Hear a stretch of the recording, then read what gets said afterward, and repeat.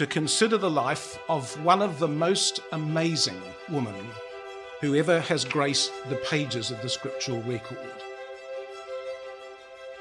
It's our privilege to study Hannah. Hannah would reveal in her life the highest of godly principles and an example of victory through sacrifice that would inspire Mary, the mother of Messiah himself. In these studies, we will discern the spirit of this amazing woman, a passion for the truth that set her apart from others, a disposition to prayer that brought her close to God, an ability to set the heart of her children alight, and a powerful sense of purpose which directed her life. So says the introductory note in the beginning of our handbook, and we hope, brothers and sisters, in the course of our studies to discover all of those things and to find them to be wholly and absolutely true. Perhaps just a word before we begin, and that's this. This is a story. It's the story of a person's life, and you'll know that every story's got chapters, and that as each chapter is added to the story, other threads tie together, other parts of the story emerge, which make you more convinced about earlier chapters. And I'm going to ask you to treat this story in such a way that as we move through the story of her life, chapter by chapter, you allow the story to unfold itself and to find confirmation that what we've begun with turns out to be absolutely true as the story itself proceeds. Now, some of you will know, and you don't need to turn it up, but you will know that the last few chapters of the book of Judges, which are considered to be the appendices, chapters 17 to 21, that there is good reason chronologically to believe that those appendices, although at the end of the book, belong at the start of the book of Judges in terms of their setting. And so we believe is the case. But what that also means is that the last actual event, the last actual episode in the book of Judges, before we shall come across Hannah, is the story recorded in these words, where it says in Judges 13, "And there was a certain man of Zorah, of the family of the Danites, whose name was Manoah, and his wife was barren and bare not." And so the last story of the book of Judges will be about a faithful man and his barren wife. A certain man of Zorah, Judges 13 verse 2. And the 1st of Samuel chapter 1 verse 1 will say, "Now there was a certain man of Ramathaim Zophim, and he will be married to a woman who has no children," says verse 2. And we realize that Judges is going to flow straight through into the 1st of Samuel and the story of one certain man and of the barren woman that was his wife. But the two stories for all of that will be remarkably different. So come to the 1st of Samuel, chapter 1, verse 1, and let's take up the record now of what will be the beginning of Hannah's life experience. "There was a certain man of Ramathaim Zophim of Mount Ephraim, and his name was Elkanah," says the record. Ramathaim Zophim. Now, of course, we know that later on, that same place, that same town will simply be called Rama. 1st of Samuel chapter 1 verse 19, they went back to Rama. Chapter 2 verse 11, they went home to Rama. So the Ramathaim Zophim of chapter 1 verse 1 here is the Rama, probably the Rama of Benjamin of Joshua 18 verse 25. And we're told here in this first verse that Elkanah's family had lived in this place for, well, generations, because it says, does it not, he was the son of Jeroham, the son of Elihu, the son of Tohu, the son of Zaph or Zuph. And if you hold your hand in the 1st of Samuel chapter 1 and come to the 1st of Chronicles chapter 6, we have some information concerning this household, this famous household that Elkanah belongs to. Because this is what the record says in the 1st of Chronicles chapter 6 and reading from verse 33. And there it says, "These are they that waited with their children of the sons of the Kohathites, Heman the singer, the son of Joel, the son of Samuel, the son of Elkanah, the son of Jeroham, the son of Eliel, the son of Toah, the son of Zuph." So there it is, it's the same household. And if we come to the end of that lineage, we're told in verse 37, the son of Tahath, the son of Asir, the son of Ebiasaph, the son of Korah, the son of Izhar, the son of Kohath, the son of Levi, the son of Israel. So Zuph, verse 35, was of the line of Kohath through Korah. But do you notice what the margin says? The margin calls him Zophai and correctly refers us back to verse 26, where he's also called Zophai. And that's the more likely derivation of the name of the city, because Ramathaim Zophim means the twin heights of the Zophites, and it takes its name, the city takes its name from this ancestor of Elkanah. Now, Zuph, he must have migrated from one of the main Kohathite cities in Ephraim, because later on in this same chapter in Chronicles, in chapter 6, verses 66 to 69, we will be told that in the tribe of Ephraim, the Kohathites were granted Shechem and Gezer and Jokmeam and Beth-horon and Ajalon and Gath-rimmon, but Zuph is not in any of those. He's gone. Now, the question is, why do you think he left? Well, we're not told, but one of the possible explanations is that he wanted to establish a new centre for the teaching of the law. He was a teaching priest. He was a Levite. That was their job. And he wanted to extend that work in some other place. And if that was true, then he chose a good situation in going to Rama for two reasons. Because firstly, Rama was close enough for regular pilgrimage to Shiloh, where the tabernacle was.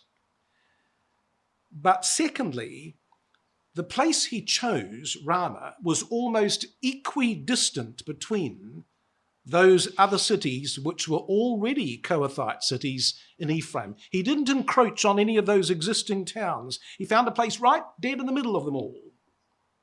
And there he established another centre that the truth might be spread abroad.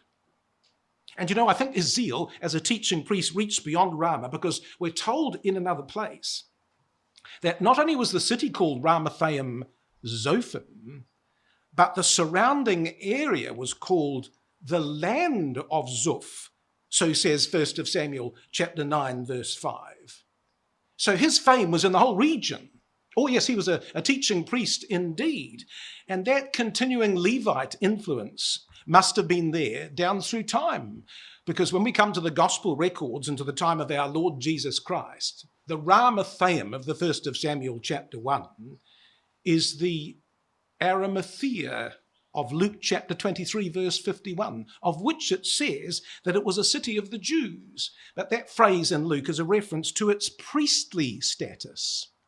And Joseph lived there, being a priestly member of the Sanhedrin. Oh yes, Ramathaim was going to have considerable history in the record of the Bible story. And this is where Elkanah's family are living.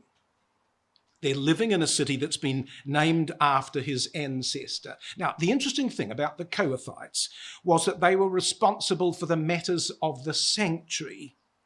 They were committed to the guardianship of Yahweh's place and Yahweh's ark.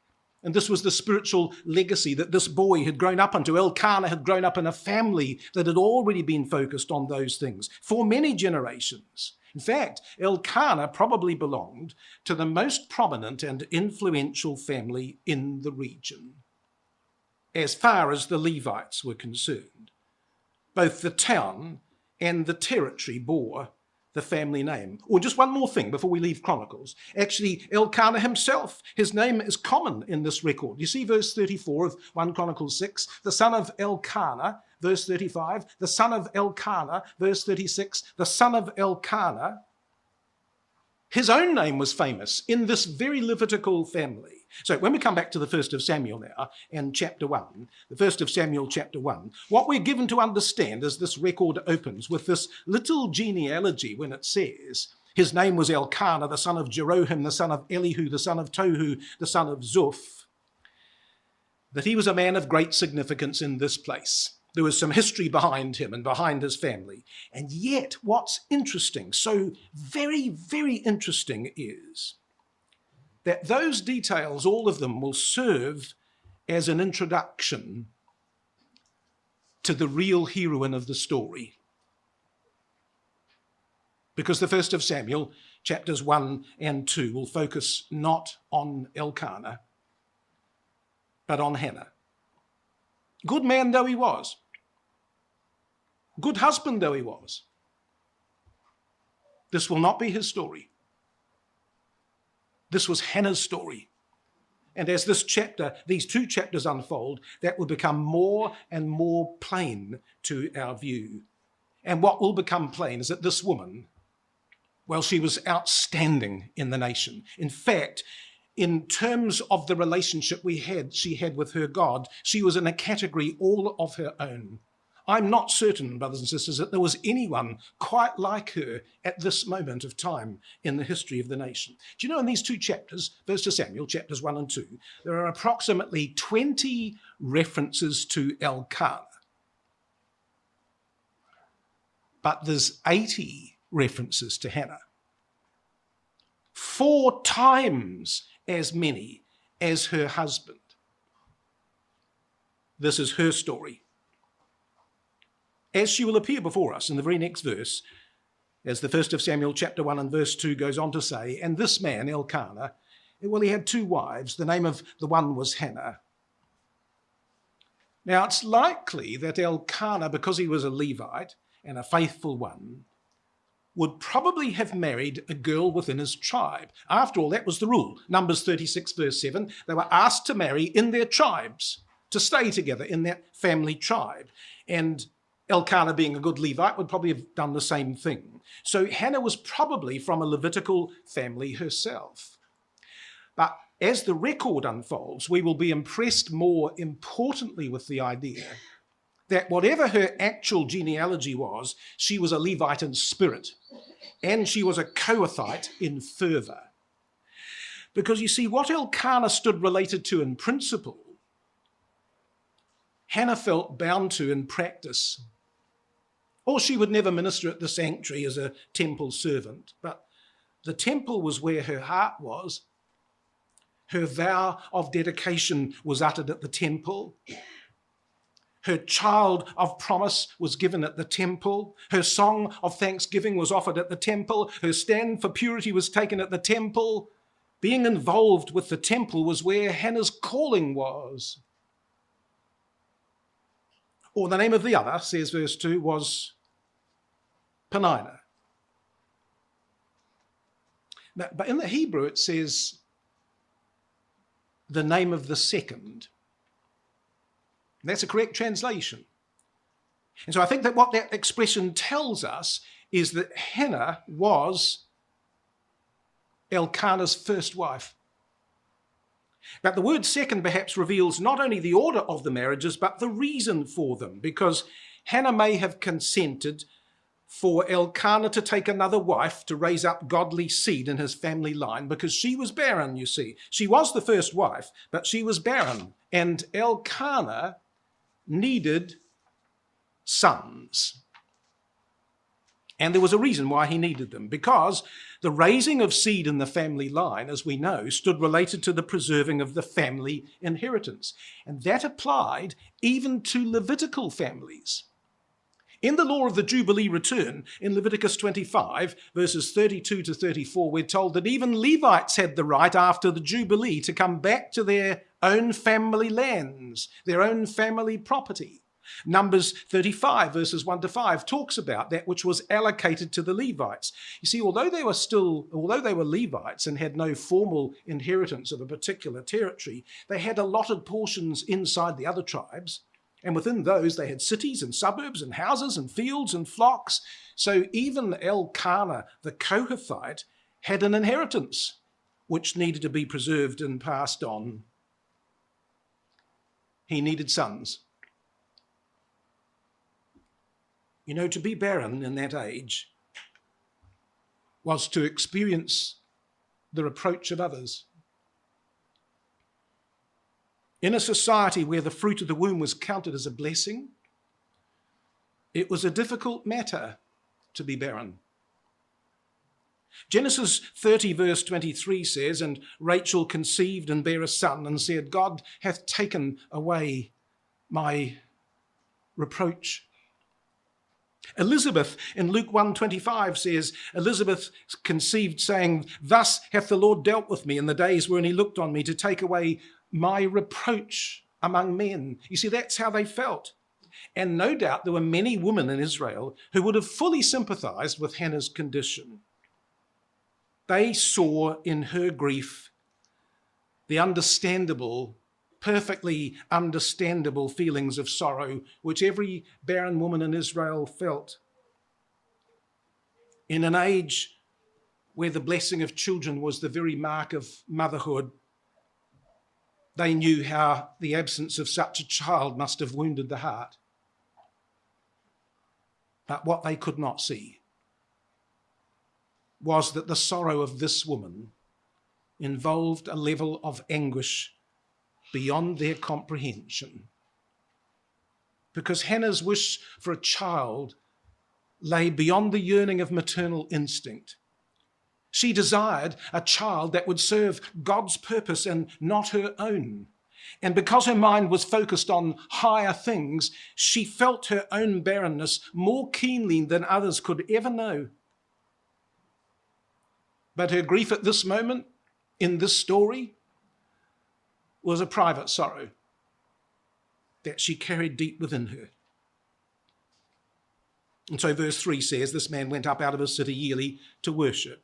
He went up out of his city yearly. Now, that verse, incidentally, is going to set the theme for Hannah's story. You might not think that at the moment, but I can assure you this is the key. Chapter 1, verse 3. It's going to set the theme for Hannah's story because it's going to help us to understand the reason for her grief and the basis for her vow.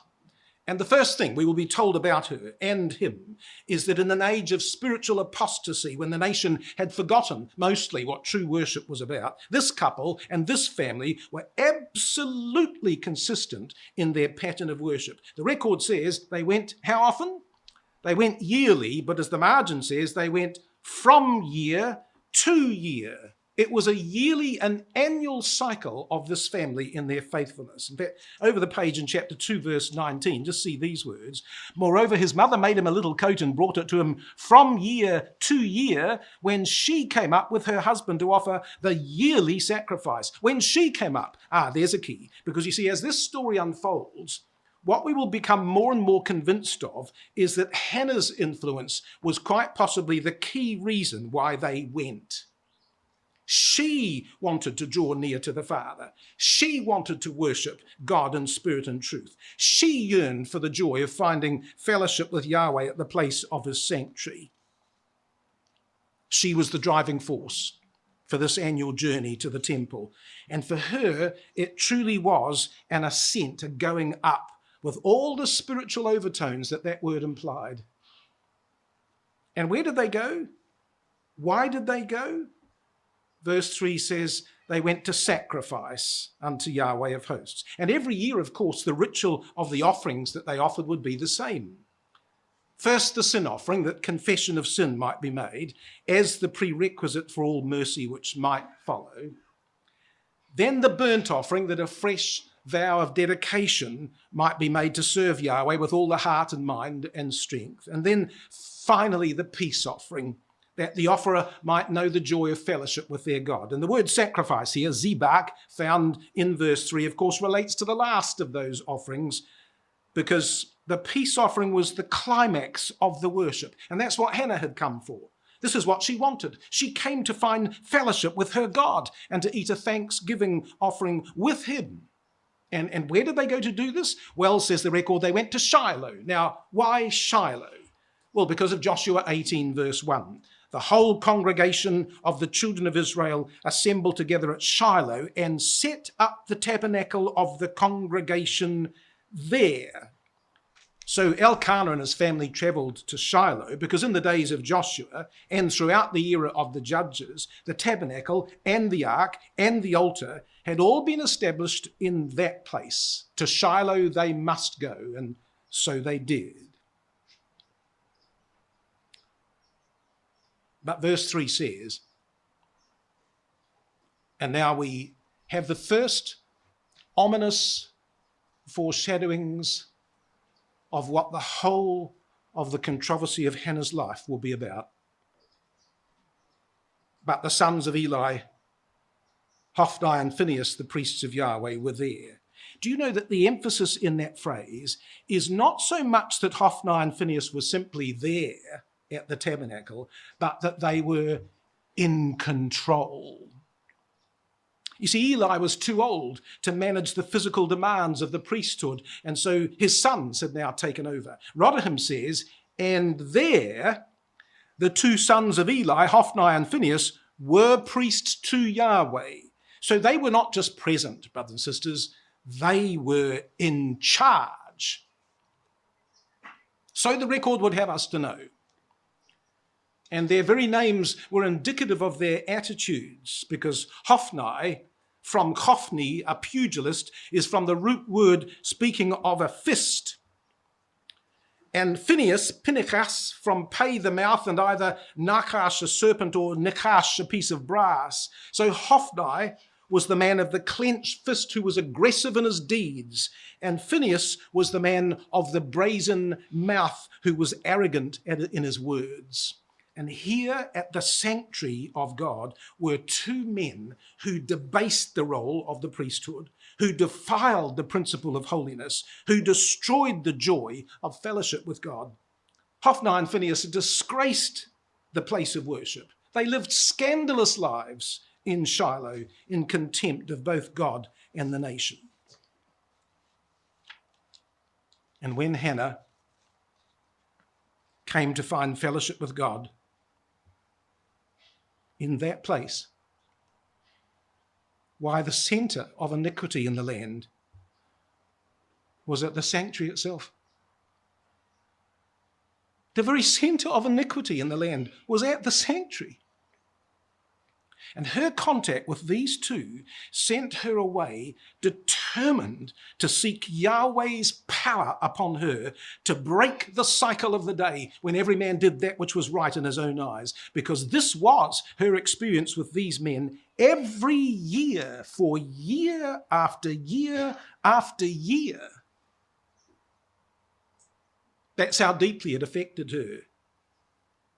But you see, all of this was Hannah's thought, not Elkanah's. He was a good man. He was a loving husband. He was a godly Levite. But he lacked Hannah's breadth of vision and intensity of purpose. She wanted a strong deliverer to redeem the nation from the yoke of this bondage to evil. She wanted a faithful priest who could restore the nation to fellowship with God. And she dared to dream of a son who could be both.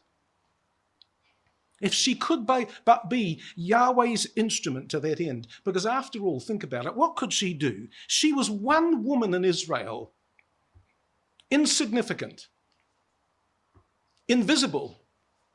How could she overcome the evil of Hophni and Phinehas? And the answer is she couldn't. But if God could use her, if God might direct her, then the task might be accomplished. And so when this one woman in her passion and purity met these two men in their evil and corruption, they were set on a collision course concerning the purpose of God with his people. And it was Hannah who would set that contest in motion. This would be her controversy. And Yahweh, through his handmaid, would work a wondrous work indeed. But it all came about because of her expansiveness of thinking on higher things. And so verse 4 says, when the time was that Elkanah offered, he gave to Peninnah his wife and all her sons and her daughters portions. And again, the word offered here, zabak, relates to the peace offering, to the portions of that offering that were going to be shared so that each member of the family had somewhat to eat at the sacrificial meal. And because Elkanah was a just man in all his dealings, he was scrupulously fair in distributing those portions of the peace offering. He made sure that all the members of the family would be given their share. So Peninnah and all her children, each one received their portion, a part of his household. So he made provision for them. Now, can you imagine the sight of all those children clustered around their mother, all with their portions? It only emphasized Hannah's solitary state. How could it do anything else? And I think that Elkanah was well aware of that, as I'm sure you are. Elkanah totally understood that. So he sought to compensate for Hannah's lack by providing a token of his love. So you see what the record says in the next verse. It says that because of that sense of what Hannah lacked and of Hannah's grief at the time, it says this in verse 5, but unto Hannah he gave a worthy portion, says the record. And the margin says a double portion. But we need to be careful because that's not the same word used concerning the double portion in Deuteronomy 21 verse 17. And this action of Elkanah on this occasion is not related to the rights of the firstborn. It's a different word, a very different word in the Hebrew. In fact, in the Hebrew, the expression is mana akafapayim, which literally means he gave her a portion for two faces. The face being symbolic of the person. And I think what Elkanah was doing, what Elkanah was saying to Hannah when he gave her that portion for two faces was, you know, Hannah, you are as dear and as special to me as if you had borne a son. And so he gave her a portion for herself and a portion for the son he knew she wanted and would have loved but had not borne. And he did that because he loved her. And the record says, verse 6, and her adversary also provoked her sore for to make her fret. Now, it's been suggested that the adversary here is a reference to Peninnah, and that since she had children and Hannah did not, that she became Hannah's adversary in seeking to supplant her. She could certainly take advantage of the fact that although she was the second wife, she had a whole cluster of children, and there must have been many circumstances in the course of daily life where Peninnah no doubt could have made things difficult or painful for Hannah. Hannah was the first wife, but she was barren. Peninnah was fruitful, but she was the second wife. It must have been a very difficult situation for both women to be in. And no doubt there were tensions in this household because of one man and two wives. But the question here isn't whether Peninnah caused difficulties for Hannah, but whether she was the real source of Hannah's adversity described here in the 6th verse. And I use that term deliberately because there is a question about this word. You see, the word adversary here is not the word Satan, which certainly would be translated an adversary. But that's not the word here. The word here is the Hebrew word Sarah, T-S-A-R-A-H. And Sarah is never, ever translated adversary anywhere else. On every other occasion, out of 73 times, it's translated by words such as trouble, distress, affliction, anguish, adversity. Hannah had an adversity. But rendering the term as adversary in this place alone, immediately personalizes the word to an individual, and that's not its proper meaning. It's a word that reflects a condition, not a person. And the words trouble or distress or affliction all express the condition, the underlying condition of the person. And it was the condition that came upon Hannah, which is described here as her adversity. So Young's literal translates, and her adversity hath also provoked her greatly, so as to make her tremble, for Yahweh had shut up her womb. So the word is not so much about an adversary as it is about an adversity. The theological word book of the Old Testament says of this Hebrew word Sarah, it denotes the personal anguish that one encounters in adverse circumstances. And that's a pretty good definition of the Hebrew word. So Hannah had an adversity, but it wasn't embodied in the form of a rival woman. It lay in something larger, something deeper, and something infinitely more painful than anything that Peninnah might have done to increase Hannah's sorrow. In fact, you see what the record says? Verse 6, read again, because it's significant to our understanding of its meaning. It says that her adversity provoked her sore. Now you see that word provoked her sore. In the Hebrew, it's kak. It's the same Hebrew word doubled for emphasis. But that word means to be angry, to be vexed, to be indignant. But here's the thing. In every previous occurrence of this word, before the 1st of Samuel, chapter 1, verse 6, it refers to God being grieved by rebellion or sin in Israel.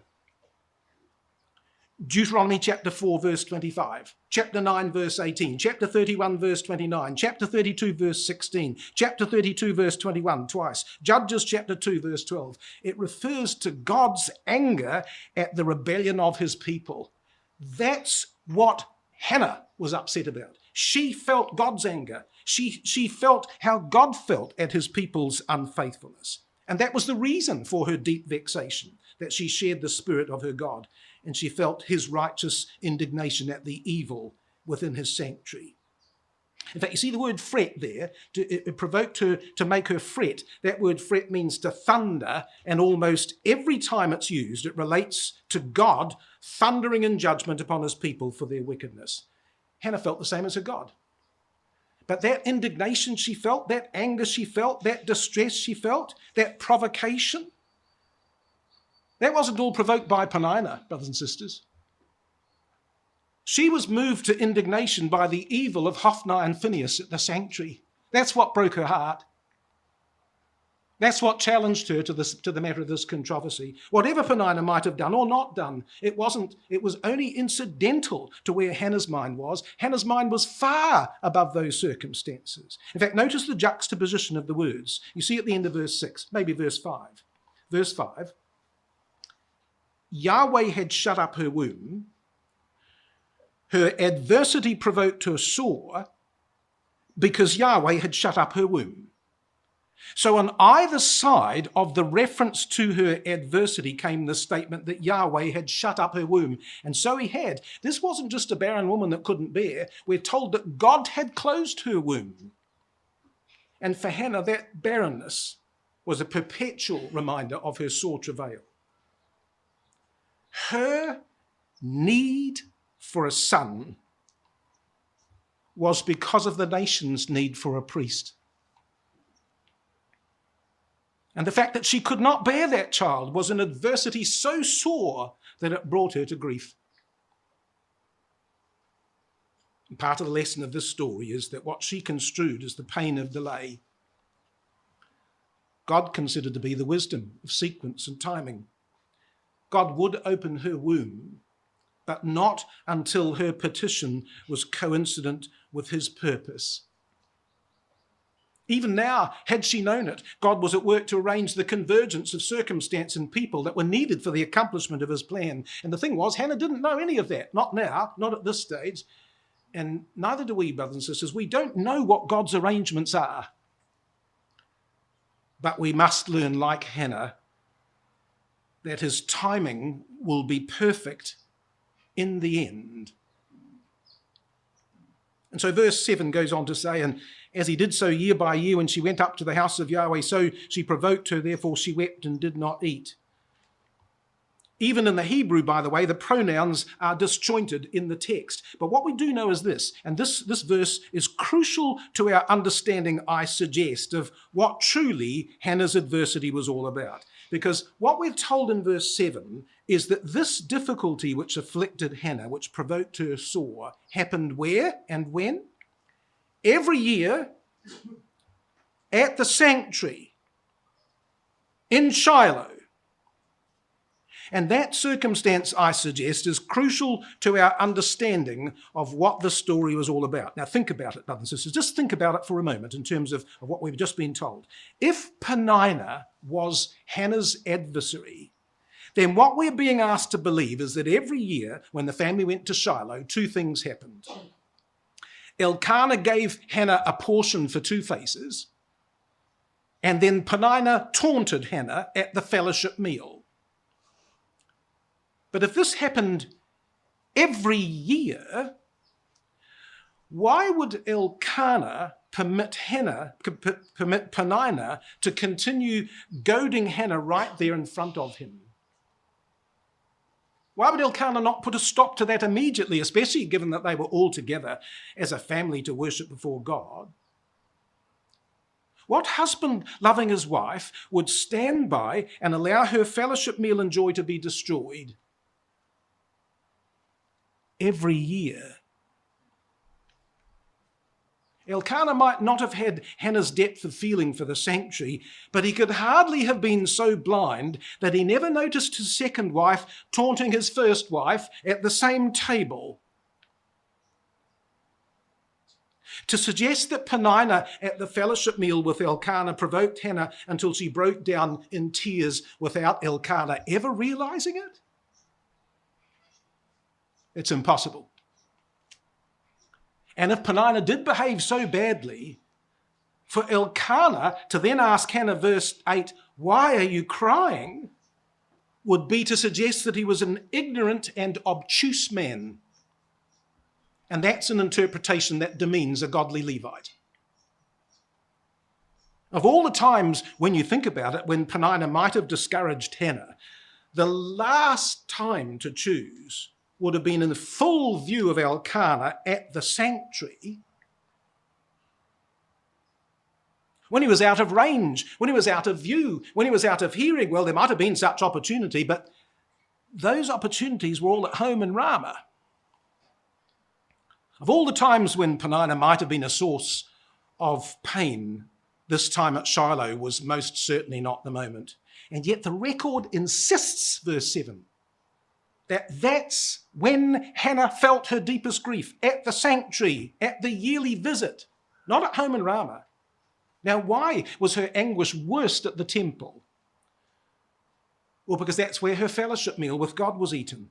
And that's where the full horror of a corrupt priesthood was made evident in the destruction of that fellowship. That's where her grief was centered and why it occurred in that place.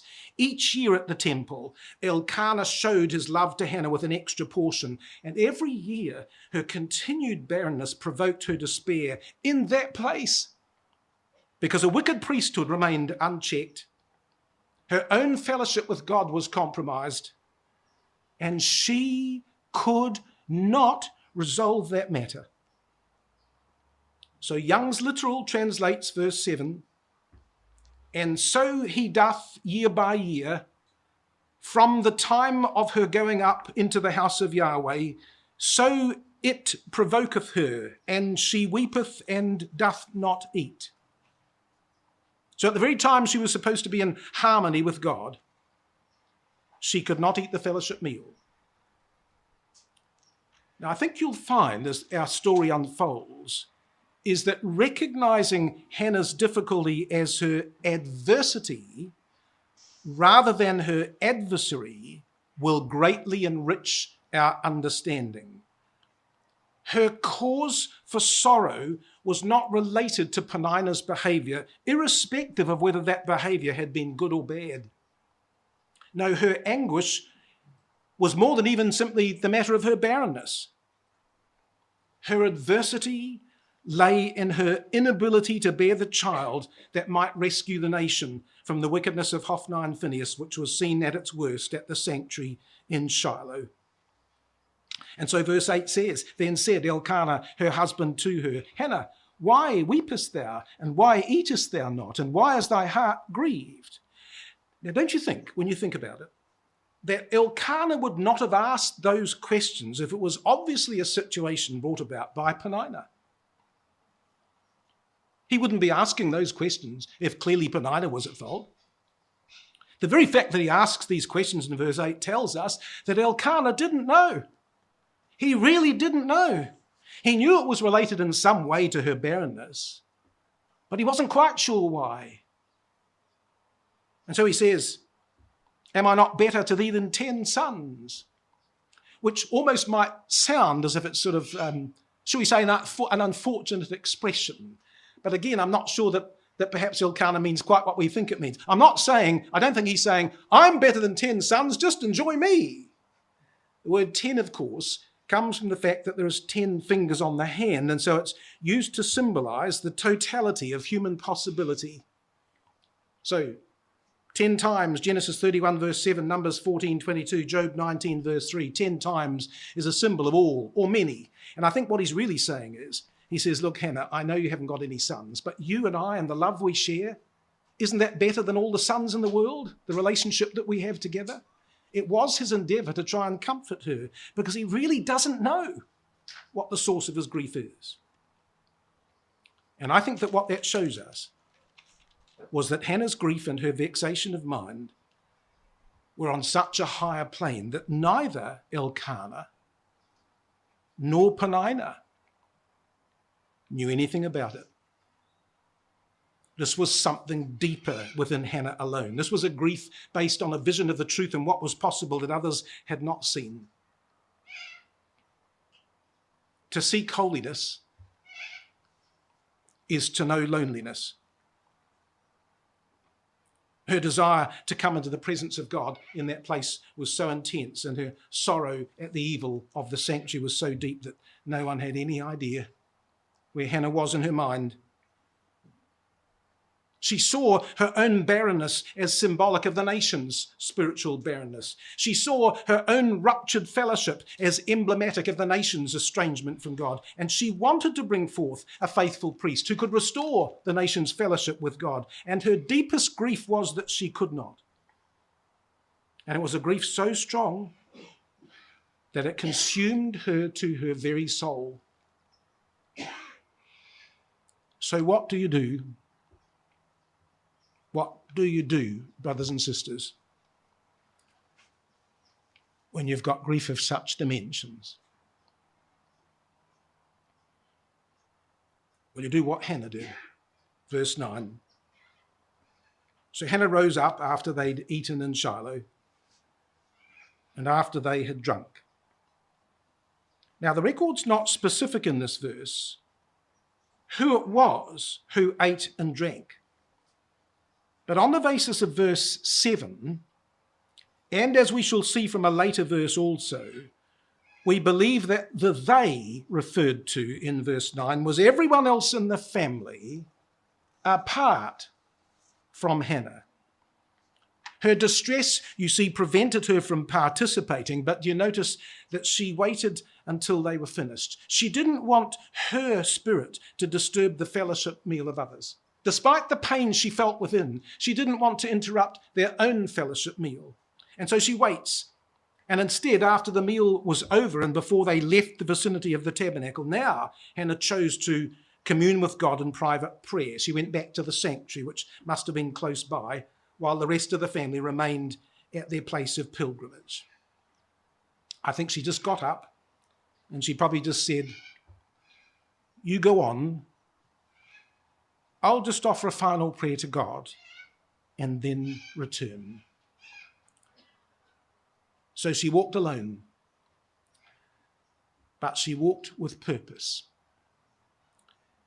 And so the verse says, verse 9, that Eli, the priest, sat upon a seat.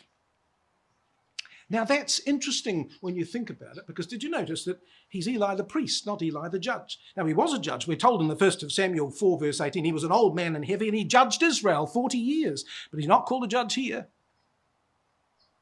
He's called a priest, because this whole story will be about priesthood. That's what Hannah's controversy is about. And Eli the priest is symbolic of the corruption of the priesthood that's there, not just through Hophni and Phinehas, but through their father who legitimized their bad behavior. So the record says, Eli, the priest, says the record, well, it says he sat upon a seat by the post of the temple. And here was a sign. Here was a sign of a priesthood that was already removing the ancient landmarks. Because you'll know that in Deuteronomy chapter 8 and 10 verse 8, it says that the priests performed their service of public duties before God standing. The only seat in the tabernacle was the mercy seat. Well, that belongs to God, not to man. Well, perhaps Eli had a seat because he was old. After all, he probably was over 80 at the time, and a seat would not be unreasonable. But the word seat here, kicker, out of 135 times it's translated, well, 127 times of those 135 it's translated as throne. You see, Eli had established for himself a seat of honor, a throne of authority from which to make pronouncements, and he sat down in defiance of the role of the priests to stand as they ministered before their God. And, says the record, he sat by a post of the temple of Yahweh. It was next to a doorpost of the temple. Incidentally, when it says the temple here, we know, of course, it was the tabernacle of the congregation. We will be told that in chapter 2, verse 22. But it's called here the palace of Yahweh because it was his dwelling place among men. And when the tabernacle was finally pitched in Shiloh, as Joshua 18 has told us, it seems that they built a porch over the entrance, and it was under that porch, beside one of the posts that held the porch up, that's where Eli sat. So wherever Hannah was when she came to pray, and she was only enough for Eli to both see her and to speak with her. And the record says, verse 10, and she was in bitterness of soul. You know, it's a truth for all of us, brothers and sisters, that the anguish of sorrow and the ecstasy of joy are so intensely personal that no one else ever quite or fully knows how we feel. And that's even despite the marriage bond. Come and have a look at this, just 2 or 3 passages that illustrate this. In Proverbs 14 and verse 10, it's a reflection on Hannah's situation, you see, as she came to offer her prayer in bitterness of soul. Do you see what Proverbs 14 verse 10 says? It says, the heart knoweth his own bitterness. The margin says, the bitterness of his soul, which was exactly the circumstance of Hannah. And a stranger doth not intermeddle with his joy. But another translation says, each heart knows its own bitterness, and no one else can share its joy. I think that's a good translation. Each heart knows its own bitterness, and no one else can share its joy. And there's a measure of truth in that, brothers and sisters. We're all unique in a certain respect. Come and have a look at the 1st of Corinthians chapter 2, verse 11. The 1st of Corinthians chapter 2, verse 11 has something similar to say, but it's illustrative of the same principle of the fact that we're all made just a little differently in the unique formation of our character and personality. 1st of Corinthians chapter 2, verse 11 says, for what man knoweth the things of a man, save the spirit of man which is in him? Even so the things of God knoweth no man, but the Spirit of God. Now, the Revised Standard Version says, for what person knows a man's thoughts, except the spirit of the man which is in him?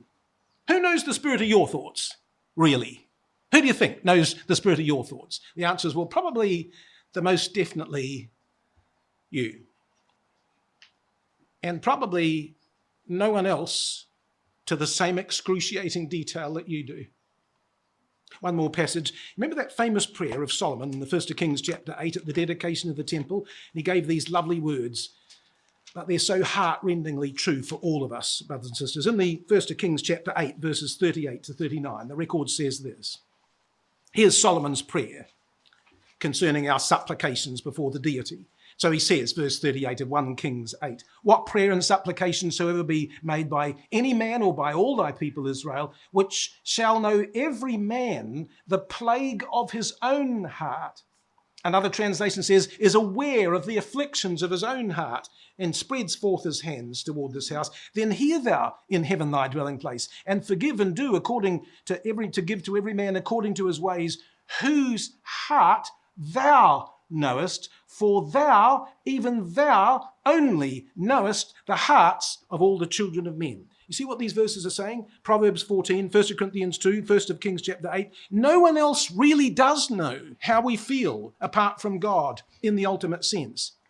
Even in the marriage bond, there's a truth in this, brothers and sisters, because our deepest emotions are not always possible to communicate to others. Even two people experiencing the same event might feel different things and respond in different ways. There is a sense in which we're utterly unique. And this, in part, is why Elkanah didn't know the depth of Hannah's soul, because she was made a little differently to him. But she felt that bitterness very keenly. Come back to the 1st of Samuel and see what the record says in that verse. Verse 10. She was in bitterness of soul and prayed unto Yahweh and wept sore. You see, there's a lesson here, isn't there? And the lesson is that when there is no one else, we can come to God. And that's what the faithful do. Even in the face of extreme adversity, the faithful maintain their absolute trust in God. The funny thing is, that our trials can either separate us from God or draw us closer to Him. And it's we who make the free will choice. God brings us into such situations so that our own weakness and our own inability to solve life's problems is made clear. And our confidence in Him is tested. But out of those trials, good can come, provided we respond in faith like Hannah did. The lesson is that God can save us, can save all men and women out of the most difficult of circumstances. But He requires first that we've learnt to trust in Him and to surrender to His will. That's where Hannah was being brought to, you see, in this journey. And so she said, verse 11, she vowed a vow, and she said, O Yahweh of hosts, O Yahweh Tsevaoth. Now that's interesting as well, don't you think? Because do you know that no one in Israel had ever addressed God in that way before? She would be the first person in the Bible to use that title. And it's a mark of how unique she was. You see, Hannah had thought deeply about her crisis, and she knew that Yahweh of hosts could answer her problem. So who do you think the hosts were that Hannah had in mind? Well, it was true that God was in control of the hosts of heaven, the hosts of heaven being the angels. But Hannah's thought was more personal as she called upon the God of her people and the God of her tribe. And if Israel were God's hosts in general, then the Levites were God's hosts in particular, were they not? Because they're described as the Saba of Yahweh, T-S-A-B-A, which is where the word Sabaoth comes from.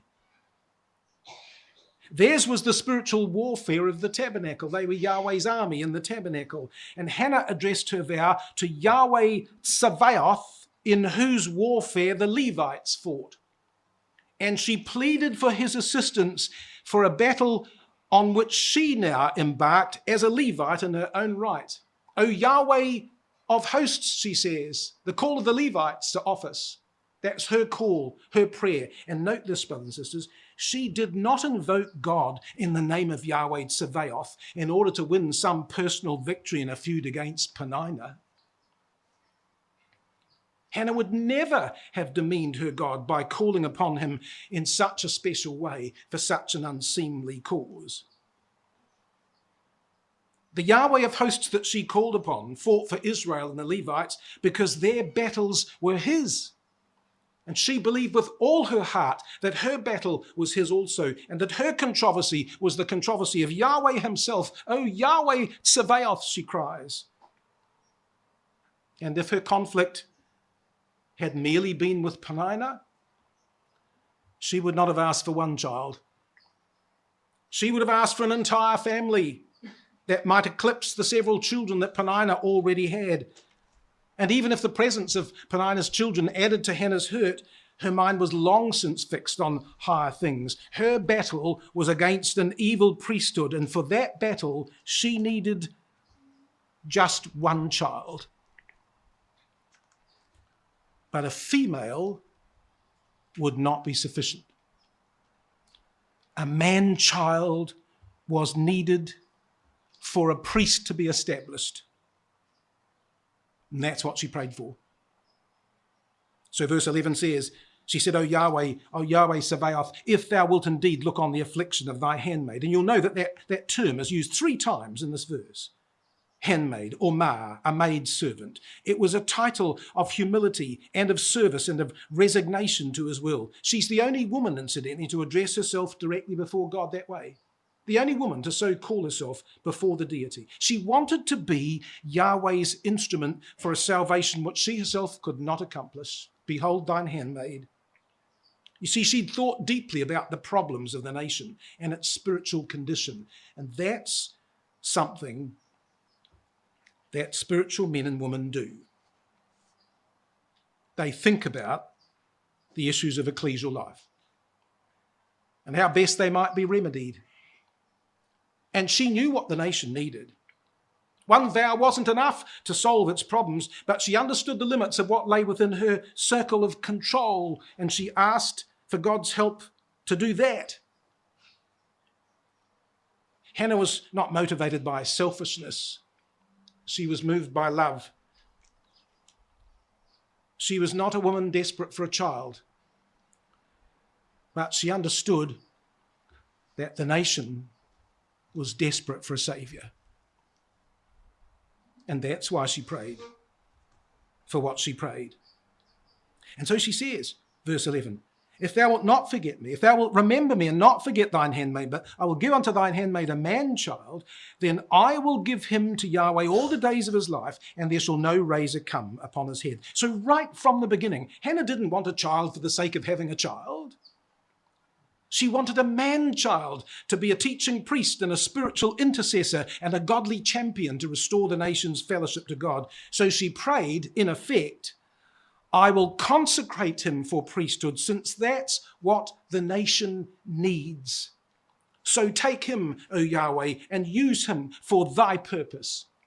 Now, how remarkable, brothers and sisters. She asked for a son and immediately pledged to give him back. It was an amazing spirit. If all she wanted was a son, why would she vow to make him a Nazarite in separation and a Levite in dedication all the days of his life? Well, because this son was not for her. You know, there were 2 parts, I think, to her pledge. He was going to be a son who'd be given to God forever, beyond the normal limits of Levitical service, and a son who would be devoted as a Nazarite for life beyond the normal scope of Nazarite vows. Now, you don't ask for a son and then promise to give him back to God forever if your focus is simply on yourself. So what was she really promising? Well, I think what she was saying in this verse 11, brothers and sisters, is, in effect, I can't offer a priest, O God, because we're only Levites. But I can offer you a man-child that could be made a priest after the higher order of the Nazarite vow. So make me thine instrument to that end, O Yahweh, I beseech thee. I think that's what she was asking for. You know, when we go through trial, our prayers take us on a journey. And that journey, however long it takes, finally brings our thinking into line with the divine purpose. And I think Hannah had been on that journey. You see, these years of agony had also been years of petition. We know that. She prayed and she prayed and she prayed. But you see, as she prayed, her thoughts would have become more focused on what she could do to confront these men. No doubt when she first asked, when she first prayed, she probably prayed that God would overthrow them somehow, some way. She wasn't sure, but could God deal with it?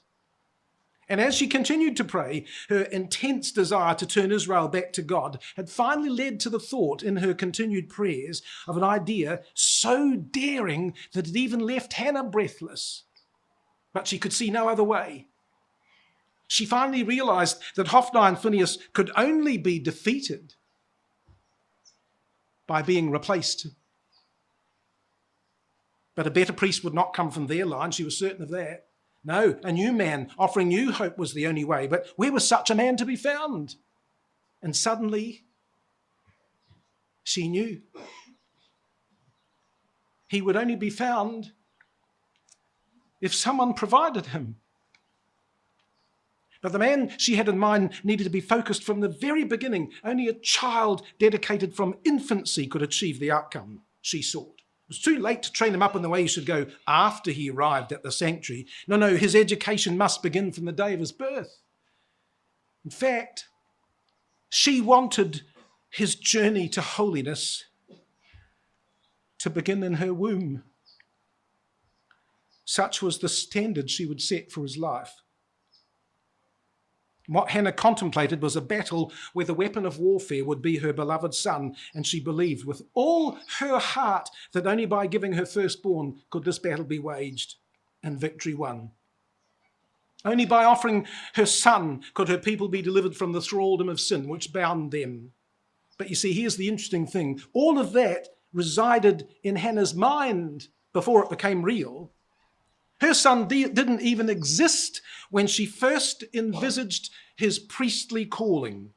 But faith clothed the future with substance. And this woman of faith saw things that were not as yet, as though they already were, and she asked God's help to turn that vision into reality. There was no one else in Israel who thought this way. There was no one else who implored God with such a bold and dramatic plan. There was no one else prepared to pay the price of a firstborn child who, having known the joy of receiving him, would willingly suffer the pain of giving him away in the agony of accomplishment. God so loved the nation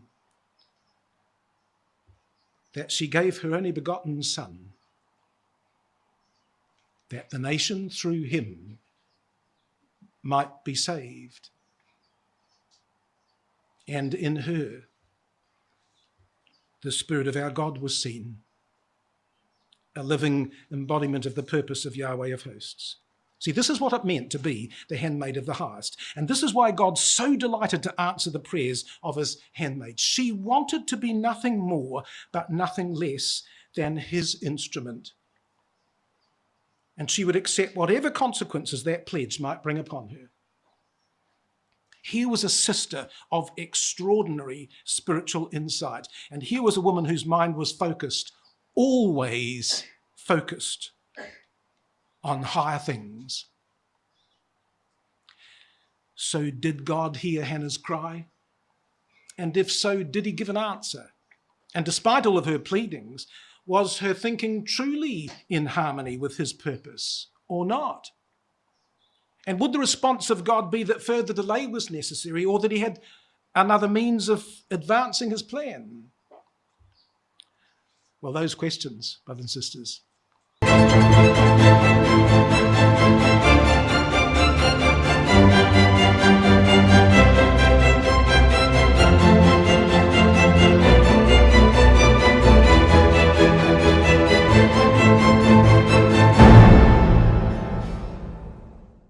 next section from verse 12 onwards concerning the matter of Hannah and her son.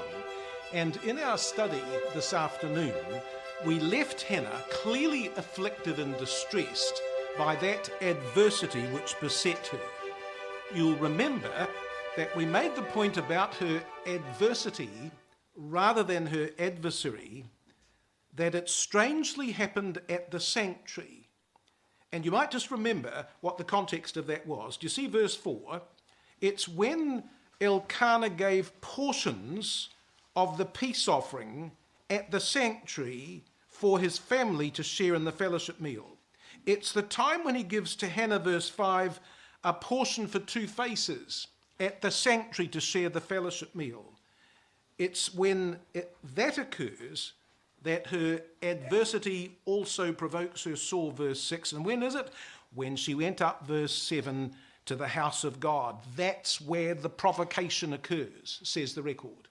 So whatever we make of this interpretation of adversary versus adversity, we have to see it and explain it in the context of the fact that it was happening at the sanctuary, at the yearly cycle. And for that reason, we believe that it is a better explanation to see that the word is translated as it ought to be, as adversity, which enriches our understanding now, because Hannah was the type of person that was never focused on the individual wrong done to her by some other individual person, however unpleasant it might have been. Her mind was focused on a much wider cause, the cause of the nation itself. And as we said, that trial that she had therefore, we don't think it related directly to Peninnah, or even to the fact that she was herself childless. She was worried about the nation. And that concern emanated from a woman whose mind was always focused on higher things. And what we discovered, you'll remember, is that in the depth of her distress, she did the right thing. Because what did she do? She came before God. She came before God in repeated and earnest prayer, because that was an indispensable part of Hannah's life. And I think one of the lessons that we did learn and should learn is that prayer, you see, brings everything into perspective. Because it compels us to view our trials through the lens of God's purpose. That before we even think about seeking his involvement in a matter, we must first have tried to understand what his objective might be. Prayer is such a wonderful thing because it forces us, compels us to see the whole thing from the divine standpoint. And that's what it meant to Hannah, to be the handmaid of the highest. It meant that as his instrument, she sought to do what was consistent with her master's purpose, not her own. And so she came and she offered that remarkable petition in verse 11 that revealed all her heart and soul and mind. And now the record says in the 1st of Samuel chapter 1 verse 12, and it came to pass as she continued praying before Yahweh. The margin says she multiplied to pray. Green's literal says she prayed long. And Eli noticed. Well, he probably noticed because it was probably quite unusual to see anyone praying at the temple in those days. And this woman didn't just pray. She prayed and prayed and prayed. Now, have we ever prayed ourselves for the needs of the ecclesia, or for the guidance of our family, or for the hand of Yahweh upon our own labours?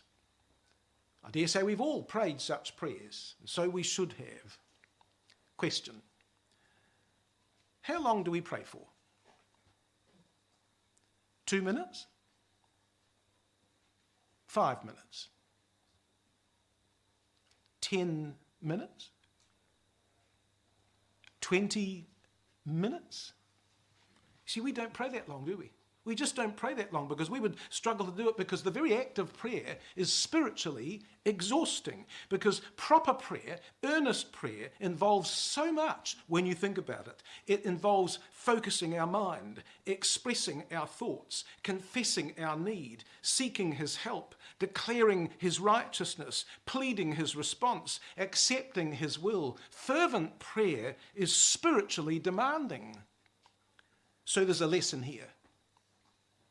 The only people who can continue long in prayer are those who are practiced in prayer. And Hannah was. So this wasn't the first time she'd prayed that long. How she prayed at the house of God was no doubt how she prayed the same way back at her house in Rama. She knew how to multiply prayer so that time sped away while she was lost in contact with her God, which incidentally was the very fellowship she'd been seeking and couldn't find at the fellowship meal. But she found it now as she drew close to her God in prayer. She multiplied to pray. Could we do that, brothers and sisters? I'm not sure that we've got her focus. I'm not sure we've got her intensity. We're told of an occasion, are we not? In the 1st of Samuel chapter 15 verse 11, when Samuel cried unto God in prayer, says the record, all night. Now, where did he learn the secret of praying and praying with such intensity? Why, from his mother. Her prayers he had first heard while he was still in the womb. Whatever spirit of priestly intercession Samuel would later show, he had it as a spiritual gift from his mother. So maybe that is a lesson for mothers. Mothers, your household prayers and the spirit with which they are given is part of the legacy that you will imprint upon your children. Never underestimate the power of those prayers. Now, the thing that Eli noticed in particular was Hannah's mouth. See what the record says, verse 12. Eli marked her mouth, it says. And the next verse goes on to tell us what it was that he noticed, because verse 13 says, well, you see, Hannah, she spake in her heart, only her lips moved, but her voice was not heard. So she spake in her heart means, of course, that she spake with herself. Her prayer was absolutely intense, her lips moved, and yet for all of that it was completely private. Her voice was not heard. So in Hannah's prayer there was no ostentatious display of learned recitation. There was no dramatic show of open lament. Her prayer was offered in grief, but it was still private. And therefore Eli, who couldn't make sense of what it was that he was looking at and what it was that he was seeing, unaccustomed to receiving godly believers at the temple who might offer godly prayers, well, he completely misunderstood the situation. And so we're told, he says in this verse, Eli said unto her, how long wilt thou be drunken? Put away thy wine from thee, says verse 14. So he was quick to rebuke what he took to be drunken behaviour. But you realise why he probably said that. He evidently had had to contend with such problems before at the sanctuary. Even women were turning up drunk at the temple. And you wonder whether the priesthood was corrupt in these days? So he says, put away thy wine. And what he's really saying is, you go away and sleep your wine off. You shouldn't be here. It reminds us of those words in the 1st of Samuel 25, verse 37, when it says, and in the morning when the wine was gone out of Nabal. Do you remember that expression? I think that's exactly what Eli is saying to Hannah here. He says, you're drunk, woman. Get off home. You sleep it off. Don't let me see you till the morning. And if ever there was an indication that Hannah was all alone, it was, well, right here. She's at the sanctuary of God. And two men had absolutely failed her in her time of need. Elkanah had sought to comfort her, but he did not understand the reason for her sorrow. Eli had sought to rebuke her, but he did not understand the purity of her prayer. Hannah was all alone. And that was a state that many a godly person from time to time will find themselves in. But just look at her spirit of response when this man said to her, how long wilt thou be drunken? Verse 15, Hannah's answer. She said, no, my Lord. Oh, do you notice her immense respect for Yahweh's anointed priest? No, my Lord, she says. Now you stop and think about the implications of those words in verse 15. She knew that this man's weakness had led to the evil of his sons. She knew that this man was responsible for a corrupt priesthood. She knew that this man was the cause of the nation's ruptured fellowship with God, and yet such was her reverence and respect for the office of the high priest that she still called him Lord. No, my Lord, she says, I'm a woman of sorrowful spirit. One translation says pained in spirit. Another translation says deeply troubled. And the sorrow of that pain and the anguish of that trouble had caused her on this occasion to pour out her soul before Yahweh with such intensity that her body swayed and her lips moved. But none of this was because she was drunken as Eli had supposed. But the interesting thing, is that in replying to him in verse 15, she doesn't use Eli's word for drunken at all. She answers him, but she doesn't use his word. In fact, her reply was not just a repudiation of his charge, it was a scriptural testimony which Eli, of all people, should have immediately understood. No, my lord, she says, I'm a woman of sorrowful spirit. I have drunk neither wine nor strong drink. Now, where do those words come from? What thinkest thou? And of course the answer is it's the Nazarite vow, isn't it? The law of the Nazarite. Now come back and have a look at it because it's highly relevant to our study. In Numbers chapter 6 verses 1 to 5, the law of the Nazarite is precisely what Hannah was drawing attention to here in her reply to Eli denying her state of inebriation. So this is what it says in Numbers 6 verse 1. It says, Yahweh spake unto Moses, saying, Speak unto the children of Israel, and say unto them, When either man or woman shall separate themselves to vow a vow of a Nazarite to separate themselves unto Yahweh, he shall separate from wine and strong drink, and shall drink no vinegar of wine, nor vinegar of strong drink, neither shall he drink any liquor of grapes, nor eat moist grapes or dried. All the days of his separation shall he eat nothing that's made of the vine tree from the kernels even to the husk.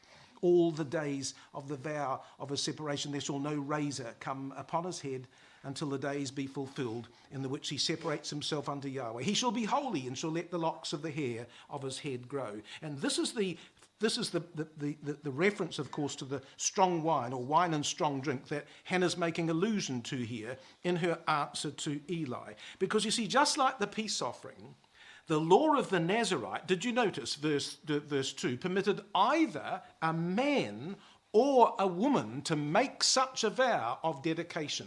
And Hannah was claiming that right in her own life. That's part of what she's saying to Eli. Now, let me show you how that vow ends, because it's rather wonderful.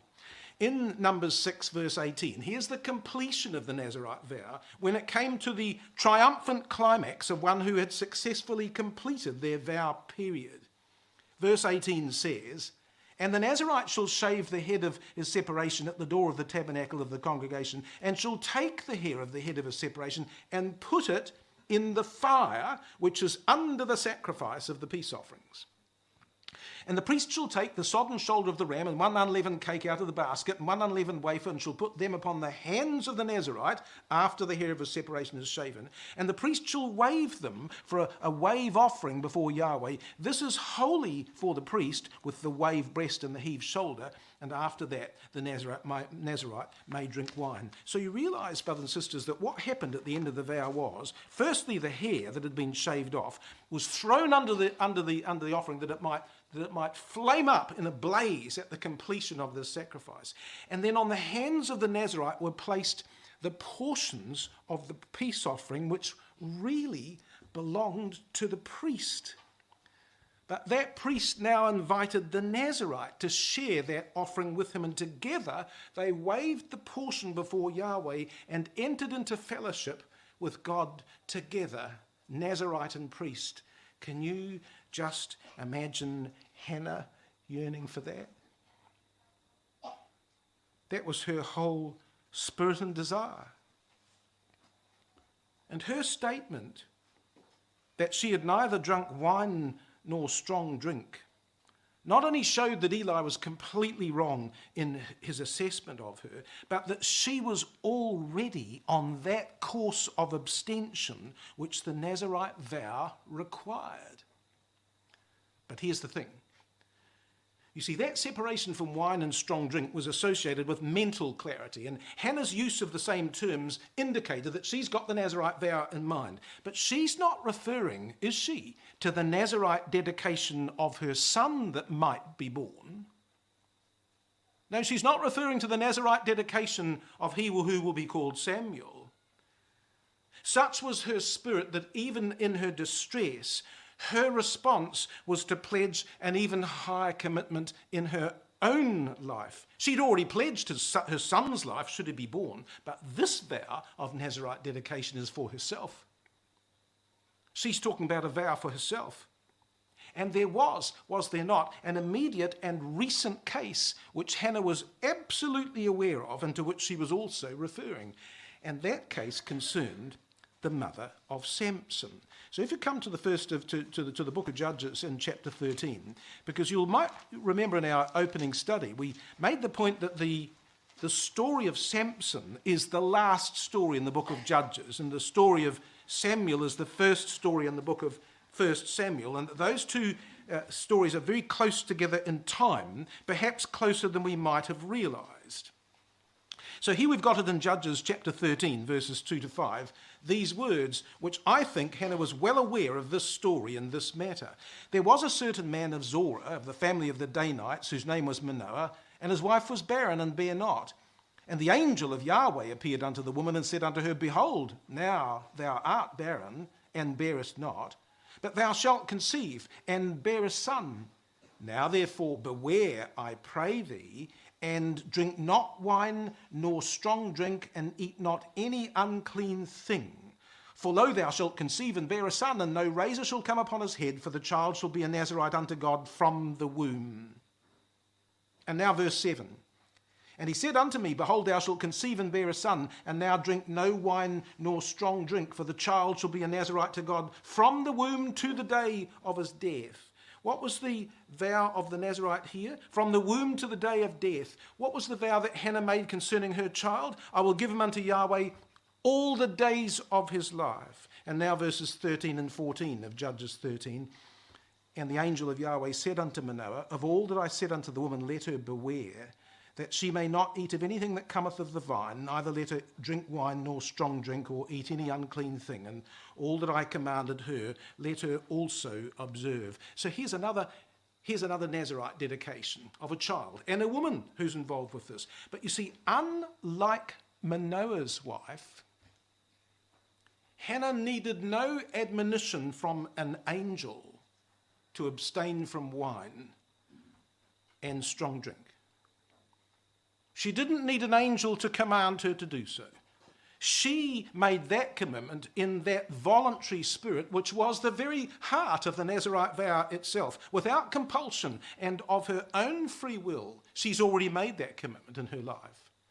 And this is what she says to Eli in response to his misjudgment in chapter 1 of Samuel and verse 14 about putting away wine. And so she utters those words in the 1st of Samuel chapter 1 and verse 15 in response to him, drawing his attention both to the Nazarite vow and perhaps to something that that Eli also would have been aware of in the matter of the birth of Samson not so long ago. So the 1st of Samuel chapter 1 verse 16 says, Hannah says to Eli, Count not thine handmaid for a daughter of Belial. Rotherham says, Do not count thine handmaid for an abandoned woman. You see, Eli had completely misinterpreted her actions, and he'd also misread her motives.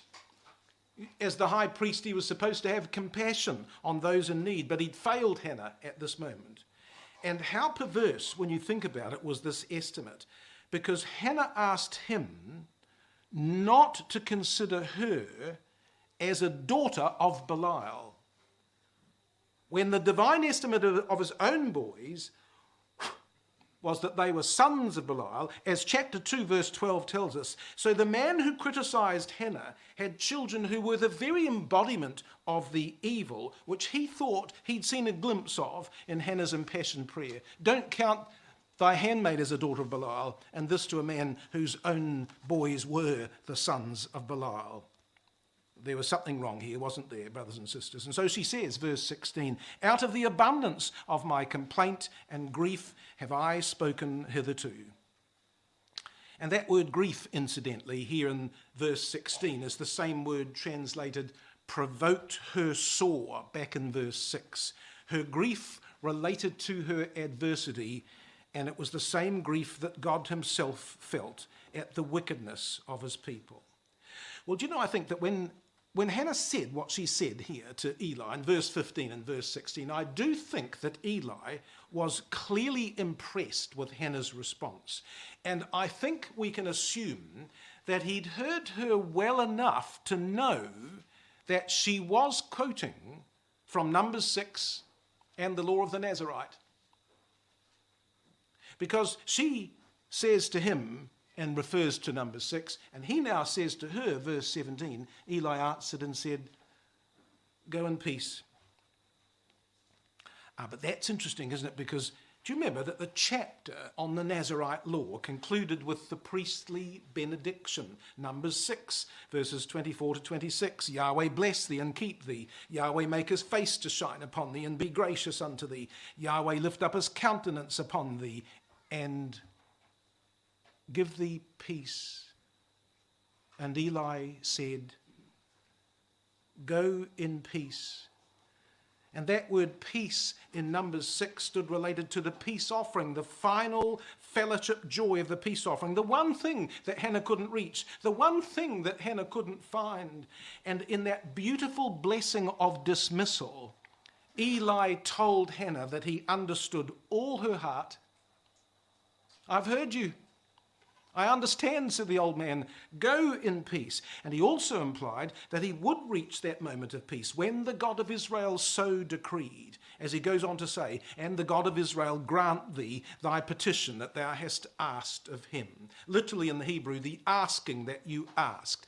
Now, I don't think, incidentally, that Eli's words were a prediction. I think they were his statement of support for the woman who stood before him, that God might grant a favourable response to her entreaty. May Yahweh do this unto thee, he says. May Yahweh bring about those things that you have been upset about and gone to him in prayer for. May Yahweh grant thy petition. Do you know, brothers and sisters, Eli had no idea at that moment how revolutionary Hannah would be in the nation that he was the high priest of. Her cries unto God bore a direct relation to the destiny of his own family. He had no idea of the change that Hannah would set in train, a spirit of change that would reach out to overthrow his own household, especially his evil sons. He had no realization of what this woman was about, but Hannah did. And yet this is what she said in response to his priestly blessing. Verse 18, let thine handmaid find grace in thy sight. Now, do you notice again her absolute respect for Eli's place as Yahweh's appointed priest?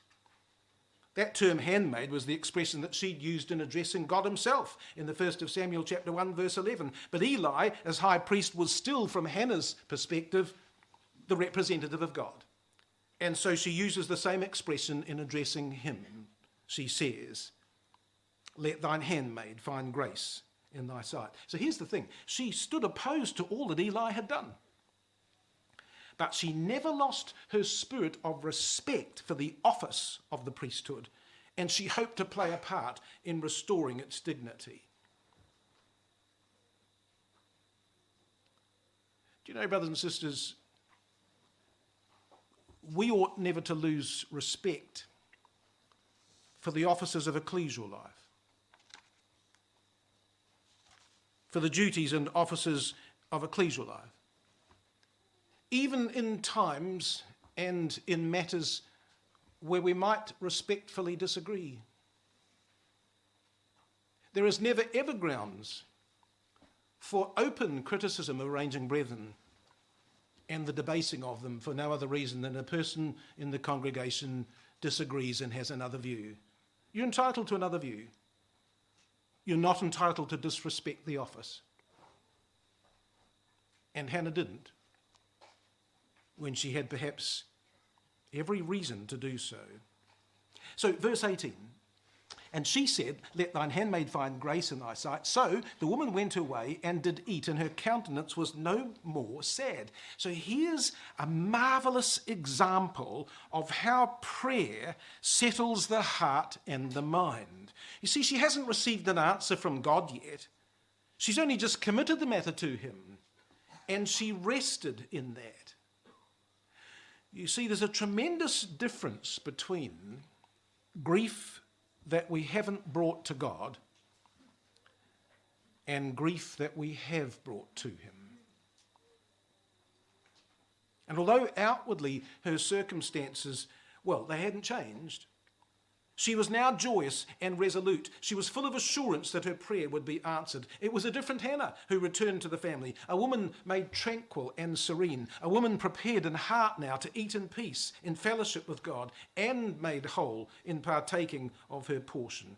Go in peace, Eli had said, and she went her way. It was as if the spirit of this passage rested upon her. Ecclesiastes 9, verse 7. Go thy way, eat thy bread with joy, and drink thy wine with a merry heart, for God now accepteth thy works. And so she did go back, and she did eat bread. But notice carefully, verse 18, that the record never says, unlike verse 9, that she did drink. She ate bread, but she drank no wine.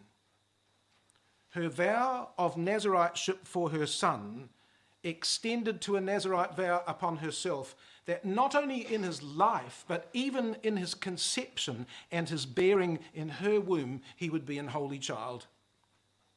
And even in her newfound peace, that vow would stand, must stand, as she awaited the day of Yahweh's visitation in her life.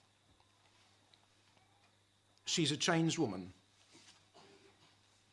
She's brought her grief to the Father in prayer, and it's altered her. But there was a problem. And the problem was this, that the law of Moses made express provision that everything she had vowed might be set aside by her husband if he did not endorse it. And when you think about it, her vow was rather unusual. I'd like to have a son, and then I'd like to give the son away. And it's not just my son, it's Elkanah's son. So how do you think Elkanah would handle that request or that suggestion? He might be very doubtful about the wisdom of the whole matter. So would he endorse her vow, or would he disannul? Would he permit, or would he disallow? Well, that problem needed to be resolved, don't you think? In fact, immediately. And I think we can infer from this record exactly how Hannah went about it. So verse 19 says, they rose up early in the morning, and in the morning early, and worshipped before Yahweh and returned. So the thing is, you see, that although the family made an early start, they made a point of attending the sanctuary for a final act of worship before going home. So here we've got an age of overwhelming wickedness, and yet this family showed outstanding dedication to the truth. Elkanah was a man of faith. And I think we can assume, when these words are written in verse 19, that Hannah must have been a joyful participant, don't you think, on that next morning as they went back to the sanctuary. There was something changed in her demeanour. In fact, I think that change from her time in the sanctuary probably was noticed by Elkanah, either at the sanctuary or certainly on the way home. There was going to have to be discussion between these two, because Elkanah saw there's something different about Hannah, and we're going to need to talk about that. What has gone on? What has happened? Now the question arises, therefore, should Hannah have made such a vow without Elkanah's knowledge? And I think that part of the answer lay in the divine counsel that permitted any man or woman to bring a peace offering, permitted any man or woman to make a Nazarite pledge, and which allowed any man or woman to bind their soul with a vow. Men and women are equal in their capacity to love the truth, to worship God, to draw near before him in fervent prayer, to ascend into the holiest, to find fellowship with the Almighty. There is no constraint in that sense upon a sister that prevents her from exercising her deepest spiritual faculties in the truth. But there were mutual responsibilities within the marriage bond, and Hannah knew that she must talk with Elkanah eventually to share her vow and seek his endorsement. Well, that brings us to the law of vows. So let's come back and have a look at that. It's in Numbers chapter 30. And again, it's highly relevant to our understanding of this passage, we believe, in the book of 1 of Samuel chapter 1. So the law of vows in Numbers chapter 30 says thus, reading from the first verse.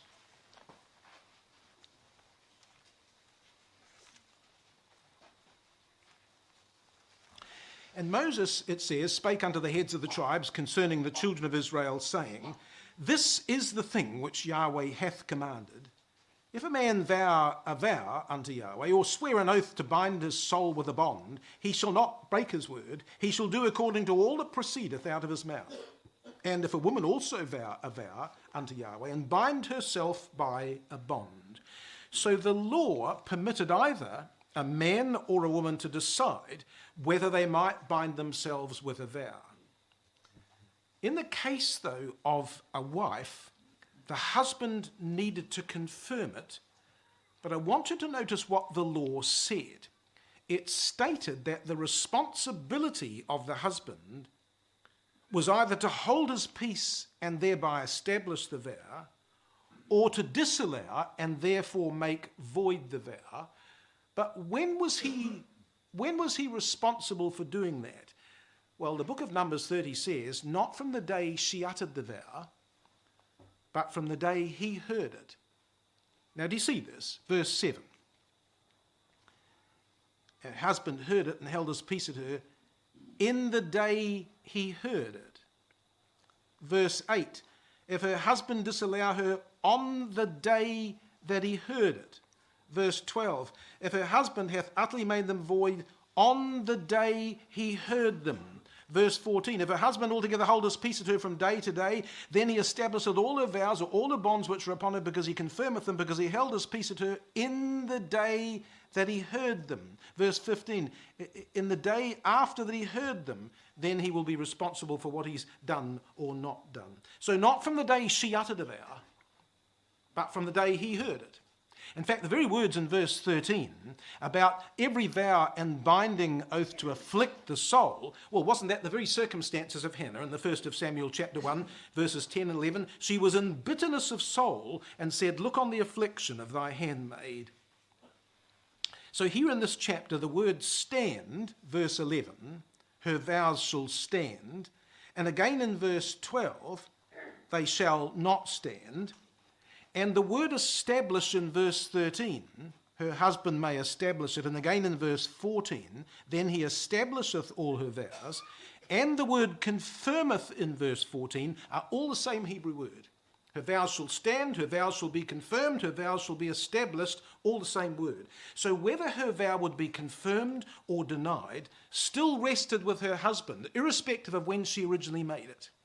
She was entitled to do that, but she would have to subject herself to the process of this discussion with her husband. And yet we believe that Hannah was at peace. The woman who arrived in Shiloh was distressed and afflicted. She offered prayer and came to a state of peace. But it would have been very easy, don't you think, for Hannah to become distressed all over again as they started on the journey home. Because you think, oh, we've got to take this walk, we've got to come home, and when we get home, I'm going to have to explain all this to Elkanah. We've got to go through the whole matter of the law of vows in Numbers 30, and I'm not sure whether he's going to disallow, whether he's going to allow it, and I don't know how this is going to go. I'm all worried about how this is going to work out. It would be so easy for Hannah to have got distressed all over again, don't you think? Oh, yes, I think so. But that was not the Hannah who returned home. I think she was at peace. That's what Eli had told her, go in peace. And I think she did. The question is, why was she so settled in her mind? We'll come back to the record, 1st of Samuel now, and the matter of the vow. And let's see what happens in the 1st of Samuel, chapter 1, verse 19.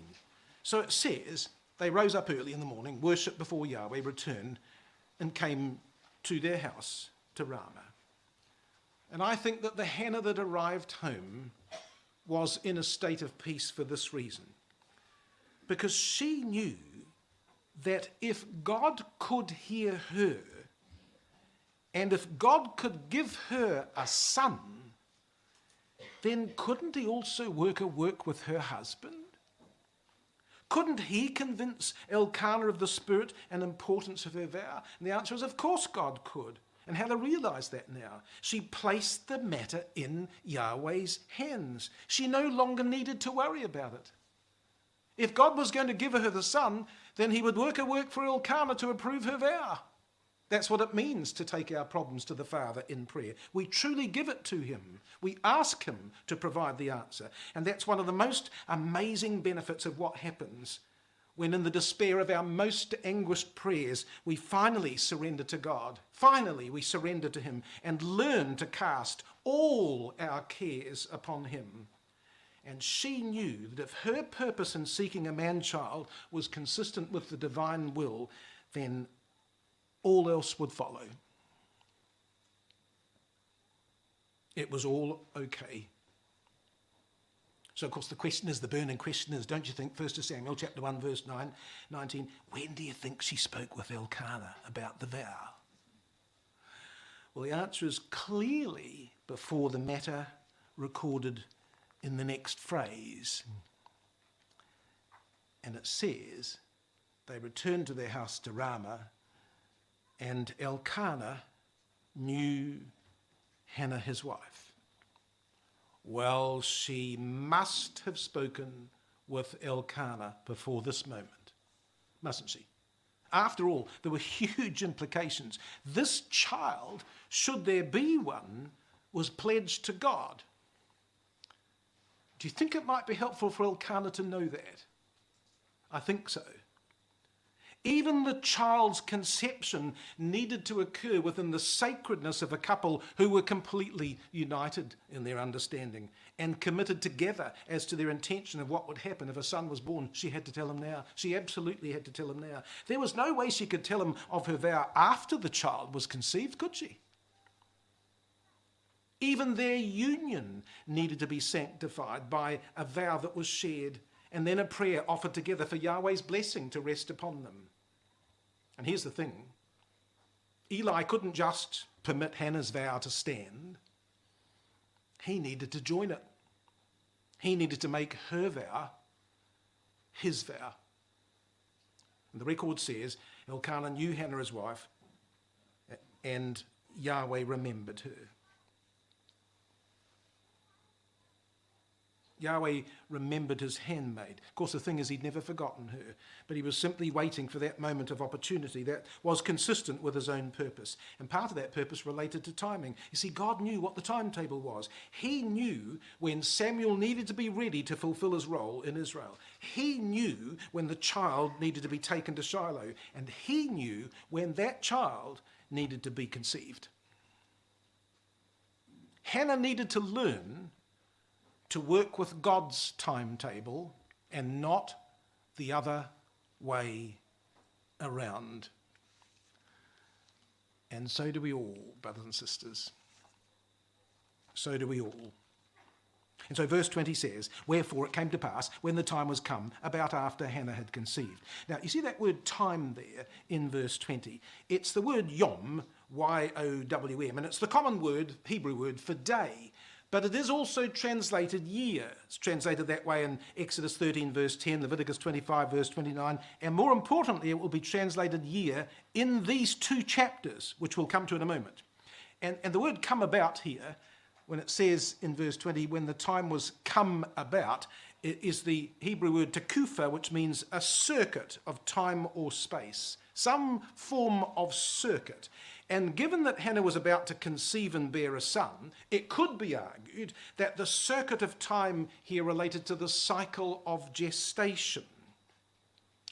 But it was also true that this family measured their spiritual lives by the circuit of their yearly pilgrimage for sacrifice. And the word for time here is the very word used throughout this whole passage to describe that circuit. You see it back in verse 3.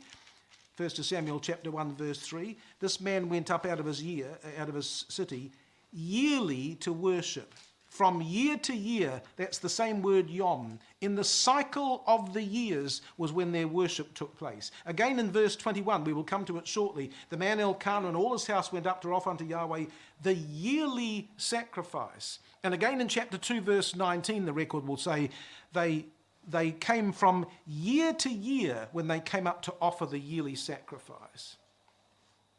So I think that the circuit that's being spoken about, that came to pass in the circuit of time, in the 1 Samuel chapter 1, verse 20, was the circuit of their visits to Shiloh. It's the same word, you see. It's the year, the cycle of that year. And if that was so, then what happened was this.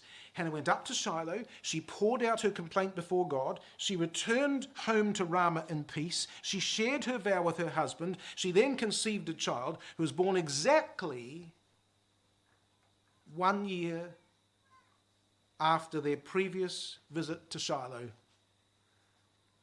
And her life was forever transformed. Oh, and if Samuel was born on the anniversary of their previous visit to Shiloh, then they had been home for 3 months before she conceived.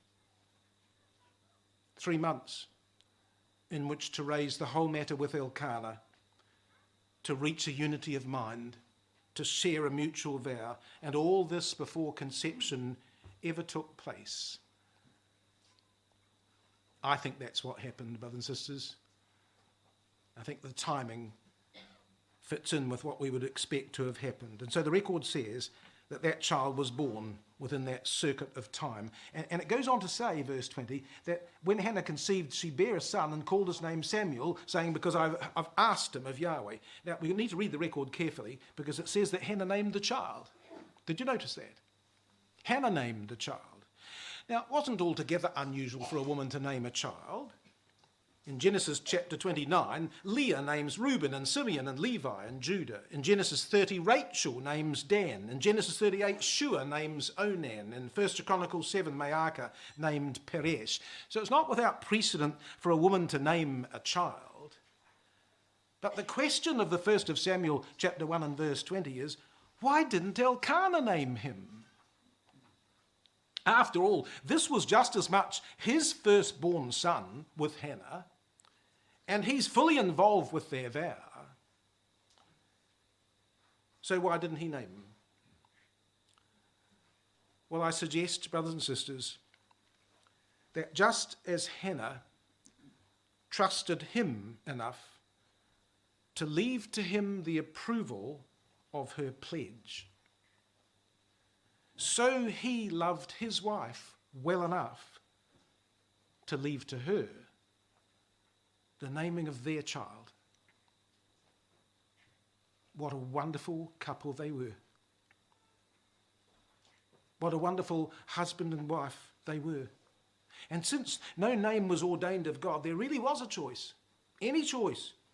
And I think Hannah completely justified Elkanah's confidence in her, because the name she chose, Samuel, was selected with special care. Now, the margin says it means asked of God, and it doesn't mean asked of God. You see, Samuel's name did not commemorate that Hannah had offered her prayer, although of course she had. Samuel's name commemorates the fact that Yahweh had answered her prayer. He was conceived and born as a result of answered prayer, and therefore he was called, which is what Samuel really does mean, heard of God.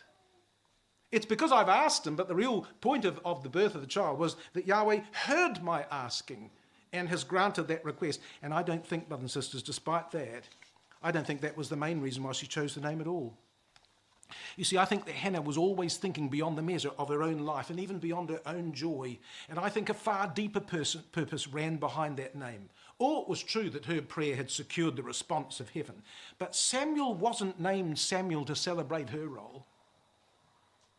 She named the child Samuel to celebrate his role.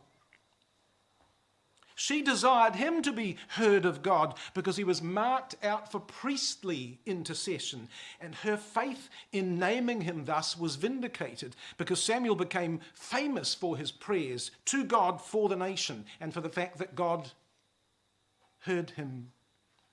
1 of Samuel chapter 7 verse 9 says, "And Samuel cried unto Yahweh for Israel, and Yahweh heard him." Psalm 99 verse 6 says, "Moses and Aaron among his priests, and Samuel among them that called upon his name. They called upon Yahweh, and he answered them." Never had a child been better named in anticipation of his destiny, and never had a mother been more deeply aware of her son's destiny than Hannah. But then her mind was always focused on higher things. And so verse 21 says, "And the man Elkanah and all his house went up to offer unto Yahweh the yearly sacrifice." So Elkanah was careful to let nothing hinder the fulfillment of his commitment to Shiloh in going there. The normal yearly cycle of their family pilgrimage would continue. But do you notice the words that follow? It says he went up to do that, to the yearly sacrifice, and to offer his vow. His vow. Now, what was his vow? Well, we're not told. But the sudden introduction of this piece of information on the occasion of his first visit to Shiloh, immediately after the birth of Samuel, tells us that his vow was connected in some way with that child. I think we might reasonably infer that his vow related to a special thanksgiving for the safe arrival of their son. But the really important thing here is this, that you see, Elkanah hadn't just entered into compact with Hannah to endorse her vow. He'd added his own vow to the same end. This couple were united, absolutely united concerning the destiny of their son. And now they've both made vow concerning him, that he will be given back to God. Elkanah's part of this now. He's fully involved, fully committed. He went up with his vow on this particular matter. But, says verse 22, "But Hannah went not up, for she said unto her husband, I will not go up until the child be weaned." And so given that Hannah, as we know, had a similar spirit, a similar earnestness as Elkanah in keeping their yearly cycle at Shiloh, her decision not to go was clearly a departure from her normal, probably her desired routine. She would have gone there if she could. You know, it's been suggested by some that Hannah used the matter of weaning to delay the transfer of Samuel to Shiloh, so that she could spend some more time with him herself. That there was a certain selfish aspect or element to her decision that sort of put off the giving of the child for just a little longer. But I think when we read the record of this verse, that the record doesn't support that view at all. Because what Hannah says is, I will not go up until the child be weaned, and then I will bring him, that he may appear before Yahweh, and there abide forever. So in fact, her words lead to exactly the opposite conclusion concerning her motives and her thinking at this point. So why did she say what she said, that she'd not bring the boy until he was weaned? I think, incidentally, that's the absolute proof of her commitment to fulfill her vow and not to set it aside. Here's an interesting reference. In Leviticus 22 verse 27 it says, "When a bullock or a sheep or a goat is brought forth, then it shall be 7 days under the dam, and from the 8th day and thenceforth it shall be accepted for an offering made by fire unto Yahweh." So no newborn animal dependent on its mother was to be taken from that mother for sacrifice until 7 days had elapsed. And that period showed kindness to the mother so that she could properly nurse her offspring, but it also allowed the newborn animal to reach a state of independent existence. And both those ideas were going to be true of Hannah and her son. You see, she knew, as only a mother could, that until the child was completely independent of her, he could never be Yahweh's. Not in the absolute sense. He's just newborn.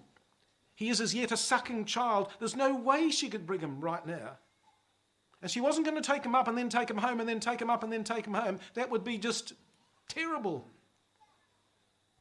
She could only bring him when she could end his dependence on her so that she could walk away and leave him there in Shiloh. So her decision then was not an endeavour to delay or to defer her vow, but the very means by which she would best fulfill it. I want to do this right, says Hannah to Elkanah. I'm only going to take him up once, and that will be the end. When she took him there, that would be the first and last time, and then she would leave him and go. So he had to be weaned. He absolutely had to be weaned so that she could fulfill her vow.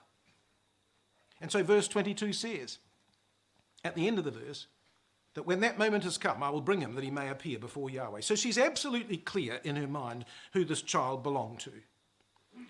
Now, she knew that children are an heritage of Yahweh, and she knew what her son's purpose in life would be. And of all those who appeared before Yahweh, the priests were preeminently those who came near before him in their ministration. And it was that work of priesthood she had in mind for her son. I'll bring him that he may appear before Yahweh. You see, from the very outset, she'd pledged him to priestly service.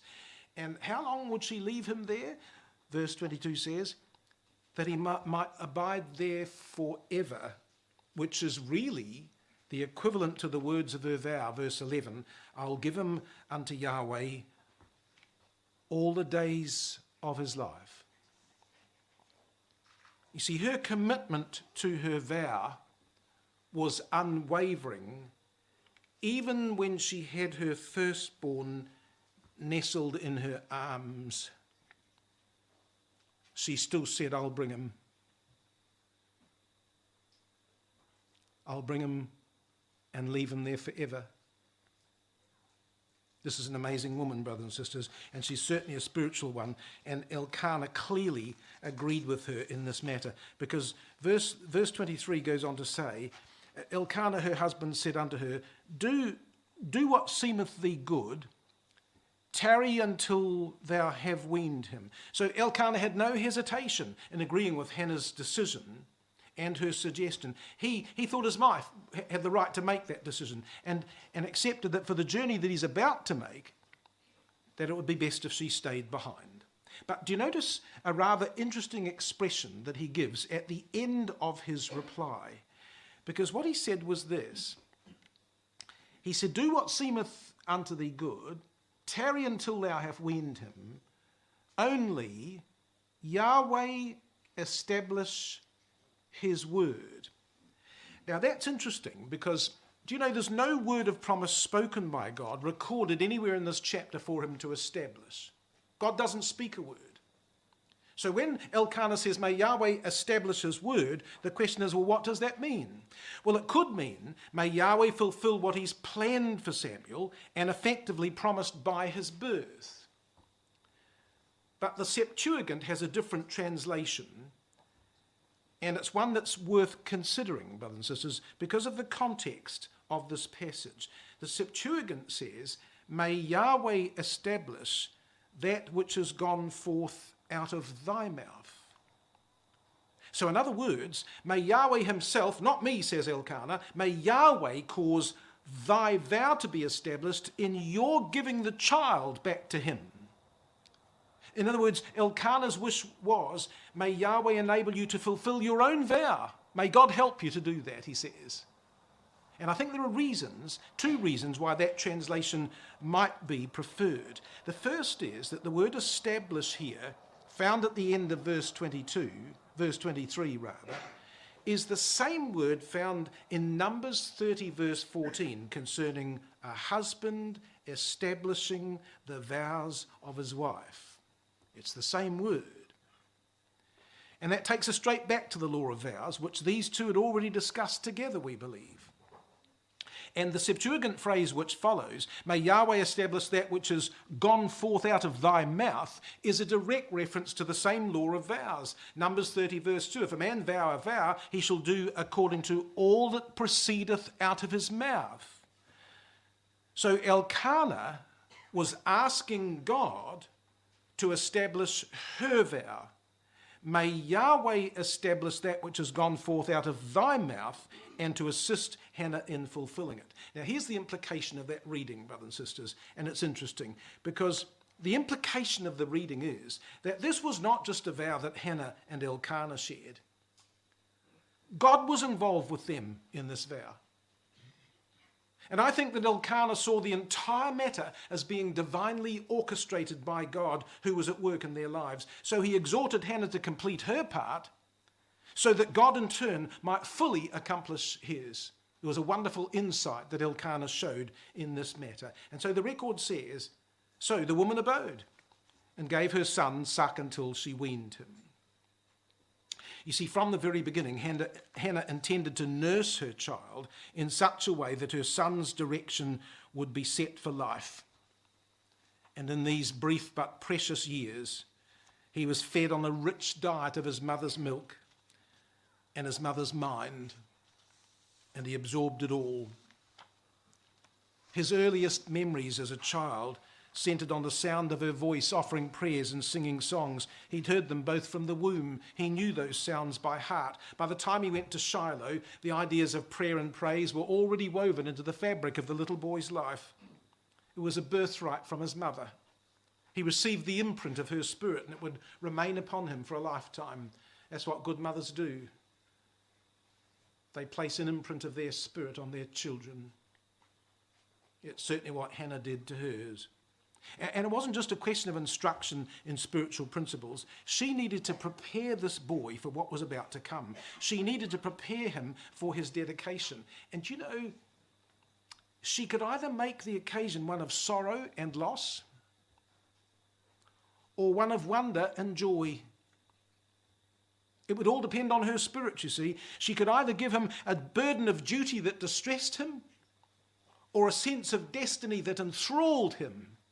She would choose. But how vital that choice would be. Samuel would never see her pain or feel her sorrow. He'd never sense the price that she would pay in giving him. Instead, he only ever saw his mother's warm courage and her positive spirit and her bright smile that filled him with comfort and certainty that this future that he had at Shiloh must be blessed indeed. And that's what a godly woman does. Never once did her boy know the unutterable pain that she felt in giving him, because his destiny was more important than that. He must never see that. He must only ever see the joy of what lay before him in the purpose of God. And perhaps this verse answers another question, and that question is, how long do you think that Hannah's own vow of Nazarite dedication might have lasted for? Well, we know that she had vowed not to drink wine or strong drink even before she'd conceived the child, so that he could be a Nazarite from the womb. But I wonder whether what she was saying to Elkanah in this verse 23 was that until she had weaned the child, that she herself would remain under that vow, that while Samuel was still dependent on his mother's milk, no wine would pass her lips. And what that would mean, of course, was that from his conception to his weaning and his presentation, her own Nazarite vow would remain in force. You see, as a married woman, she wasn't free to make a lifelong vow. Her duties as a wife would limit her liability and her ability to be dedicated in the way that an unmarried woman might choose. But not for a married woman, but at least for this period she might make vow. So that everything about this child, from conception through gestation, his early nourishment until weaning, was all related to the spirit of separation and holiness. And for her to do that I think was a separate vow that also needed Elkanah's consent. And during that special, precious time, brothers and sisters, she would start to nourish in the child a sense of the destiny that he was marked out to fulfill once he'd got to Shiloh. You know, it's one thing to make a vow in the intensity of a prayer asking for a man-child. It's altogether something else to pay that vow when the little boy stood beside you and the bond of motherhood cried out to keep him. So how did she face that moment? And what was her spirit when the crisis of his giving arrived? And how did she manage her feelings to hold fast to the vow that now, after 4 years, actually needed to be paid? Well, those questions, brothers and sisters, will be the subject of our study tomorrow morning.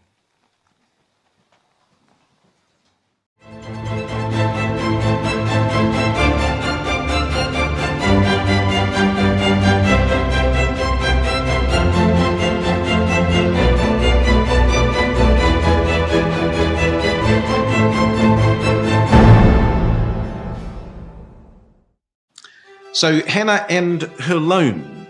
You'll remember that in our last study, we left Hannah back home in Rama and attending now to the nurture of her firstborn son until the day of his weaning. It was going to be a significant milestone in Samuel's life because it marked the first stage of his physical independence as he relinquished his claims upon his mother's nourishment. But it was also the first stage of his moral development, because that first step towards his individual responsibility lay in yielding to a higher authority. You see, in the house in Rama, he had learned to submit to the will of his mother in the matter of his weaning. And now the next step was to occur, because at the house of God in Shiloh, he would learn to submit to the will of his father. And now the moment of verse 22 had come. That time when she had said, "I will not go up until the child be weaned, and then I will bring him." Well, now it's come in the 1st of Samuel chapter 1, verse 24. And the record says, "And when she had weaned him, she took him up." So when did the weaning of the child take place?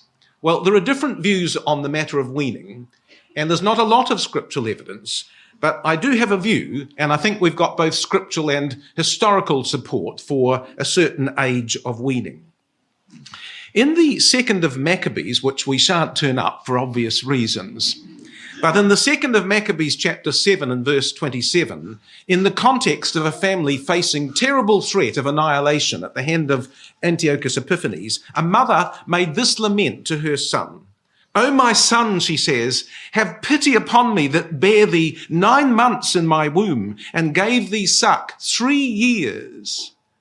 2nd Maccabees 7 verse 27. Now, we're not quoting this as inspired scripture, of course, but it is historical proof of what the practice of the time was.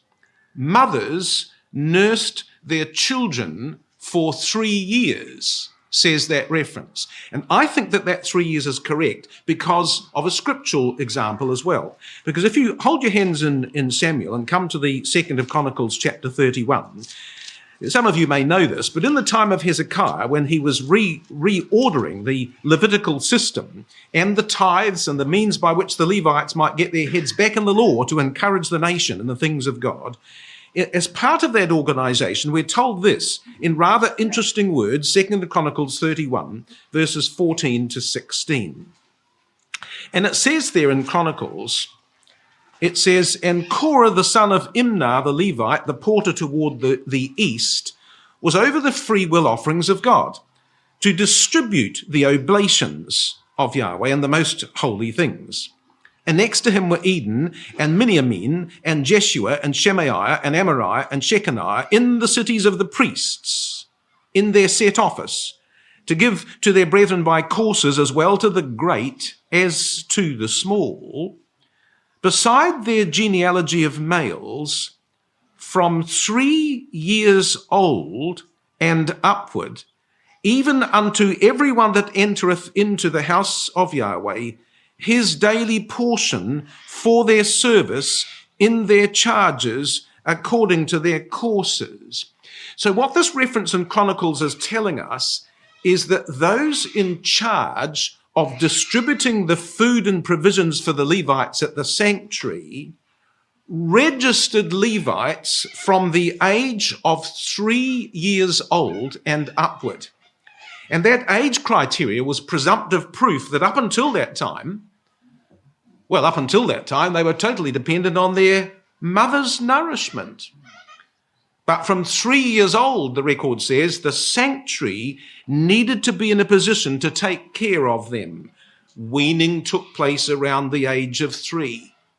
So at this moment, when Hannah had weaned Samuel and was now ready to bring him to Shiloh, we believe in this 1st of Samuel chapter 1 and verse 24, that he was still a child of only 3 years old. And notice the wording back in Samuel. Notice the wording, verse 24. "And when she had weaned him, she took him up with her. You see, that those words are not superfluous. They're crucial. This was Hannah's vow. This was Hannah's offering. This was Hannah's loan. Well, we know that Elkanah was there, but the focus will be on Hannah and her vow. And with the child that she brought up, the record says that she brought 3 bullocks and 1 ephah of flour and a bottle of wine and brought them unto the house of Yahweh in Shiloh. Now, there are variants in the translations concerning the bullock. The authorized version says 3 bullocks. The Septuagint says a bullock of 3 years. And translations tend to follow either one or other of those renderings. But I think there is some reasons to prefer the Septuagint translation. The first is that the size of the sacrifice indicated the status and importance of the person that was offering. So, for example, we know that for a sin offering, a priest offered a bullock, says Leviticus 4 verse 3, because it was the highest value animal. And a priest, well, he ranked high on that schedule. In the schedule of the burnt offering, there was a similar graduation from a bullock all the way down to a pigeon. And again, the burnt offering for a priest would have been a bullock.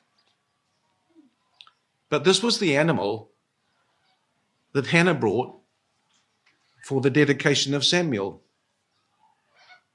She brought the offering for a priest.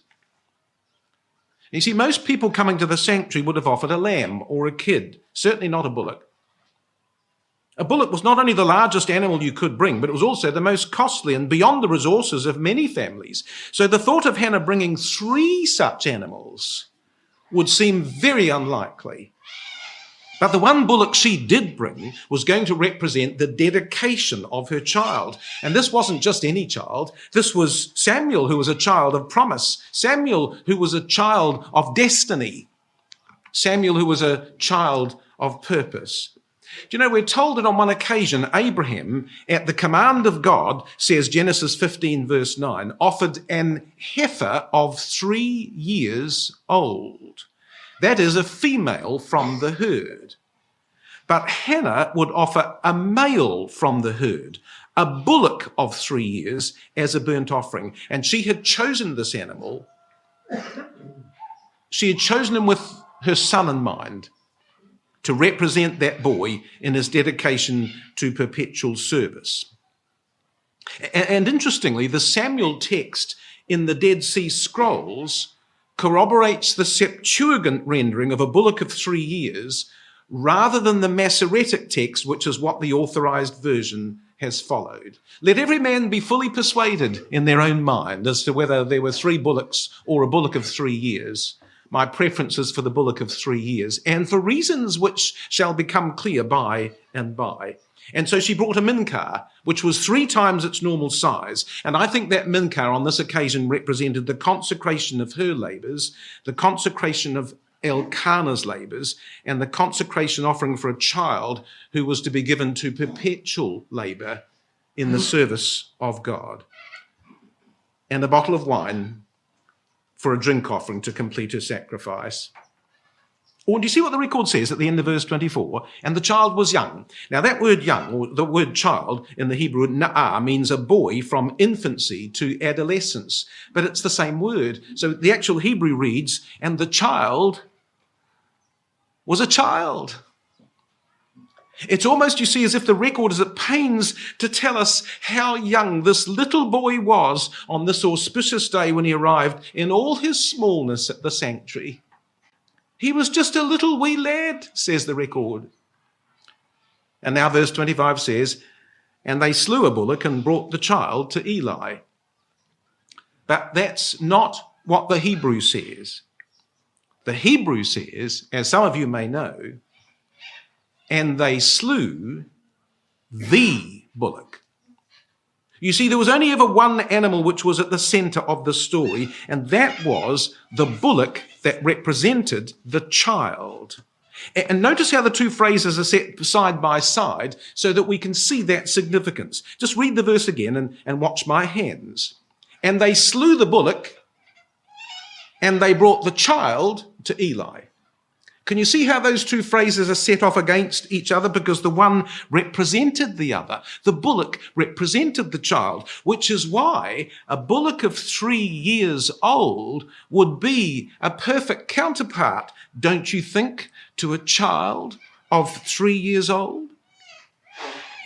And the child was going to be dedicated for life as a whole burnt offering in Yahweh's service. And the animal was going to memorialize that dedication by being totally consumed upon the altar as the symbol, the perfect symbol of the child's dedication to be given to Yahweh all the days of his life. That bullock was slain. And she says, verse 26, she said, O my Lord, as thy soul liveth, my Lord, I am the woman that stood by thee here, praying unto Yahweh. Do you know that in the Hebrew, the word here is emphasized? So that's probably how we should read it. She said, O my Lord, as thy soul liveth, my Lord, I am the woman that stood by thee here, she says, right here. So what she'd done, you see, is she'd brought Samuel to the very spot before Eli's seat where she had prayed previously 4 years earlier. And she again addressed him, do you notice, with her customary respect. And before she spoke again, I'm sure that he would look and think, and he saw the little boy. He saw that little boy standing so close by her, nudging into the skirts of her robe with the imprint of his mother, so fresh upon his countenance. Well, this was obviously the child for which the woman had prayed. This woman, he remembered her. This was the one who'd petitioned heaven with such intensity that he thought she was inebriated. And you remember that when he rebuked her, she'd replied with such scriptural integrity that it was Eli who was embarrassed by his misreading of such a godly woman. And now this woman comes back 3-4 years later. She comes back to the very spot and she says, I'm the woman who prayed before you right here. Do you remember? Did he remember? How could he ever forget? He'd seen nothing like it before she came, and he'd certainly seen nothing like it in the last 4 years. I am the woman, she says. And then she said, verse 27, for this child I prayed, and Yahweh hath given me my petition, which I've asked of him. Do you know that was an extraordinarily gracious thing for Hannah to say? Because do you realize those words that she gives, those words that she offers to Eli, Yahweh hath given me my petition, which I asked of him, those were the very words of verse 17. Do you remember verse 17? Eli answered and said, go in peace, and the God of Israel grant thee thy petition which thou hast asked of him. And now Hannah comes back to the same spot and says, Yahweh hath given me my petition which I've asked of him. She quotes Eli's words straight back to him. This is what you said, she says, and this little boy, this is what our God has done. And in those words and in those thoughts, she rose above herself, because in Hannah's mind, this had always been about the accomplishment of God's purpose. And as Eli looked on her with dawning astonishment and at the little boy, he wondered what she might say, and she did say, because he says in the very next verse, verse 28, therefore, she says, I have lent him to the Lord. I have lent him. And that word lent here in verse 28 is the same word translated both petition and asked in verse 27. So the literal rendering of the phrase would be, Yahweh hath given me my asking, which I have asked of him, and I also have given back what was asked to Yahweh. As long as he liveth, he is asked for Yahweh. So it's a complete play on that particular Hebrew word. So here then was the completion of Hannah's vow. You see, she'd never asked for herself, had she? She asked that she might devote the child to Yahweh's service. And the tense of the word that's used here indicates that that was the very point of her intention. Young's literal says, I have caused him to be asked for Yahweh. The New American Standard Bible says, I have dedicated him to Yahweh.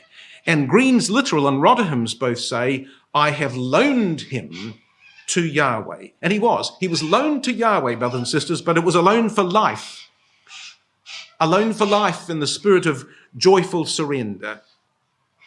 And so I think the margin captures quite well the sense and the spirit of the passage when it says, I have returned him whom I obtained by petition to Yahweh. As long as he liveth, she says, he shall be lent to Yahweh. As long as he liveth. Well, that's Hannah's deliberate recollection of her vow from verse 11. If thou wilt give unto thine handmaid a man-child, then I will give him unto Yahweh all the days of his life. And now she says, as long as he liveth, he shall be lent. See, it must have taken Eli a moment to realize what she meant. I've lent him to Yahweh. What? I've lent him to Yahweh. But there was no mistake. The little boy was being moved forward by the hands of his mother to say, I've given him to God. It must have been a moment of astonishment for Eli. But you see, the one thing that she could not tell the old man was her deepest reason for the loan of the child. She'd prayed to God to reverse the evil of Hophni and Phinehas. And her son, born in response, was therefore set on a course which, if it was prospered by God, would result in the eventual overthrow of Eli's household. But it wasn't for her to make such a comment. Let God himself work his own work with the child. Her part was now met in the completion of this loan. And that commitment of Hannah to that loan answers perhaps one of the most gripping questions of the narrative. How could she bring her 3-year-old son, whom the record stresses, do you remember that he was but a little child, verse 24. How could she bring him and leave him here in Shiloh, which was the very center of wickedness in the land? How could she leave such a little child with Eli, whose own lack of fatherly discipline had resulted in the corruption of the priesthood, the very corruption that Hannah sought to reverse through this child? Why didn't all her maternal instincts and her protective care cry out to her that the risks and the dangers in this place were too great, that she would be better to take him home? But this child had not been brought to Shiloh to be with his mother. He'd been brought to Shiloh to be with his father. And Hannah wasn't loaning Samuel to Eli. She was loaning him to God. And her very act in leaving him there was not evidence that she was irresponsible or negligent or foolhardy, although no doubt there were others who would have thought so on that occasion. It was driven by her absolute belief that the logic of his gracious birth made necessary the logic of his joyful return. But that joyful return made possible the logic of his providential care. She gave to God the first fruits of her womb, knowing that she gave what was already God's own, received by her as a blessing of trust, but only until this moment of time. Whatever we give, brothers and sisters, is already God's own. And nothing other than her passionate belief in this truth made sense of this moment. Her conviction that Samuel belonged to God gave her the emotional strength to surrender him completely. And she brought Samuel from their house in Rama, verse 19, to the house of Yahweh in Shiloh, verse 24. And there in the father's house, the little child would grow in wisdom and favor with God, who would overshadow his every moment. And we hear the echo, do we not, brothers and sisters? Luke 2:49, the Revised Standard Version. How is it that ye sought me? Did you not know that I must be in my father's house? And that's where Hannah's brought this child, to the father's house. And the proof that it all worked out lies in the closing sentence of verse 28, because it says, and he worshipped Yahweh there. Now, the question is, who's the he of that last verse? He worshipped Yahweh there. Well, most commentators suggest that it can't be Samuel, since he was too little, and that therefore the phrase either refers to Eli on receiving the child, or to Elkanah on joining with Hannah in the giving of the child. And both of those are possible. But I think that the context favors the idea that the he of the passage is Samuel himself, because all the other pronouns in that verse refer to him. Read it again, verse 28. See? Therefore I also have lent him to Yahweh. As long as he liveth, he shall be lent to Yahweh, and he worshipped Yahweh there. The context is clearly Samuel. Now, he didn't worship God in full at this moment. He's only a little child. But what the record, I think, is saying in this place is that the little boy began now to develop that special relationship with God that would mark him out as a faithful priest. In fact, this passage begins a series of descriptions concerning Samuel in that place as a child. He came as a child, verse 24, and he worships Yahweh there, verse 28. But see chapter 2, verse 11. And the child did minister before Yahweh, says the record. And again, verse 18. And Samuel ministered before Yahweh being a child. Verse 26. And the child Samuel grew on and was in favor with God. And so the emphasis of the record is on the extreme youthfulness of this little boy throughout the story of the first of Samuel, chapters 1 and 2. Oh, and one other thing. Do you see the very last word in verse 28? And he worshipped Yahweh there. And I think that even that word is a deliberate echo of Hannah's earlier promise in verse 22, you see, because at the end of verse 22 she says, I'll bring him that he may appear before Yahweh and there abide forever. And so now Samuel is there. He's at the Shiloh sanctuary, and he's been given by her that he might abide there forever. And in that place Samuel would grow up exactly as Yahweh intended, and exactly, by the way, as Hannah desired. It would all be overshadowed by God. But on her part, it was an act of extraordinary faith, because despite all the logic, brothers and sisters, the emotional cost of this day in Hannah's life must have been enormous.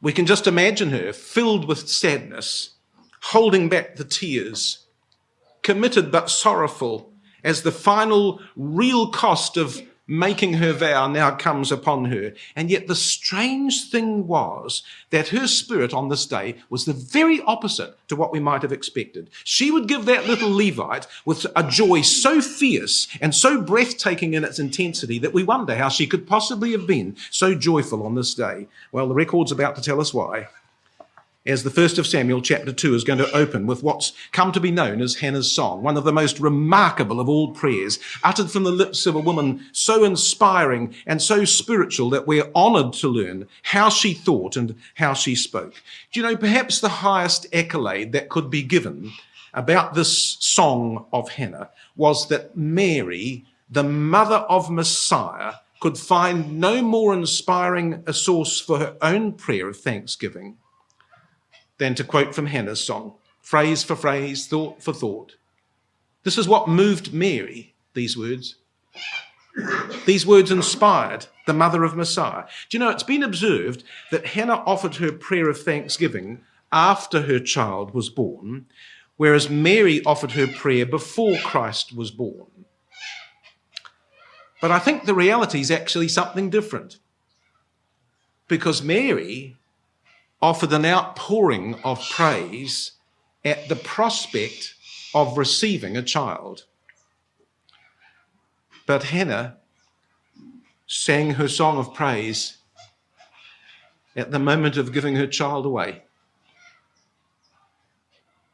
And yet, although she had just surrendered her son, there was not a trace, not a hint of lamentation at the loss. Hannah's prayer is so spiritual, so focused on God, so devoid of personal vindication, so steeped in scriptural thinking that it's taken up as a model of expression in many other scriptures. Well, here it is. 1 Samuel chapter 2, verse 1. And Hannah prayed and said, "My heart rejoiceth in Yahweh." You see, she didn't see this as some personal contest for recognition or vindication. Even in this opening line, there's no trace of self in prayer, is there? Her thoughts were so far above her own situation, and they're thoroughly centered on God. My heart rejoiceth in Yahweh. Mine horn is exalted in Yahweh. Now, the horn was a symbol of the focus of a person's power or might. And Hannah seems to be the first person who will use this expression, but it will be taken up in many other places.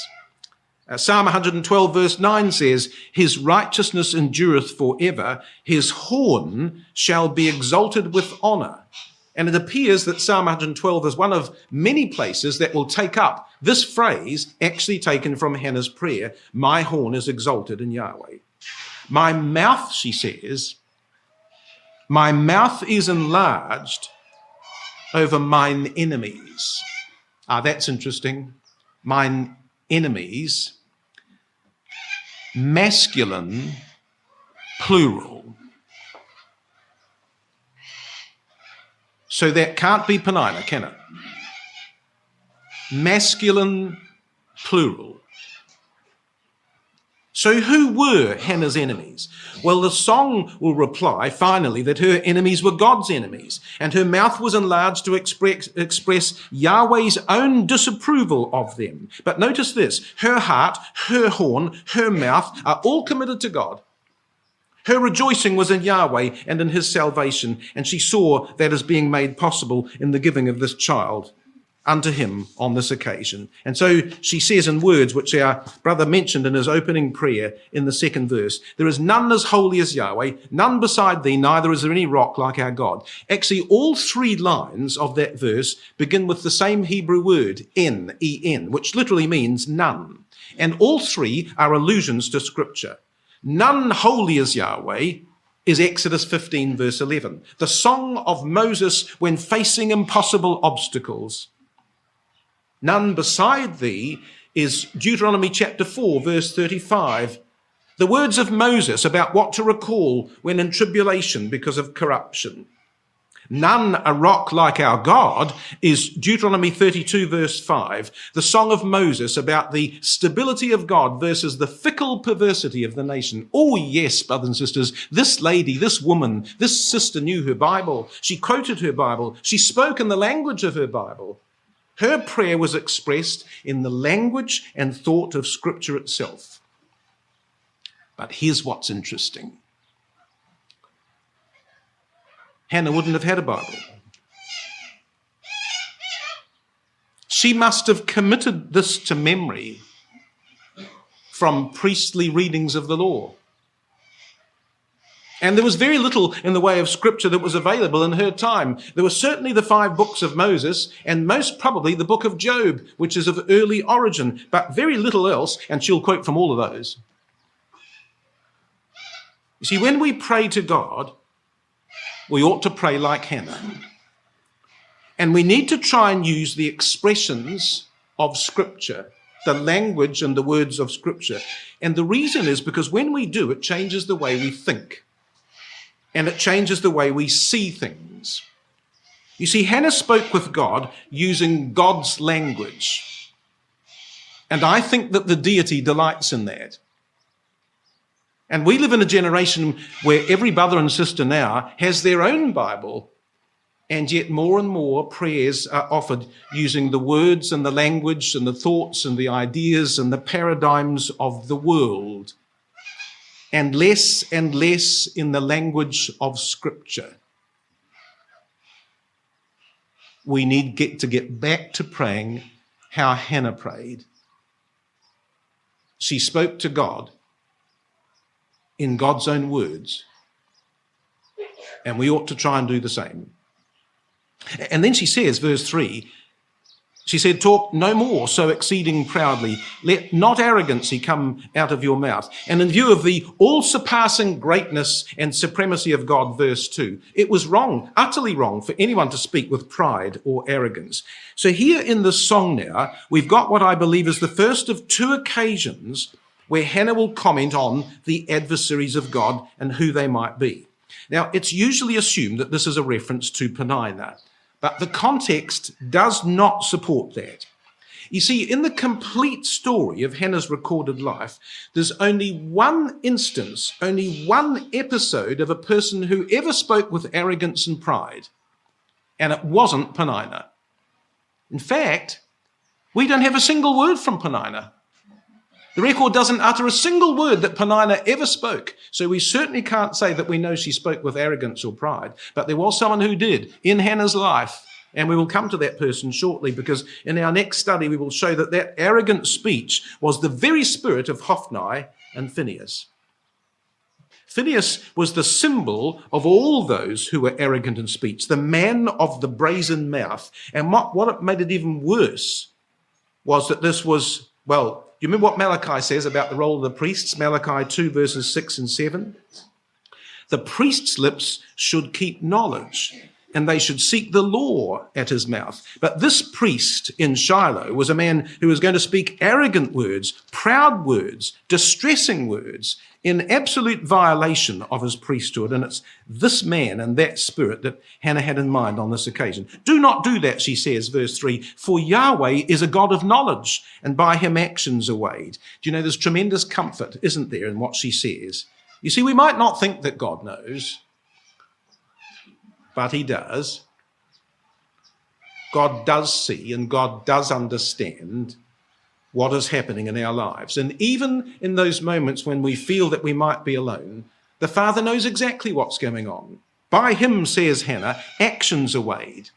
Now, there's two very similar proverbs, Proverbs 16 verse 2 and Proverbs 21 verse 2, that capture that same idea. All the ways of a man are right in his own eyes, but God weigheth the spirit, says Proverbs 16. All the ways of a man are right, but God pondereth the hearts, says Proverbs 21 verse 2. So you see, in the end, it doesn't really matter what we think about ourselves or even what other people think, but it does matter what God thinks. Hannah was not self-centered in any way. You see, even under the provocation of sore trial, she rested in the knowledge that it is God who weighs the spirit and God who ponders the hearts. And so she says, verse 4, the bows of the mighty men are broken, she says. Now, whatever sharp words Peninnah might have uttered, she could not be the bows of mighty men, masculine plural. So who then were these Gibborim, these mighty men of the song that Hannah refers to? Well, in the immediate context of the times, we're told in Judges 6 verse 12 that Gideon was a Gibborim. In Judges 11 verse 11, we're told that Jephthah was a Gibbor. In Ruth chapter 2 verse 1, we're told that Boaz was a Gibbor. So these words indicate those who are prominent in status and influence. Not a reference to the Philistines, but to the men of the day who exerted control, who held power, who made the decisions. So who were they in Hannah's time? Who were the mighty men of the moment?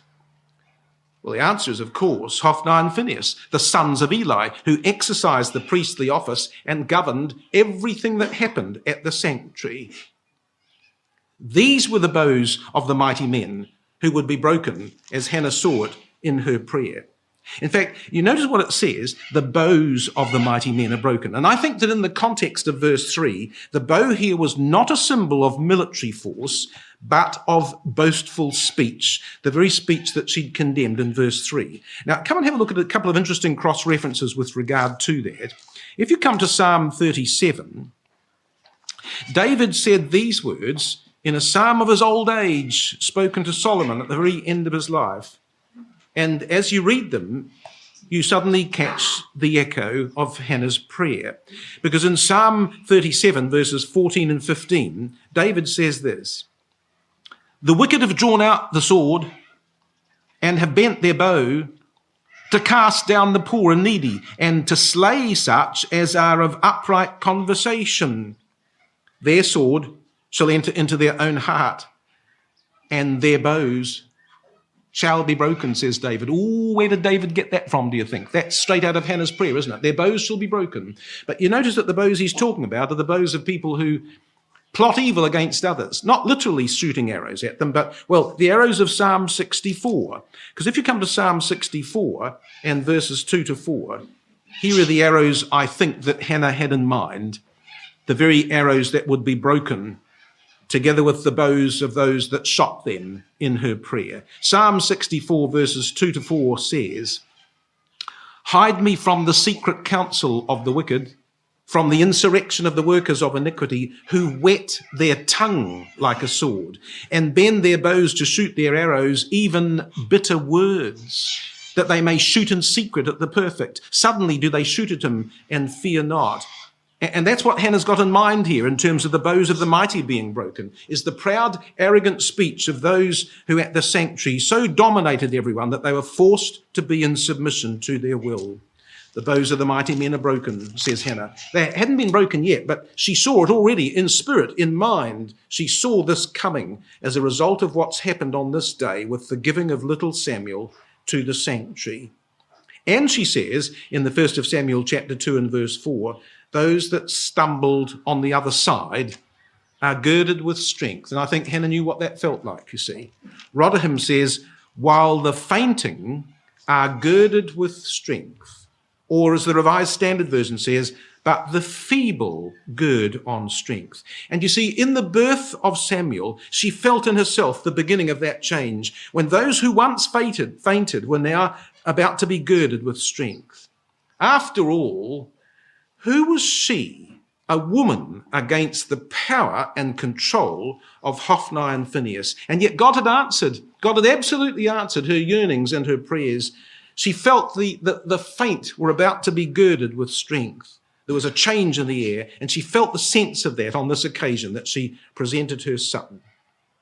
And so verse 5 says, they that were full have hired themselves for bread, hired out themselves for bread, and they that were hungry ceased. And the overall sense of verse 5, 6, 7, and 8 is that God has the power to reverse life's circumstances. That's the key lesson of this whole section. And it's one of the most important lessons for every faithful brother and sister to learn. God can reverse life's circumstances. But although that's true as a general observation, I think that Hannah had something specifically in mind about the destiny of Yahweh's enemies when she says, they that were full have hired themselves out for bread.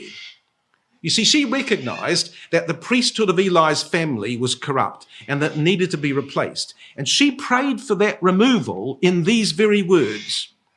They that were full have hired themselves out for bread. She saw in prophetic insight that that was going to be the result of all these things which had begun this day. And you know, brothers and sisters, that so in step was Hannah with the divine purpose that before this chapter ended, God would send a man to pronounce judgment upon the priests using Hannah's very words. Hannah's own words would be used in pronouncing that final judgment. She was so consistent with the divine purpose. When Mary quoted Hannah's prayer in her prayer, she said this, Luke 1:53, he hath filled the hungry with good things and hath sent the rich empty away. And so Mary spoke of the same reversal of circumstance as Hannah, but in Luke's gospel, the term rich will be used as a symbol for the priesthood. The priesthood will be sent empty away. So Mary gave the same application to Hannah's words as Hannah did in her own day. It was a reference to the overthrow of the priesthood of the age. And then she says at the end of that verse, 1 Samuel chapter 2 and verse 5, so that the barren hath borne 7, and she that hath many children is waxed feeble. Now, that phrase, born 7, well, it's sort of like a Hebrew expression, really, isn't it? Ruth 4, verse 15 says, thy daughter-in-law, which loveth thee, which is better to thee than 7 sons, hath borne him. So it's a word used to express the ideas of completeness and fullness. So the barren woman hath borne 7 would mean that she would be given the complete blessing of a family. And that was going to be true ultimately for Hannah, but I don't think that was Hannah's focus. You see, I think as she thought about this day, she could see the nation's destiny in her own family. Peninnah had brought born children with such ease as the nation did in producing the natural seed. But begetting spiritual offspring was a work which lay beyond the powers of natural procreation. And Hannah felt the reality of divine intervention in her life. And she saw in Samuel a type of one to come who would deliver his people. And so that phrase, the barren hath borne 7, was her way of describing the sense of completeness which the birth of Samuel brought into her life. There was a purpose now, a sense of fulfillment. And even in the agony of giving him up, that sense of purpose was not going to be diminished. But in all of this, Hannah's mind, Hannah's focus was on higher things. I think she saw a national rather than a personal aspect to her words. This was not about herself and Peninnah. It was about the nation's experience mirrored through them. And I think that sense is confirmed by the fact that when Jeremiah quotes these words, Jeremiah 15 verse 9, straight from Hannah's song, he likewise applied them to the nation as a whole in his understanding of what that expression in Hannah's song was about. And so she says, reading from verses 6 and 7 together, Yahweh killeth and maketh alive. He bringeth down to the grave and bringeth up. Yahweh maketh poor and maketh rich. He bringeth low and lifteth up. You see, Hannah had personal experience of this as well. She'd been one who had been barren. She'd been one who had been brought low. She knew the power of being made alive out of death through the quickening of life out of the deadness of her womb. And her words, incidentally, are another scriptural quotation, because that phrasing in verse 6, as the margin correctly says, is Deuteronomy chapter 32 again, verse 39. I kill and I make alive, I wound and I heal, says God. And perhaps that's the lesson of these verses, that God controls. God controls all the circumstances of life. And there's not a single person that can escape the reach of God's control. God could take life, as he would in the case of Hophni and Phinehas. But he could also give life, as he did in the miraculous conception of Samuel. So in both cases, there would be divine involvement as God used the powers that he has, alone the powers that he has over life and death in the furtherance of his purpose. But Hannah believed in the resurrection here. He bringeth down to the grave and bringeth up. And she spoke of that hope with a clarity rarely seen in such ancient times in Scripture. And in these words of her song, verses 6 and 7, I think that what she's really saying is she's asking us all to think about what the Father can and does do in our lives. This is about the truth of providence interwoven in our daily experience. Yahweh can make poor, but Yahweh can make rich. Yahweh can bring low, but Yahweh can lift up. And we've got to learn to recognize the hand of God in our lives, but both in the good and the evil, says Hannah.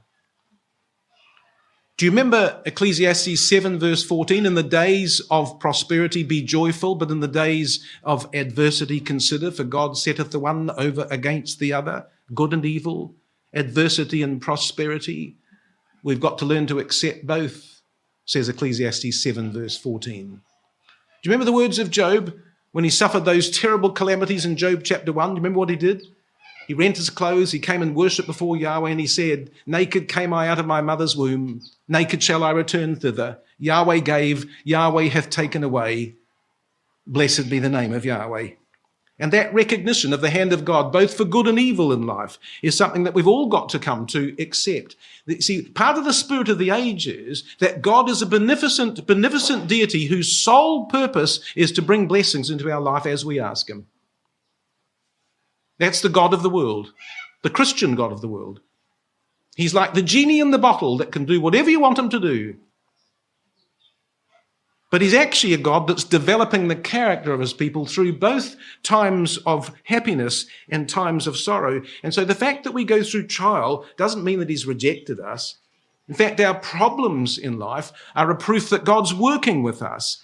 And these expressions that Hannah uses here, so reminiscent of Job's spirit, remind us, of course, that he was eventually lifted out of his suffering, and that Yahweh brings trials upon us likewise for the development of our characters as well. And that she had Job in mind, I think, is made clear from the 8th verse, don't you think? Because she says, he raiseth up the poor out of the dust and lifteth up the beggar from the dunghill. Now that was the experience of Job, wasn't it? At his lowest ebb, he sits outside the city with dust and ashes in the spirit of being absolutely in despair. But you see, Job had been restored. Job had been raised. Job had been lifted up. Now, when did that happen in Job's life? Job 42 verse 10, And Yahweh turned again the captivity of Job when he prayed for his friends. And what do you think Hannah's been doing in this song? She wasn't praying for herself. She's been praying for the needs of the nation. And Yahweh was in the process of turning again the captivity of Hannah, even as she sang. Oh, Yahweh can do all of this, she says. In fact, he can set them among princes to make them inherit the throne of glory. And in the immediate moment of her prayer, with her little son still beside him, perhaps she thought of Samuel, plucked out of obscurity and sent to the temple, which was the throne of Yahweh's glory, sent to the place where the spiritual decisions of the nation would be made, as a parable of the nation's own impending restoration to fellowship with God. And again, Hannah's words found their way under inspiration into another passage in Scripture, which we shan't turn up, but Psalm 113, verses 5 to 9, is absolutely redolent of allusions to Hannah and speaks likewise of the lifting out of the dust of the dunghill, and ends with a barren woman who will become a joyful mother of children, all taken out of, we believe, Hannah's prayer. And so the psalm ends with that spirit, the Psalm 113 of a barren woman lifted out of despair, and brings us back now here to the story of Hannah in the 1st of Samuel chapter 2 and verse 8. She says, the pillars of the earth are Yahweh's, and he hath set the world upon them. She knew, as few others did, about the fact that everything depended on the pillars which God had set the earth upon. But the interesting thing is that I think that for Hannah, she saw those pillars as being, as it were, the stays of the temple. The pillars were the place where the house of God was entered into, the entrance to the world over which God presided. And she believed in that. She absolutely believed that the delicate balance of all the circumstances of life rested in the hands of the Father, that the whole world was subject to a divine control which could be, it could be upset at any point of time. Suddenly those who felt secure might be shaken out of their place. And suddenly those who felt unstable could remain. And Hannah's words here about the pillars is a reminder that all of us, as God's people, are brought through this experience. The ability of God to turn the world upside down leaves his people thankful that when the world shakes, it's God that bears up its pillars. Have you ever been through a moment in life, brothers and sisters, where you feel as if your whole world is shaking? See, only when we've felt the powerlessness of times when our own world is shaken to its core can we also know the wonder of how God can keep us upright in a place of falling. But he can and he will when his own purpose is at work in our lives. In fact, she says Hannah, verse 9, he will keep the feet of his saints. So although that balance in life can be upset so easily and so dramatically, the faithful, she says, ought never to fear, because he will always keep the feet of his saints. Actually, that word saints there, chassid, is used in parallel to the word priests in 2 Chronicles 6, verse 41, Psalm 132, verses 9 and 16. So here was a promise for Hannah and for her little boy, a promise that Yahweh recognized the priestly spirit in them and that he would watch over them for good. When all life seems hopeless, when our strength seems powerless, this was the promise of guardian care that can bring comfort to our grieving hearts. I wonder, brothers and sisters, how many times back home in Rama, when Hannah got there, I wonder how many times did Hannah pray that Yahweh would keep the feet of her little boy at Shiloh. And although he will do that for his saints, he will also, she says, verse 9, cause the wicked to be silent in darkness. And again, I think those wicked ones here is not a reference to the Philistines. This was going to be Hannah's second reference to the spirit of Hophni and Phinehas. And what she's really saying in this verse, in that phrase, is that their influence was going to be removed by the termination of death itself, a death which she saw with prophetic insight. Because when it says the silence of darkness, that's really the stillness of death. Oh, and in case you think that these were simply melodramatic words on Hannah's part, absolutely not. Her insight into their end would be confirmed by God before the chapter ended, and Hannah's words would be precisely equal to the judgment of Yahweh that he would eventually pronounce upon these two. They would be silent in darkness, the darkness of death, she said, these wicked ones. And why this calamitous overthrow? Well, she says at the end of the verse, for by strength shall no man prevail. Now, if Phinehas was the representative of those who were arrogant in their words, verse 3, Hophni was the symbol of those who were aggressive in their deeds, the man of the clenched fist. And what Hannah was saying was that even a mighty man, an Ish, cannot prevail against the divine purpose. Even one who's given to aggressive deeds will not succeed through the mere force of power when they're seeking to oppose God. Whatever trials might come upon us, brothers and sisters, the will of the Father will always prevail. No one can stand against that, not even a Hophni. And the fact that Hannah had Hophni and Phinehas in mind, I think, is confirmed by what follows, because this is what she says of them in the 10th verse. She says, the adversaries of Yahweh shall be broken to pieces. Out of heaven shall he thunder upon them. Actually, in the Hebrew, the name of God is at the beginning of the sentence. So Green's literal says, Yahweh will be smashed his strivers against him. And Rotherham says, as for Yahweh, they will be shattered who contend with him. So Hannah saw how vital it was to be working with God rather than against him. Those who are found to be contending against God will be overthrown. And we ought to never make that mistake in life, brothers and sisters. Oh, notice again, the adversaries of Yahweh, masculine plural. This can't be Peninnah. But just imagine for a moment that it was. Imagine that Hannah was talking about Peninnah in this song. Now, whatever troubles Peninnah might have caused for Hannah in her life, it would be unjust in the extreme for Hannah to hope that Peninnah might be slain by God. There are many saints who've suffered at the hands of others in the truth even, involving matters that are deep and wounding, but none of those experiences justify our prayers for the death of those who've wronged us. You can't do that, brothers and sisters. You can't ask God to kill someone that you don't like. But what Hannah could not ever have suggested of Peninnah, she could, and she did, of Hophni and Phinehas with the greatest of justification, and for this reason, because they were the adversaries of God as well as the enemies of Hannah. In fact, they were only the enemies of Hannah because they were the adversaries of God. And her prophetic insight that they would meet a sudden and violent death at the hands of God was exactly what the record tells us that God did intend to bring upon them. Her song is the record of a woman whose spirit matched the very thinking of God himself. She was praying for something that Yahweh himself intended.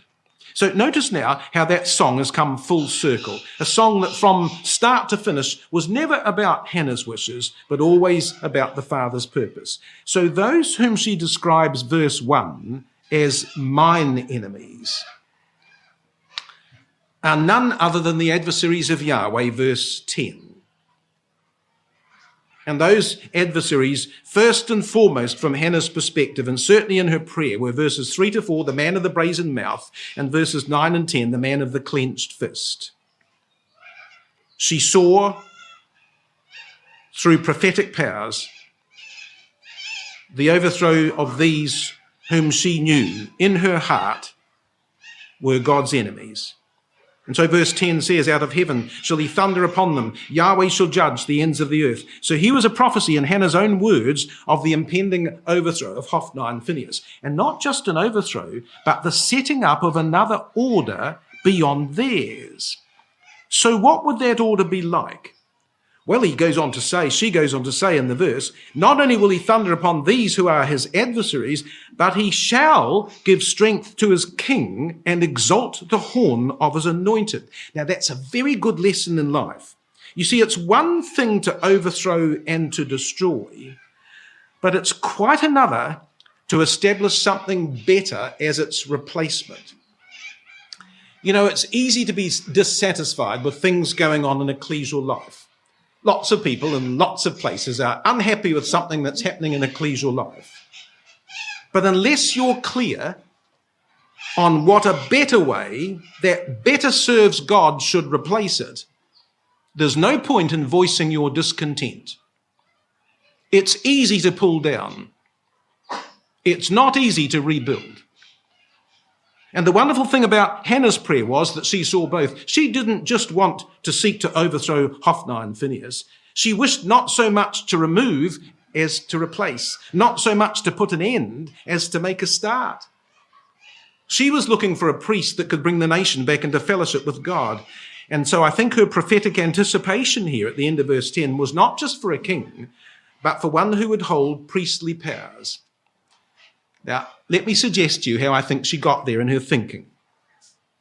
Because I think this was a woman who did focus. She meditated on Scripture and scriptural stories.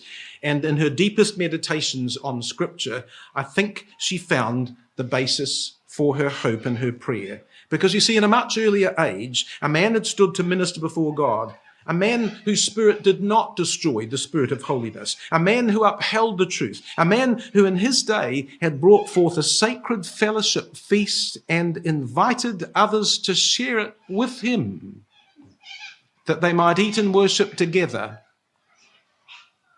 A man who was the very antithesis of the spirit of Hophni and Phinehas. And in that man, whose name was Melchizedek, I think Hannah found the example and the spirit that she looked for. Don't you think another man was needed, she thought? A man in whom both kingly and priestly powers might be vested, who might invite others to share the fellowship meal with him. And I think Hannah saw all of this in the birth of her son. She saw that her child would be a prototype and a model for the work of Messiah himself. Now, imagine that as an ideal, brothers and sisters, for every mother to strive for, to raise their children in such a way that they will grow to reveal the Spirit of Christ in them. That's how Hannah saw her son. A boy in whom the Spirit of Messiah might be revealed. And when the last line of her song left her lips, her own vow of Nazarite dedication was accomplished. She had completed her vow in giving her son. So notice how the song begins and ends. You see verse 1, mine horn is exalted in Yahweh. But that becomes, by the end of the psalm, by the end of the song, verse 10, he shall exalt the horn of his anointed. So you see, Hannah's power and Hannah's horn would be subsumed into the exaltation of God's anointed. She would be made whole and she would be made strong in him. And I think that all of that suggested that Hannah's use of the term anointed here carried with it a priestly connotations as well as a kingly one. Because the one whose destiny she saw reaching into the future would be one who would combine both powers. Now, it's been rightly observed, and you may have this marked in your margin, that Hannah is the first person to use the term Mashiach, anointed, that last word there, anglicized to Messiah, that she's the first person in Scripture to use that concerning one who is to come, the Mashiach, the horn of his anointed. But she's not the first person to use the word itself, because if you come back to the book of the law, to Leviticus chapter 4, you may know also that that term, Mashiach, has already been found in the law, and therefore in Scripture that Hannah herself had access to and was aware of through her own memory of the priestly recitations at the sanctuary. Now, you see what it says in Leviticus 4. Leviticus 4, verse 3. If the priest that is anointed, Mashiach. Verse 5. And the priest that is anointed, Mashiach. verse 16. And the priest that is anointed, Masiach. And one last one in Leviticus chapter 6 and verse 22. And the priest of his sons that is anointed, Masiach. So what we've got here, brothers and sisters, on 4 occasions in the book of the law, a book that Hannah was aware of, the use of the word Masiach. It's the same word as the word anointed in 1 Samuel 2 verse 10. Now here's the thing. These were the only scriptures Hannah could have drawn that word from, because they were the only references to Masiach before her song. And they're all about priesthood. And you see, I think her song reached its climax in the vision of one to come who would be both king and priest after a different order than that of Hophni and Phinehas through the line of Aaron. You see, right from the start, she saw another priestly line that would supersede the existing one at Shiloh. And in her song, she saw that old order being swept away. And in the end, the most poignant reason for Hannah's thanksgiving in this song was that for her, the loaning of Samuel to Yahweh was not the end of the matter. It was just the beginning. And that's exactly what she'd prayed about. So she brought the child, she left him with God in Shiloh, and she offered her song of joy. And at the climax of that song, she saw one to come who would be both king and priest, and prayed that that one might soon come, that all that was wrong in Shiloh might be swept away and something better put in its place. And she saw in her boy all of those possibilities. So how can we be sure that the spirit of her song turned in the main upon the wickedness of Eli's wayward sons and how they might be defeated? How do we know that? And how can we be certain that she really believed that in this little holy Nazarite child lay the seed of another priesthood and the promise of a better priest? And how do we know that she had seen the secret of the order of Melchizedek, which had been hidden for so long?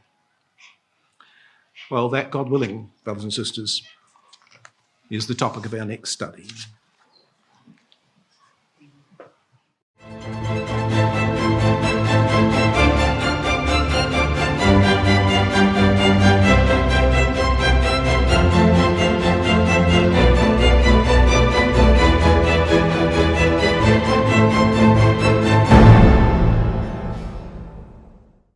You will recall that we were there to watch that vital moment when Hannah brought the child to the sanctuary and loaned him unto Yahweh for the rest of his life. And we saw her extraordinary resolution of spirit that must have been needed within her in order to pay that which she had vowed. And we also looked at her song of thanksgiving, a song of rejoicing so fervent and so intense that can only really be comprehended on the basis that Hannah's mind was always fixed on higher things. Given the age in which she lived, her thoughts, brothers and sisters, were truly remarkable. I think there was nothing to compare with her spirit in the nation at this point. And when Hannah had finished, and I'm imagining this, she knelt down and embraced Samuel. Yahweh be with you, my son, she whispered. And a woman from the tabernacle stepped forward and took Samuel by the hand and said to him, "Come, little one, let me show you your new home," and led him away. The die was cast. The battle was joined. The outcome was now in Yahweh's hands, the hands of the Almighty. And so Hannah turned and walked away from the tabernacle. I don't think she looked back. It would have been too hard. So verse 11 says that Elkanah went to Rama to his house. Now, that's interesting because we know, of course, that Hannah must have returned home at the same point. After all, they were both at Shiloh, and Hannah's just concluded her song of thanksgiving. In fact, the record details their journey together on other occasions. Do you notice back in chapter 1, verse 19, they rose up in the morning early and worshipped before Yahweh and returned and came to their house in Rama. And again, we will read later on in verse 20 at the end of the verse, and they went unto their own home. And yet this time, in verse 11, it only mentions Elkanah. Now, why do you think the record only focuses on the return of Elkanah home on this occasion? Well, I suggest because the emphasis here is on the fact that Samuel is not just weaned from his mother, chapter 1, verse 24, but he will now be separated from his father and his father's house. The little boy will from this moment live in another house and serve another father according to a higher principle than that of flesh and blood. And I think the two sentences that are in this verse suggest that idea. This is how Rotherham's translates verse 11. See if you can see the balance here. Then went Elkanah unto Rama unto his own house, but the boy remained ministering unto Yahweh. This would be his father now.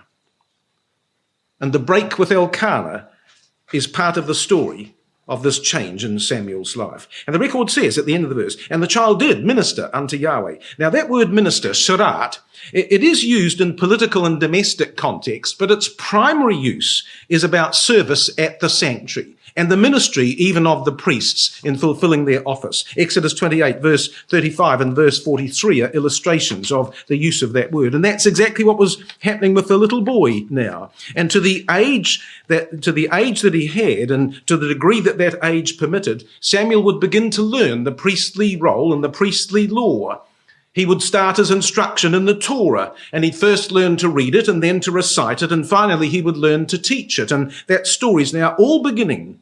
In fact, it says at the end of the verse, he did all that, he ministered unto Yahweh before Eli the priest. So you see, he was under the watchful eye of the old man in learning the Torah. He was only allowed to do those tasks which Eli set and approved. And yet somehow, don't you think, as we read this verse, that the suggestion is that right from this beginning, the spirit of the child was that he ministered unto Yahweh. It's as if from the very first moment Samuel grasped his calling to priestly office. He was a little priest in the making.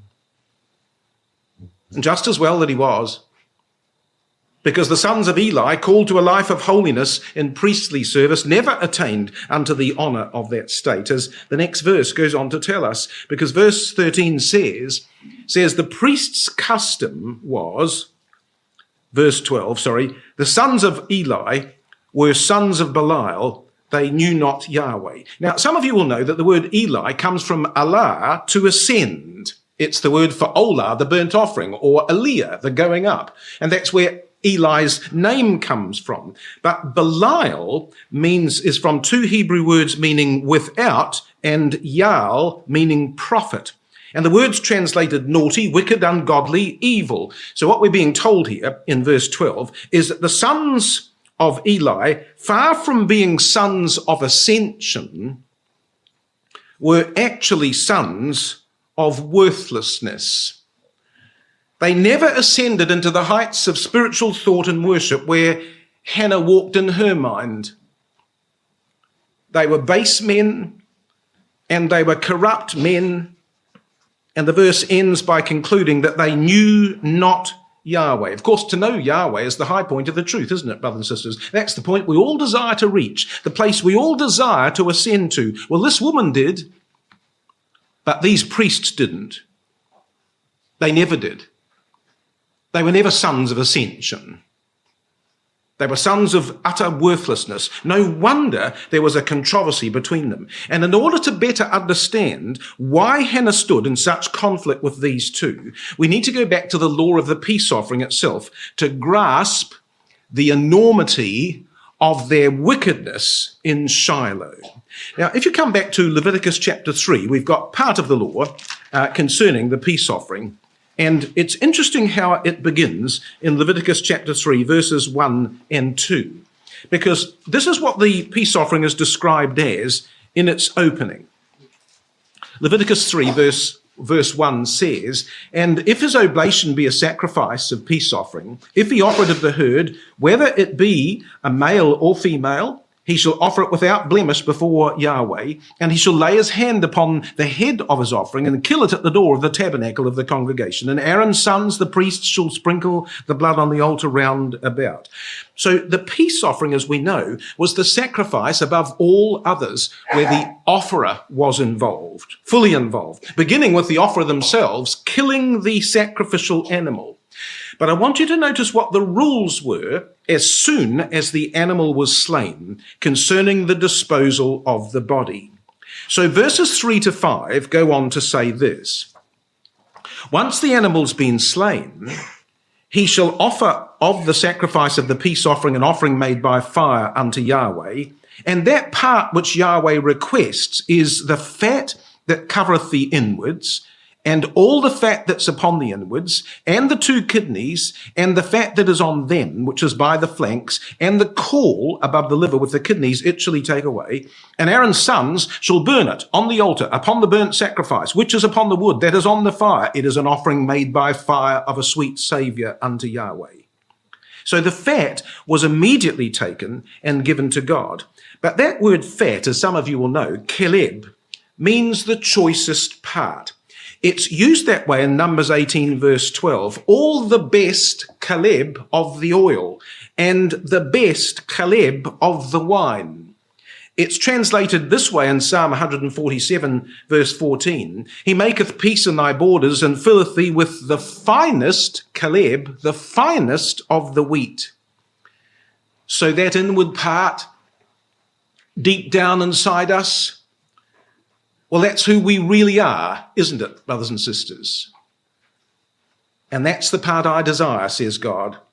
And God was to receive his part first as a matter of priority. That bit's mine, says God, and I demand it first.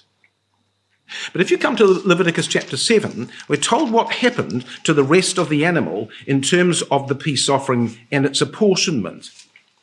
Because it says this in Leviticus chapter 7, and reading from verse 29, here the record says, "Speak unto the children of Israel, saying, He that offereth the sacrifice of his peace offering, that peace offering unto Yahweh, he shall bring his oblation, and it shall be the sacrifice of his peace offerings, and his own hands shall bring the offering of Yahweh made by fire." So notice the intense involvement that the offerer himself was to have in the bringing of this offering. So now what was to happen then once he brought it? Well, it says, verse 30, "The fat with the breast it shall he bring, that a breast may be waved for a wave offering before Yahweh. And the priest shall burn the fat upon the altar, but the breast shall be Aaron and his sons. And the right shoulder he shall give unto the priest for an heave offering of the sacrifice of your peace offerings. And he among the sons of Aaron that offereth the blood of the peace offerings, and the fat shall have the right shoulder for his part." So there's several things that happen here, as some of you will know. After the fat came the breast of the animal, known as the wave breast, and referred to in verses 30 and 31. And that belonged to the high priest and his sons. And you see, it was called here a wave breast, and that the principle of the wave offering related to the matter of consecration. We know the Levites were consecrated to their service by being offered as a wave offering to Yahweh, as it says in Numbers chapter 8, verses 10 and 11. So that wave principle of consecration was involved. And that was what Yahweh asked of the offerer in spirit, his heartfelt consecration unto him. But then after that came the right shoulder of the animal that was known as the heave shoulder, and that's referred to in verses 32 and 33. So that was the upper part of the hind leg or the right thigh. It was the place of the greatest strength. So the giving of one's own strength was part of what the offerer, again, was asked to surrender up to God. And the very fact, incidentally, that the priest ate this part symbolized that that portion was accepted by God because the priest represented God. And the heave offering was literally heaved up to him. So in receiving that portion, the priest received it on behalf of God and ate it on behalf of God. But you know what? That happened to be the very best portion of the meat. The best portion went to the officiating priest. So the fat had gone to God, the waved breast has been given to the high priest, the heaved shoulder has been given to the officiating priest, and now the rest of the body was available to be returned to the offerer that he might share it with his family. So this is where Elkanah would now be able to take the portions to distribute to his family members. It's that part of the peace offering which remains after these prescriptions of the law had been fulfilled. The offerer had his share of the animal, that he might eat it as part of this fellowship meal that would involve God, priest, and worshipper. Oh, and there was one more thing that they had to eat. Do you notice in this same chapter, verses 12 and 13? In addition to the meat of that offering, it says, if he offer it for a thanksgiving offering, he shall offer it with the sacrifice of thanksgiving, unleavened cakes mingled with oil, unleavened wafers anointed with oil, cakes mingled with oil of fine flour fried, and beside the cakes he shall offer for his offering leavened bread with his sacrifice of thanksgiving of his peace offering.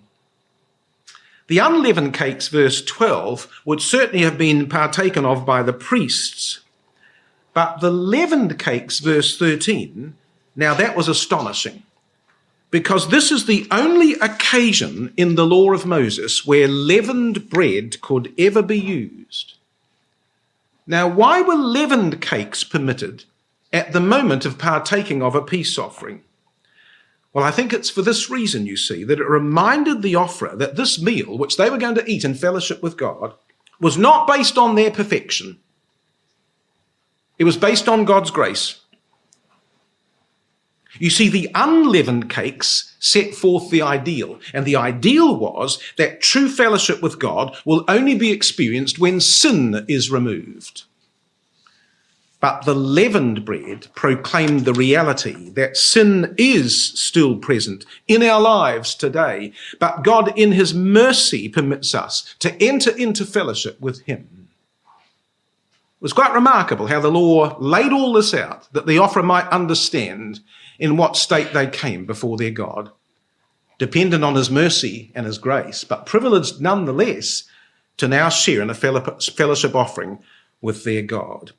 Well, with those details of the peace offering in mind, let's now come back to the sanctuary in Shiloh and see for ourselves just how wicked these two sons of Eli were. Because if you come back now to the 1st of Samuel chapter 2 and verse 13, we're given the details of their behaviour in these matters. 1st of Samuel chapter 2 verse 13 says, and the priest's custom with the people was. Now that's interesting because that word custom is the Hebrew word mishpat. And the word mishpat means a judgment or a decision. But the law of Moses constantly stated that they were to keep all of God's judgments. They were to keep his mishpat. But that's not the mishpat that's being talked about here in verse 13.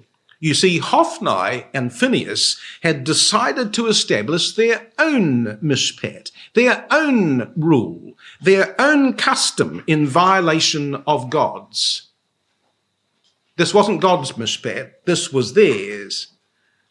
And what that mishpat was, it says, when any man offered sacrifice, and the word zebach again clearly relates this to the peace offering, because it refers to the offerer's portion, and the only sacrifice that could have involved an offerer's portion is the peace offering itself. So what happened was this. When any man offered a peace offering, the record says, verse 13, the priest's servant came while the flesh was in seething with a flesh hook of 3 teeth in his hand. So think about what's happened in terms of the experience of this family, whoever they might have been, Elkanah's household included. The offerer had engaged in confession of sin, the sin offering. They had made a vow of dedication, the burnt offering. And they're now ready to participate in the joy of fellowship, the peace offering. That fellowship meal was being prepared. The meat was cooking. All the other arrangements for the meal were being organized. They were just about to sit down and eat with God. And that was the moment when these priest servants arrived. And it goes on to say that they came with a flesh hook of 3 teeth in his hand. He struck it into the pan, says verse 14, or kettle, or cauldron, or pot, and all that the flesh hook brought up, the priest took for himself. Now, that word flesh hook, it's interesting because that's the same word used for the flesh hooks that were at the altar of burnt offering. That's found in Exodus 27, verse 3, and in Exodus 38, verse 3. Now, those flesh hooks were used at the altar to move the sacrificial pieces on God's altar, and they were therefore counted to be part of the holy things of the tabernacle, as Numbers 4, verse 14 tells us. So what these men did is they took God's instruments from God's altar for their own ends. They'd already received the best part of the animal, but these men wanted more. They wanted the best part of what was not theirs. And you notice what the focus is on these two verses? The focus, verses 13 and 14, I suggest to you, is on aggressive deeds. See verse 13? The priest's servant came with a flesh hook. Verse 14, he struck it into the pan. He brought it up. He took it for himself. This is all about the spirit of aggressive deeds, is it not? He was the spirit of Hophni, the man of the clenched fist. They challenged the portions of the offering, and by interfering in the cooking of the meat of that sacrifice, what they did so successfully was they destroyed the people's fellowship meal with Yahweh. They came between the saints and their God. And the record says at the end of verse 14, so did they in Shiloh unto all the Israelites that came hither. And that tells us that Hannah, among others, had experienced this evil behavior time and time again in coming to Shiloh, because this was their established practice. They bullied all the worshippers into giving them what they wanted, and Hannah knew it. Verse 15 says, if you think that was bad, verse 15 says, also before they burnt the fat, the priest's servant came and said to the man that sacrificed, give flesh to roast for the priest. Now, do you notice that these episodes are marked out very carefully in terms of their timing? In verse 13, the confrontation occurred while the flesh was in seething. And that's a phrase that immediately relates to the offerer's portion. But this time, in verse 15, the confrontation occurs before they burnt the fat. And since all the fat was Yahweh's, as Leviticus 3 verse 16 has told us, this matter relates to Yahweh's portion. So give flesh to roast for the priest, came the demand, for he will not have sodden flesh of thee, but raw. And verse 16 says that if any man said unto them, well, let them not fail to burn the fat presently, and then take as much as thy soul desireth, then thus and so. If any man said unto him, let them not fail to burn the fat presently, says the record. But you see, the offering of fat immediately to God after the slaying of the animal, you'll remember, was one of the priorities of the law. Rotherham says, let them at least make incense at once with the fat and then take. The American Standard Version says, surely burn the fat first and then take. And that was absolutely right for the offerer to say that. Let God have his portion first. That's what the law requires. Take, then take. How much might they take? Take as much as thy soul desireth, came back the answer. So here was the conciliatory spirit of an offerer who was prepared to give up much of their own portion of the sacrificial meal as long as God was honoured first with his rightful portion. And yet their gentle request, first do that, if you please, then take as much as thou desirest. That gentle request was met with a vulgar, brute demand. He would answer him, nay, but thou shalt give it me now, and if not, I will take it by force. And the force of the word now is used, don't you think, over against the word presently. So the implication is that burning the fat unto Yahweh doesn't come first. said these priests. Giving me the priest the portion I want comes first. And if the truth be known, they may have even taken of the fat, which was Yahweh's, to make their roast even more delicious. And you notice what the emphasis is on verses 15 and 16. This time I suggest to you that the focus is on arrogant words. Verse 15, the priest's servant came and said to the man, verse 16, and if any man said, let them not, then he would answer, give me now. It's all about aggressive or arrogant words, isn't it? Here's the spirit of Phinehas, the man of the brazen mouth. They challenged the order of the offering, and by interrupting the burning of the fat on the altar, they destroyed Yahweh's fellowship with his people. And this time they came between God and his saints. Wherefore, says verse 17, the sin of the young men was very great before Yahweh. You see, it wasn't just the evil of their bad example, their aggressive deeds, their arrogant words. Their sin lay in a contempt for divine principles which permitted and encouraged and legitimized a similar spirit of ungodliness among the people. That was absolutely disastrous. And worst of all, the climax of the peace offering centered on the wonder of worshipping a God who desired to share a fellowship meal with his people. And at that sacred, precious, special moment, these scoundrels came along and destroyed it all. And the result of that, says the end of verse 17, is that men abhorred the offering of Yahweh. Rotherham says men scorned the offering. Greenslittle says men despised the offering because everything they did was so harmful to the real objective of godly worship. When the consecration of all one's labours brought before God in holiness were rudely seized for personal gain,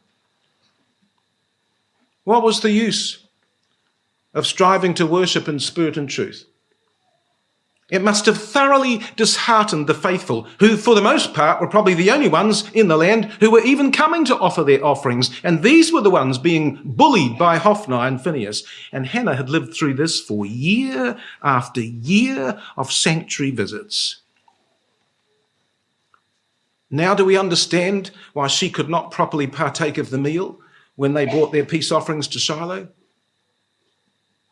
Now do we realize why Hannah's real adversaries were Hophni and Phinehas and not Peninnah, wicked priests emboldened in their own corrupt priesthood? Now do we appreciate why she prayed for a son and vowed him to God to be his instrument as a priest in restoring true fellowship between God and Israel? Now do we understand why she believed that these men and their evil ways needed to be overthrown? She hated their spirit, and she hated it on God's behalf. Now that challenge of spiritual decline, which Hannah faced so resolutely in her age, has always been present in the household of faith. Changes are made to the decorum and the dignity of the worship of God in ecclesias. Many of the changes are small, but they're incremental. And they're always incremental in one direction. They come about because of an agitation for change. But a sound, carefully reasoned scriptural basis for that change is more often than not completely absent. The mood of the ecclesia alters. The atmosphere declines. The sense of reverence that once touched every heart is lost by degrees which are themselves so gradual that it seems unreasonable to object. But over time, the characteristics of vigorous spiritual life that once revolved around a reverent respect for Yahweh, a deep desire to uphold the counsels of his word, and an appreciation of the greatness of his purpose, is all replaced by a style more suited to the wishes of the worshippers. Speech, dress, music, prayer, posture, attendance, commitment, study, reading are all made the subject of adjustment to make things more human, more relaxed, more comfortable, in a manner which unsurprisingly reflects why the spirit of the surrounding world. Some know that the changes are spiritually damaging to the higher purposes of the truth, but it's easier to say nothing. It's less challenging to give consent through silence. And that's how spiritual decline occurs. Beware the triumph of gradualism. It begins with a few who seek to change the way of worship. It ends with the many who in practice begin to abhor the offering of Yahweh. In that process, worship continues on earth, but it may no longer be accepted in heaven. The problem is, we don't have enough Hannahs. Brothers and sisters who are passionate enough to see the issues and seek to guard the heritage of the truth. See, the challenge for every generation is this. It's to distinguish between changes which arise, but which will not compromise the ways of God, because things do change, and those alterations, on the other hand, of thinking and conduct which will undermine the foundations of the truth. See, most people are insensibly affected by the passage of time and change. We gradually adjust to the new realities. We accept the decline in spiritual standards that comes with them. It's easy to do. A few see far enough ahead to discern that certain trends will bring spiritual catastrophe that could extinguish the truth. And I think that part of the uniqueness of Hannah's spirit was that she saw those trends and she recognized that danger. But what made her distinctive was her readiness to uphold the right and oppose the wrong in an age when it was easier to tolerate it. And this episode is part of her response in her day to uphold the right. And that's what she's about in this story right now. So verse 18 says, "But Samuel ministered before Yahweh." Now there's obviously a contrast here with verse 17, because verse 17 says that these men, the sin of the young men was very great before Yahweh. But here, Samuel ministered before Yahweh. So you see, whereas Hophni and Phinehas did what they did against the face and in defiance of God, Samuel did what he did toward the face and in honor of God. And that little word "but," don't you think? That little word "but" at the start of verse 18 tells us that there's a deliberate contrast between these two. He, the little boy, was everything that Hophni and Phinehas were not.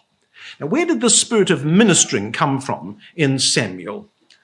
Well, the answer is from the woman whose child he was. Because you see, this Lent one, left in Shiloh, was quintessentially Hannah's child through and through.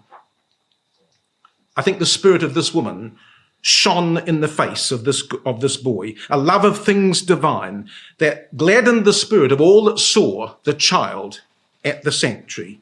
Because he did all that, as the record says. Again, do you notice at the end of the verse, being a child, or in the middle of the verse, there's almost a sense of wonder about that phrase. He was a child, it says back in chapter 1 and verse 24. He was a child, says chapter 1, it says chapter 2 rather, and verse 11. And now again, he was a child, says chapter 2, verse 18.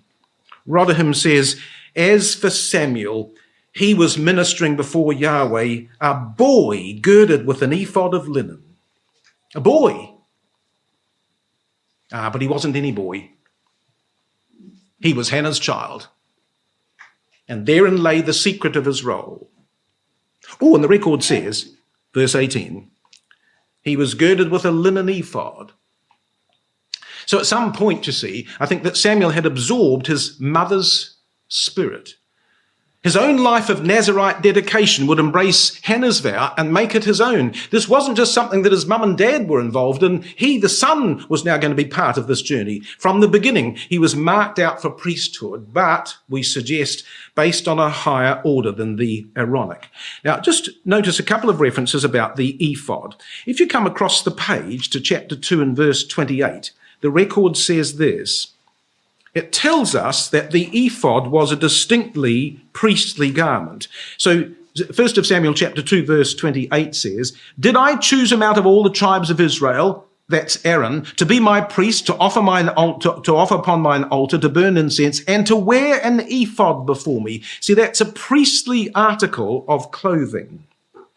And again, if you come to the 1 Samuel chapter 23, you might remember an episode in David's life where, desiring communication with God, the record says this in 1 Samuel chapter 23 and verse 9, "And David knew that Saul secretly practiced mischief against him, but he said to Abiathar the priest, 'Bring hither the ephod.'"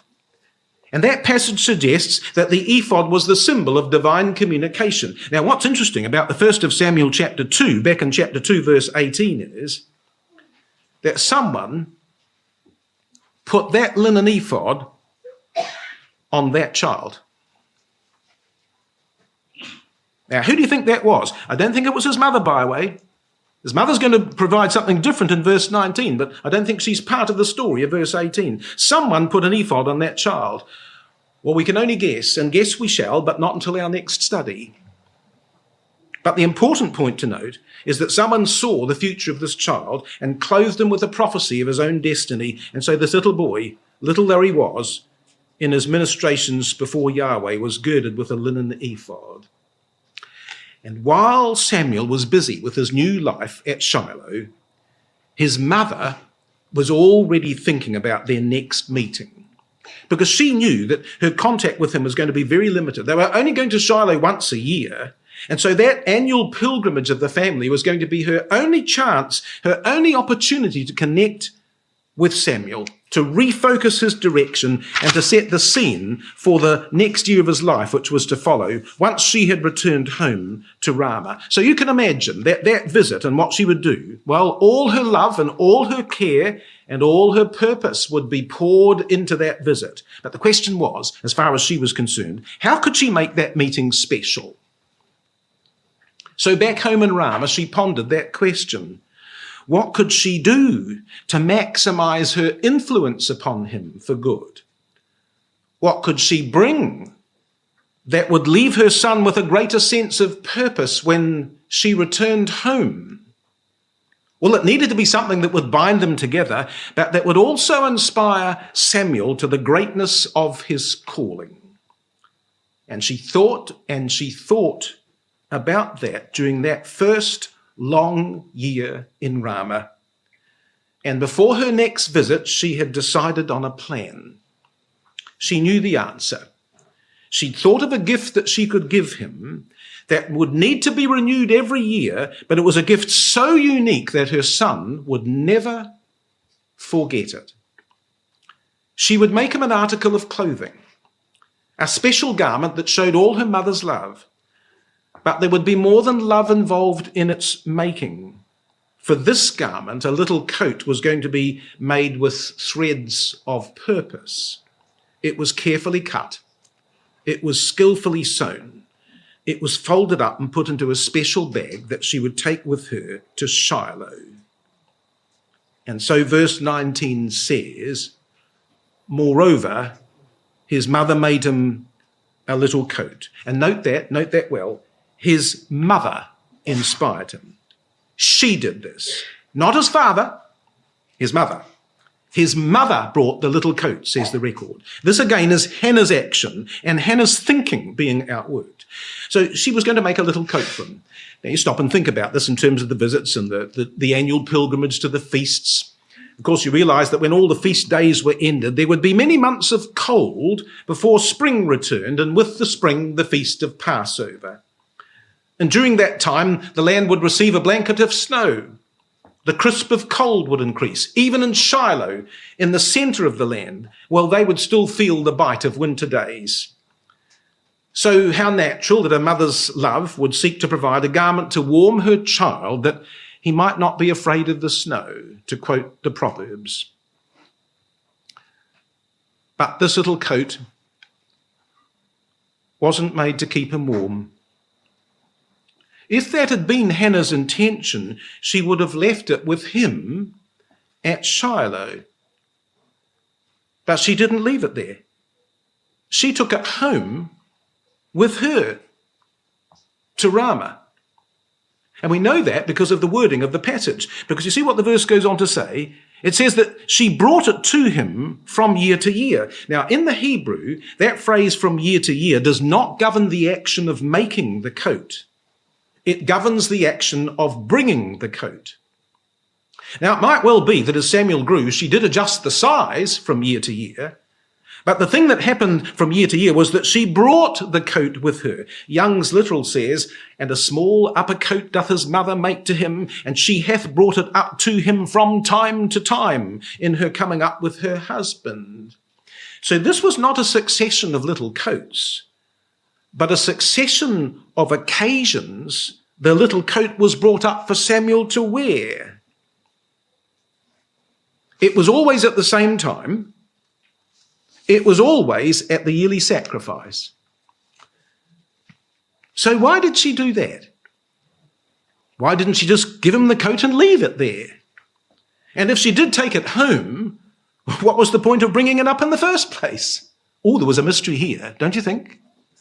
So let's picture the scene on that first occasion when Hannah returned to Shiloh, 1 year after having left Samuel there. She might have been uncertain, incidentally, as to how he'd react, but the news must have been spread that the mother was there, the child was brought forth, and little Samuel probably sped across the courtyard saying, "Emma, Emma!" And she knelt to receive him. "Shalom haben shali," a long hug, and then a longer look at him from an arm's length, because that's what mums do. First a hug, and then let me have a good look at you. As she imprinted the story of his growth on her memory, she would probably do that every year from now on. She'd take a good look at how her boy was growing.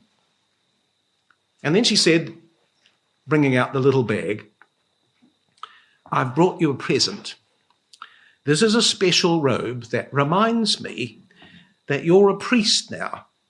And I hope it will help to remind you as well. And this will be your special gift to wear while we are together, you and I, at the sanctuary. It's like the robe the high priest wears." And indeed, it was. Because on every occasion, this word for the little coat is used before this verse, it refers exclusively to the robe of the ephod worn by the high priest. Exodus 28, verse 4, verse 31, verse 34. Exodus 29, verse 5. Exodus 39, verses 22 to 26. And Leviticus 8, verse 7. Those are all the previous references to the little coat, the Hebrew word. Now, the interesting thing about the robe of the ephod is that it divided the two sets of clothing which the high priest wore. You see, beneath the robe were the linen garments he wore in common with his sons. But the garments for glory and beauty which were worn over that robe were his exclusively. And that robe, as we know, had a special woven collar so strong that it could not be torn. And it symbolized that the high priest would unite the nation unto himself through his anointing. Now, these two articles of clothing, the high priest's clothing, the robe of the ephod and the ephod itself, are found together, as some of you will know, in a remarkable passage found in David's life. Let's just come and have a look at it, because there are a couple of very interesting connections here. In the first of Chronicles and chapter 15, and of course this is the story, well, at least the Chronicles story, of the bringing of the ark to Zion in the days of King David. But we're told exactly what happened on that occasion. There'd already been tragedy. Now they're bringing the ark for a second time. And this is what it says, 1st of Chronicles chapter 15 and verse 25. So David and the elders of Israel and the captains over thousands went to bring up the ark of the covenant of Yahweh out of the house of Obed-Edom with joy. And it came to pass, when God helped the Levites that bear the ark of the covenant of Yahweh, that they offered 7 bullocks and 7 rams. And David was clothed with a robe of fine linen, and all the Levites that bear the ark, and the singers, and Kenani, the master of the song with the singers. And David also had on him an ephod of linen. Thus all Israel brought up the ark of the covenant of Yahweh with shouting, with the sound of the cornet, with trumpets, with cymbals, making a noise with psalteries and harps. So David, in an ecstasy of joy and under the power of the Holy Spirit, now is part of this joyful procession that brings the ark of God to Zion. And do you notice that in verse 27, only one person happens to be clothed with 2 articles of clothing, and that happens to be David. So we're told in verse 27 that David was clothed with a robe of fine linen, but also he was clothed at the end of the verse with an ephod of linen. And that robe of fine linen at the start of verse 27 is the same word for the robe of the ephod. Now, what was all this about on this occasion in David's life? Well, David, in his ecstasy of joy, was setting forth within himself a prophecy of Christ's future work. And that prophecy was this, that he would be both Messiah King, Mashiach Melech, and Messiah Priest, Mashiach Kohen. Now, where was David at this moment? He was in Salem, the city of Melchizedek, the man who was both king of righteousness and priest of the Most High God, as Genesis 14 verse 18 calls him. And the record here expressly tells us that David, and only David, actually wore these 2 garments on this occasion. So this was the prophecy that David was setting forth, that he, who as representative of his people was king of righteousness, the robe of fine linen, would also have the right to enter into the presence of deity for divine communication as the priest of God, the ephod of linen. And only one man had ever held those rights in unity, and his name was Melchizedek. And he brought forth a fellowship meal, you'll remember, of bread and wine, says Genesis 14. Come over the page, you see what David does in chapter 16, verses 1 to 3 of 1st Chronicles. Do you think David understood the Melchizedek story? So they brought the ark of God, set it in the midst of the tent that David had pitched for it, and they offered burnt offerings and, do you notice, peace offerings. And when David had made an end of offering the burnt offering and the peace offerings, he blessed the people in the name of Yahweh, and he dealt to every one of Israel, both man and woman, to every one a loaf of bread and a good piece of flesh and a flagon of wine. He brought forth bread and wine, just as Melchizedek did in Genesis. In fact, this wonderful episode was probably the very basis for the writing under the Spirit of Psalm 110. The Lord said that Yahweh said unto my Adon, the one that speaks of a king priest, one who would be a king to govern, verse 2 of the psalm, but to intercede as priest in verse 4 of the psalm, but only by the virtue of a special anointing in verse 3 of the psalm. David knew all of this. He knew the story of Melchizedek, and he knew that only the Son of God could be both king and priest. Yahweh said unto my Lord. But David also knew that on this day that he would foreshadow him, that future king priest to come. David would foreshadow him. Now, why that's so interesting is that outside the law of Moses and this occasion in David's life, there is only one other place in Scripture where those 2 articles, the robe of the ephod and the ephod, are found together. They're both worn by Hannah's child right here in the 1st of Samuel chapter 2, verses 18 and 19. And when did she bring this little garment up? Verse 19. When she came up with her husband to offer the yearly sacrifice. When she came up with a husband to offer the yearly sacrifice. So her action in clothing him with that special robe, I think, was extraordinary.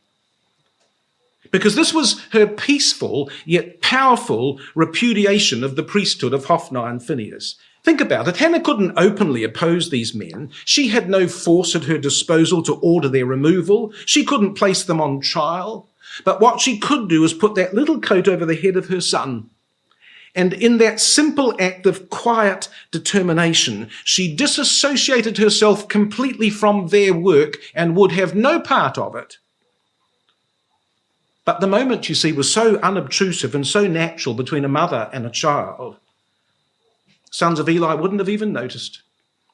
But in that singular action of clothing him with those garments, she declared that she recognized Samuel as her sole, legitimate, priestly representative. Oh, he might only be little, but he was her priest in principle.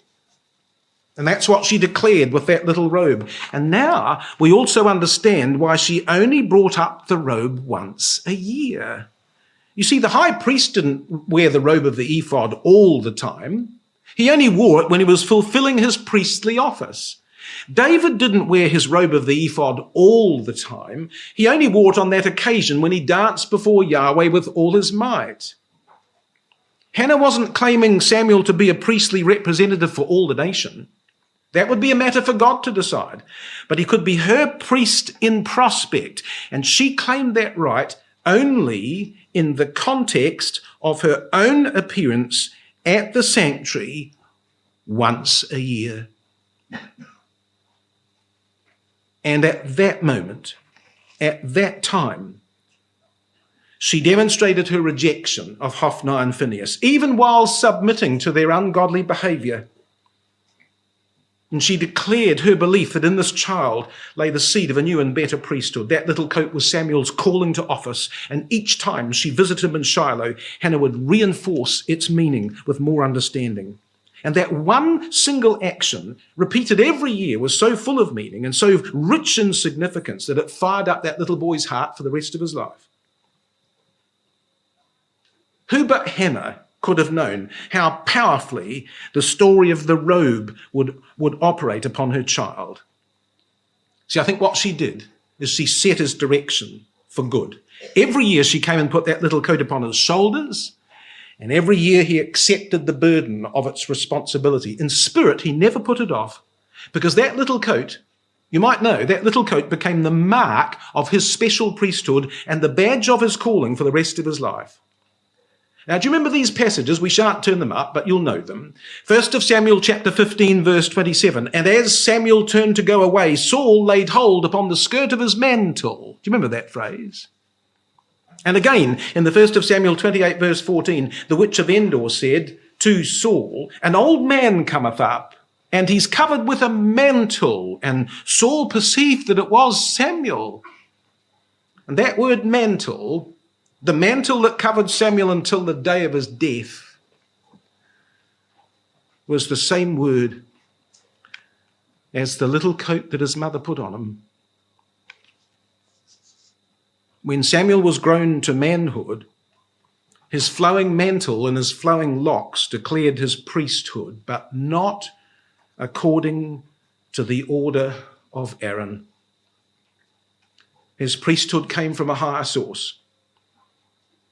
And all that began when his mother arrived every year with a peace offering for God and a priestly mantle for her son. So I think her influence on her boy was profound.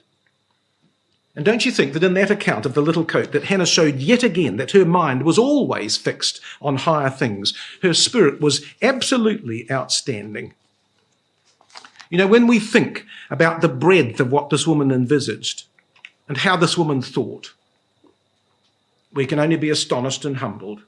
Because if she knew all this, then she knew that her son was but a figure of one still to come. So what else did she know about Messiah's future work? What did she see reaching backward and forward into the mysteries of Melchizedek? What did she really hope for with her little boy? Well, those questions, God willing, brothers and sisters, will form the basis for our exhortation tomorrow.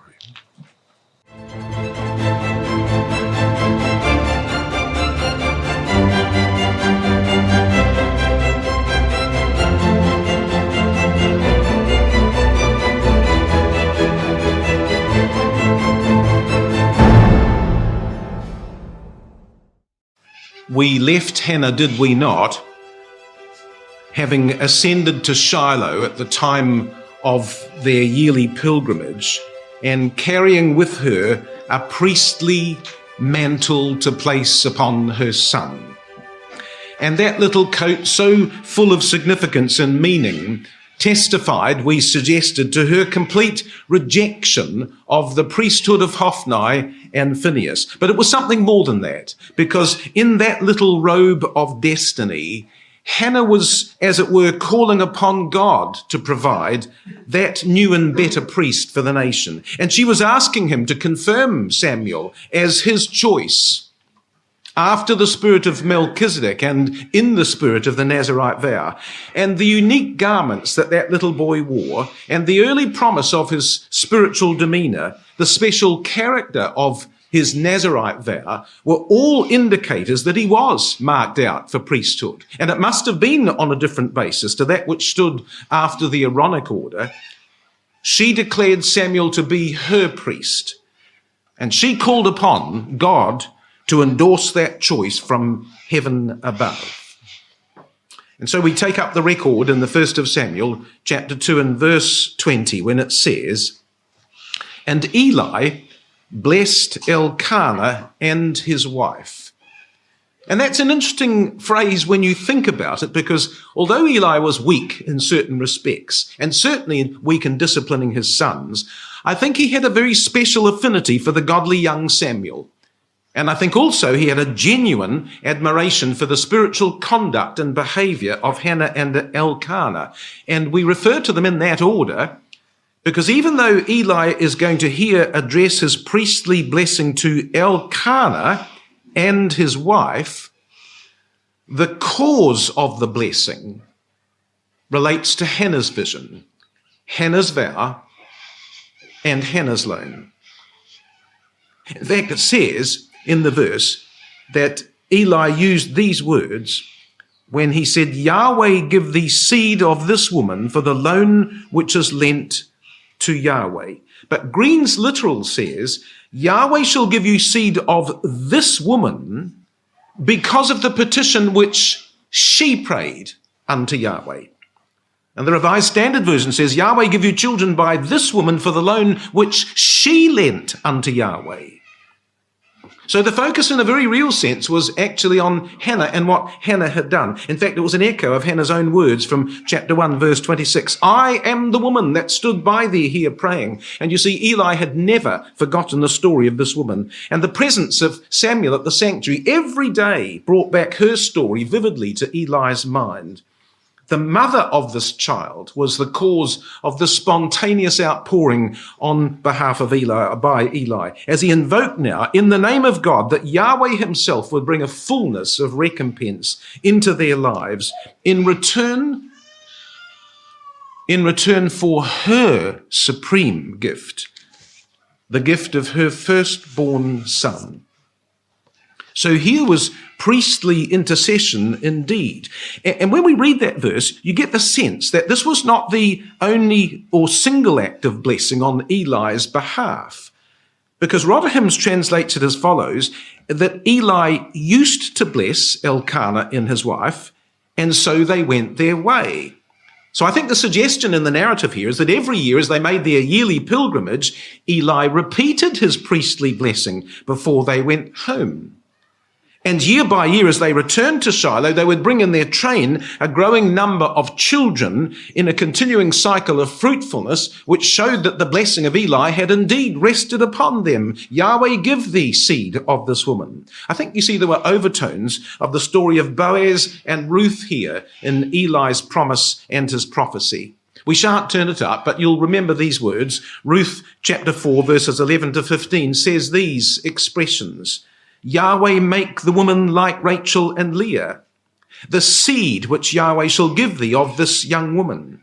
And Yahweh gave her conception, she that was better than 7 sons, a phrase that Hannah herself has alluded to. And I think all of this is evidence of the profound effect that that little Levite had upon Eli and the impact of Hannah herself upon this old man who loved the truth but who lacked the strength to discipline his offspring. And in this child of God and his mother,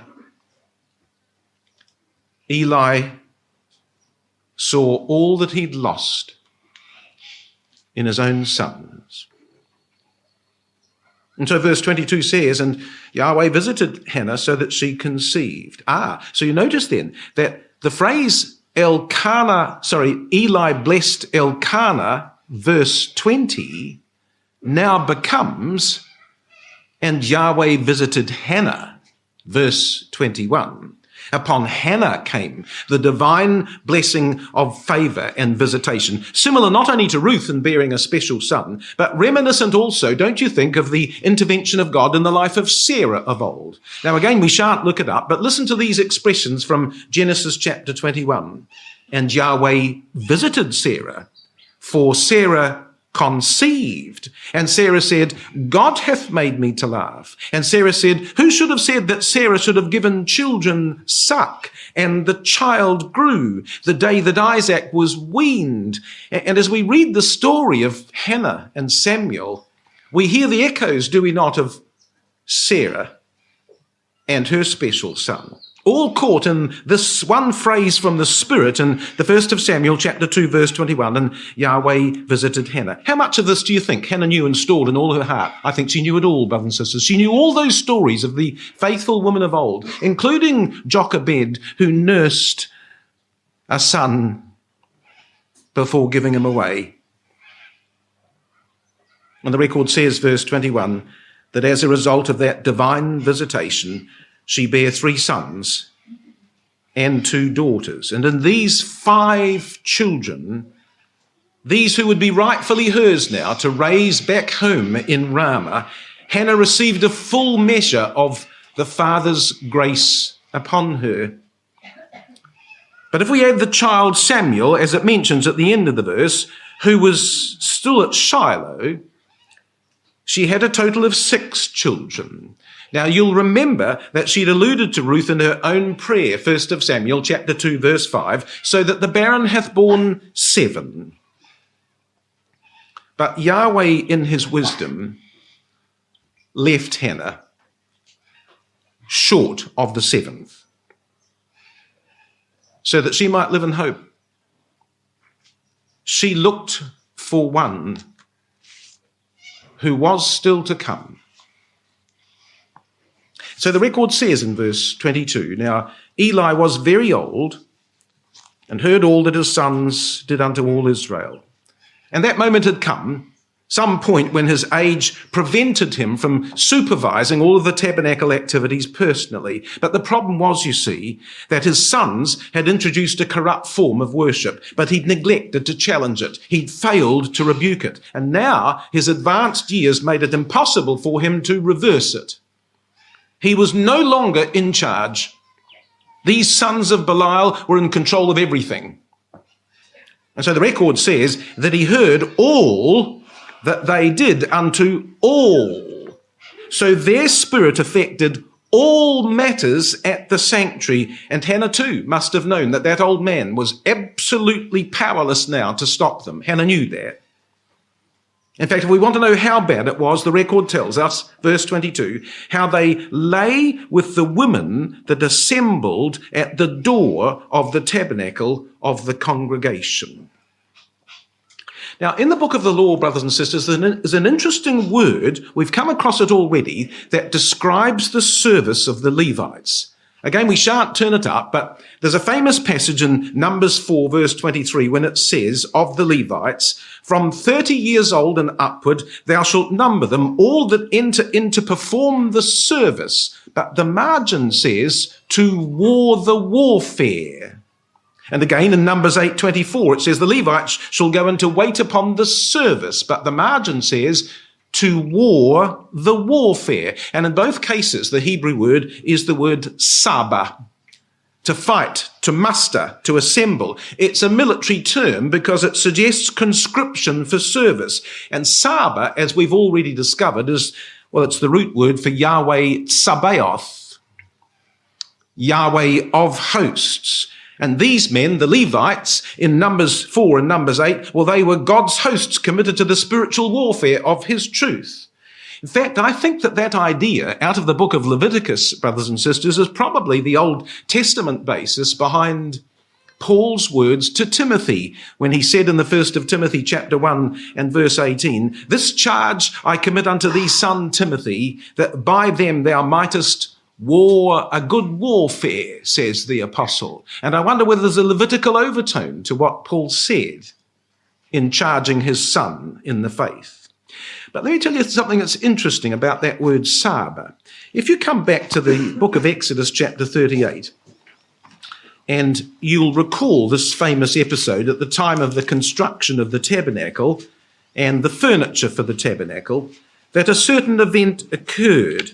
We're told of it in Exodus 38 and verse 8. The record says that Moses, well, perhaps not Moses, it's probably actually Bezaleel, the he of this verse. Exodus 38 verse 8, he, Bezaleel, made the laver of brass and the foot of it of brass of the looking glasses of the women assembling, which assembled at the door of the tabernacle of the congregation. Now, do you notice the margin? The margin says assembling by troops. And the margin also says, see the 1st of Samuel, chapter 2, verse 22, and Numbers chapter 4, verse 23, because it's the same word in the Hebrew. It's the word saba. It's about the assembling of a host. But this time it refers to women. They also came to war, the warfare, as well as the Levites. So of old time, there had been women since the days of Moses who were dedicated to the service of the sanctuary. And if you come to Numbers chapter 31, in the matter of the battle against Midian, we're told that part of the spoils of victory, well, this is what the record says, Numbers 31, and reading firstly verse 26, maybe 25 for connection. It says that Yahweh spake unto Moses, saying, take the sum of the prey that was taken both of man and of beast, thou and Eleazar the priest and the chief fathers of the congregation, and divide the prey into two parts, between them that took the war upon them, who went out to battle, and between all the congregation. So there was going to be a division of the spoils of what they had gathered in warfare here. But you notice what verse 35 goes on to say, that in terms of the spoils, verse 35, there were 32,000 persons in all of women that had not known man by lying with him. And of those women, we're told in verse 40, the persons were 16,000, of which Yahweh's tribute was 32 persons. And Moses gave that tribute, which was Yahweh's heave offering, unto Eleazar the priest, as Yahweh commanded Moses. So 32 virgins were given to Eleazar the priest. But verse 47 goes on to say, and even of the children of Israel's half, Moses took one portion of 50, both of man and of beast, and gave them unto the Levites, which kept the charge of the tabernacle of Yahweh, as Yahweh commanded Moses. So 32 virgins were given to Eleazar the priest, verse 41, and 320 virgins were given to the Levites in verse 47. So there were virgins sent for service at the sanctuary that came under the authority of both the high priest and the Levites. And these virgins, incidentally, were from another nation, from Midian. But they served at the sanctuary in the spirit of devotion and in complete commitment to Yahweh's cause. In fact, I wonder whether the story of those virgins was part of the basis for the Apostle Paul's advice concerning virgins that he gives in the 1st of Corinthians chapter 7. Just listen to his words and see if you can capture a sense of the virgins of the Old Testament sanctuary. Because Paul says this, 1 Corinthians 7, verses 34 and 35. There is a difference also, he says, between a wife and a virgin. The unmarried woman careth for the things of the Lord, that she may be holy both in body and spirit. But she that's married careth for the things of the world, how she may please her husband. And this I speak for your own profit, for that which is comely, and that ye may attend upon the Lord without distraction. And I think that was the spirit of those virgins of Old Testament times. They were there to attend upon the Lord without distraction. And those women of the sanctuary are alluded to at the time of the temple's destruction, many centuries after Hannah's time. Because Lamentations chapter 1 verse 4 says, the ways of Zion do mourn, because none come to the solemn feasts. All her gates are desolate, her priests sigh, her virgins are afflicted, and she is in bitterness. So these then, coming back to the 1st of Samuel, chapter 2, these women were the honoured and honourable women whose lives were devoted to spiritual things. Because in verse 22 of the 1st of Samuel chapter 2, when it speaks of the woman that assembled at the door, that's the same phrase found in Exodus chapter 38, as the margin says, they were the Sabers. They assembled as Yahweh's hosts at the door. These were lives devoted to spiritual things, whether in fasting or praying or singing, whether in making or cleansing or preparing. They served at the sanctuary. And it was these women that Hophni and Phinehas committed immorality with. So either they were so far removed from the spirit of those who gave their mirrors to Moses in rejecting the vanity of outward appearance, or, as will be more likely, the priests, on whose approval the food and the clothing and the accommodation and the livelihoods of these women depended, had simply said that more was expected of them if they wanted to stay in Shiloh. Corruption of doctrine, verses 13 to 17, is inevitably followed by corruption in practice, verse 22. And these women had probably been placed in a difficult, if not impossible situation. So this is what Eli says, verse 23. He said unto them, why do ye do such things? For I hear of your evil dealings by all this people. And so Eli did remonstrate with his sons, but his words lacked power, didn't they? Because he was too meek, he was too mild, and because they knew already, as did he, that his words would never be backed by any action. And so the result was that their wickedness was so notorious as to be evidenced by widespread and general complaint. I hear, says Eli, by all. Everyone knew about it. It was no secret. The whole of Israel knew what was going on at the sanctuary. And Eli must have been ashamed and embarrassed by what his sons were like and how his sons behaved. In fact, he said to them, verse 24, nay, my sons, it is no good report that I hear. You make Yahweh's people to transgress. And so the life lived by these priests publicly in the sanctuary, with their scornful unbelief of the holy ordinances and their unblushing immorality, corrupted the inner religious life of the nation. The Septuagint says at the end of that verse, ye make Yahweh's people cease to worship him There's the rub. Cease to worship him. You see, this was the source of Hannah's grief. This was why she hated their spirit. She was devastated by the shocking impact of Hophni and Phinehas on the nation's worship. That's why she grieved. That's why she couldn't eat. That's why she prayed for a son. That's why she gave praise when she loaned him. That's why she brought the little coat. That's why she was on a collision course with these two. And the battle was now fairly joined because that little boy is at Shiloh. So Eli said to his boys, verse 25, if one man sin against another, the judge shall judge him.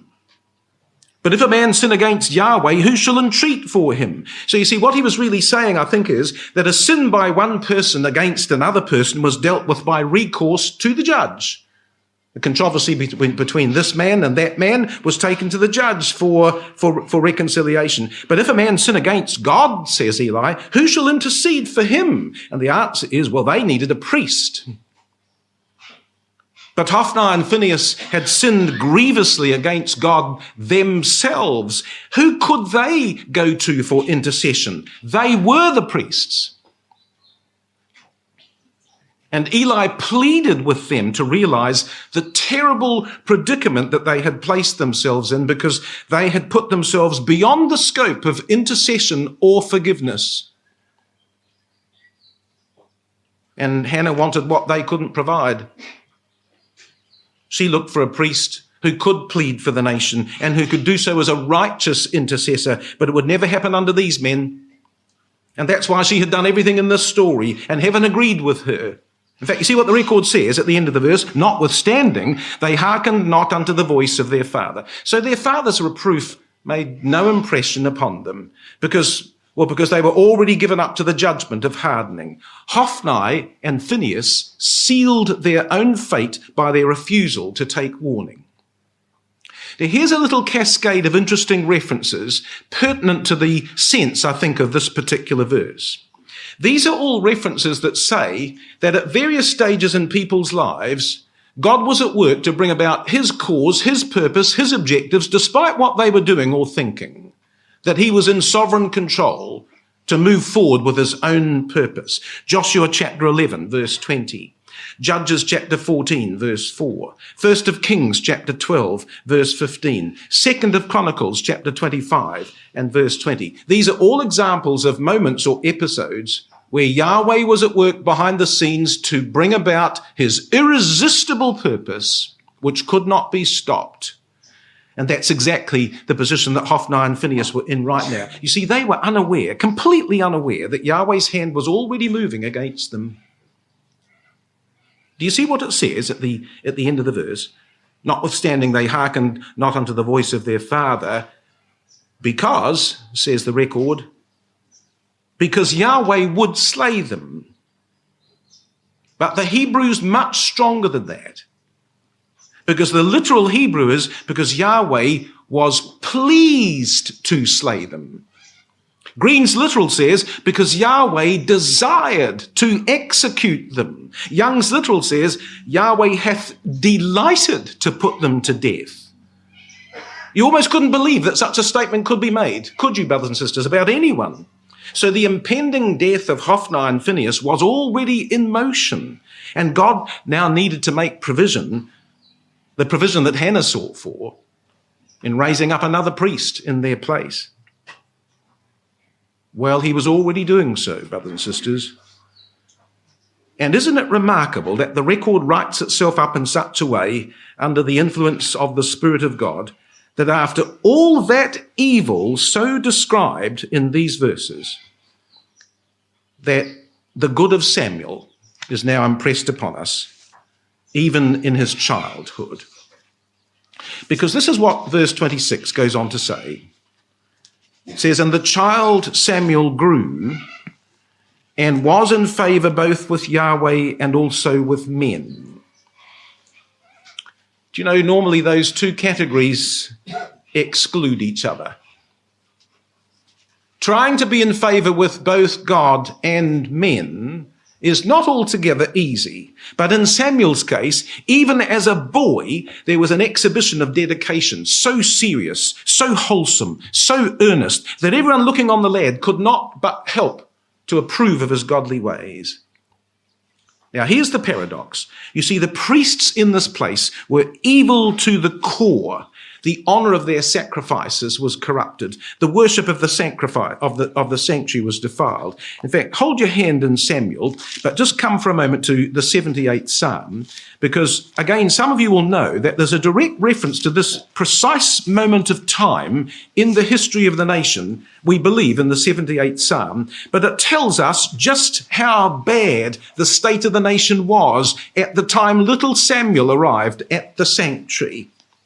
Because this is what it says in the 78th Psalm, and reading verses 60 to 64, because this calamity was just about to fall upon them. Verse 60 of Psalm 78 says, "So that he, God, forsook the tabernacle of Shiloh, the tent which he'd placed among men, and delivered his strength into captivity, and his glory, the ark of his holiness, into the enemy's hand. He gave his people over also unto the sword. He was wroth with his inheritance. The fire consumed their young men. Their maidens were not given to marriage. Their priests fell by the sword, and their widows made no lamentation." You see, this was the state of spiritual calamity that hung over the nation when little Samuel arrived at the sanctuary. And yet the strange thing is that the child walked through the midst of all that in Shiloh and somehow seemed to live a charmed life. No evil touched him and no harm reached him. So the question is, how did that happen? Well, the obvious answer is, Yahweh's providential care kept him safe. True. But what instrument did God use? What instrument did God providentially employ to keep the child safe? Well, it's clear that Samuel must have been under the chaperonage of a guardian. And given the tremendous responsibility that lay upon that person, we can be equally sure that providence overshadowed their selection and their placement. And when we ponder the needs of that little child in the 1st of Samuel, chapter 2 and verse 26, we recognize the qualities that his guardian must have possessed. And on that basis, the possibilities as to who that person might have been are greatly narrowed. So think about it, brothers and sisters. Samuel was so very young when he arrived at the temple that it is logical to assume that a woman must have taken care of him. Eli is too old and too infirm to be able to personally minister to the needs of such a little child. A woman was essential, but not any woman might do. In the first instance, she needed to be resident at the sanctuary.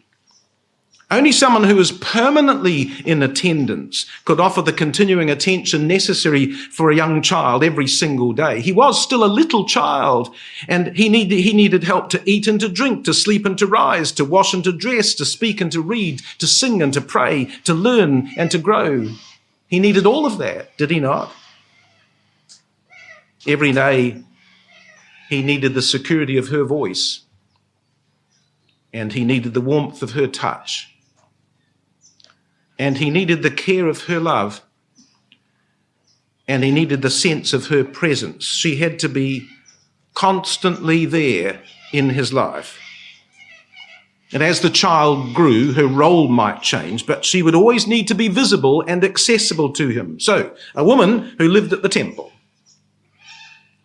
But this woman would be responsible for much more than simply the feeding and clothing of the child. His spiritual and his social and his mental development were also important for the role he was destined to fulfill. And someone was needed to watch over those with godly care. The households of Hophni and Phinehas were utterly unsuitable for this little boy to be raised in. Homes dominated by such evil men would never have provided the godly haven that Samuel needed for the spiritual nurture of his early years.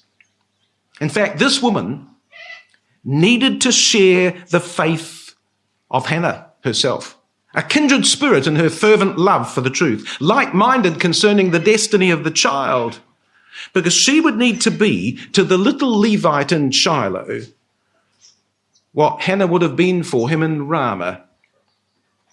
This woman would be the child's mother in the absence of the mother herself.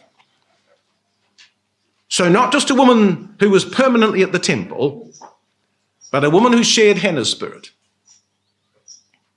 And I think there was one third vital quality required in this woman who might overshadow Samuel's life. She needed to have a personal standing and a moral authority that was beyond reproach and beyond rebuke. A woman whose personal influence was so strong that she could provide the blessing of the supervision the boy needed. How else do you think that the evil of Hophni and Phinehas would be kept at bay other than by one whose example could quell even their wickedness? Such a woman would be rare indeed. But only one of such high reputation would be the ideal of guardian care that the boy needed. So a woman who commanded respect. And in the providence of God, there was someone who met all three requirements. A woman who was resident at the sanctuary, a woman who shared Hannah's fervent spirit, and a woman whose reputation was formidable enough to silence even Eli's sons. A woman whose own dedication to the truth was undoubted and whose commitment to the spirit of vows and their performance was unquestioned. A woman whose example was celebrated and revered by the daughters of Israel. And that woman, we suggest, was Jephthah's daughter, who was already at the sanctuary long before Samuel was born. Now, I know, brothers and sisters, that there are divergent views on the matter of Jephthah's vow. But I'm going to suggest to you that the scriptural evidence supports the view that he devoted his daughter to perpetual service at the sanctuary and not to the idea that he slew her as a human sacrifice. But for all of that, the cost of his vow was very real. Now come back and have a look at it because, well, we're going to see some connections here.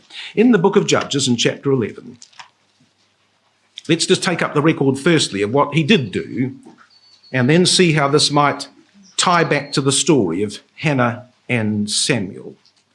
In the book of Judges, chapter 11, verse 29, and of course, because of time, we're not going to be able to investigate the whole matter in detail this morning. We're just going to touch across the surface to pick up some things that are helpful to the story of Hannah.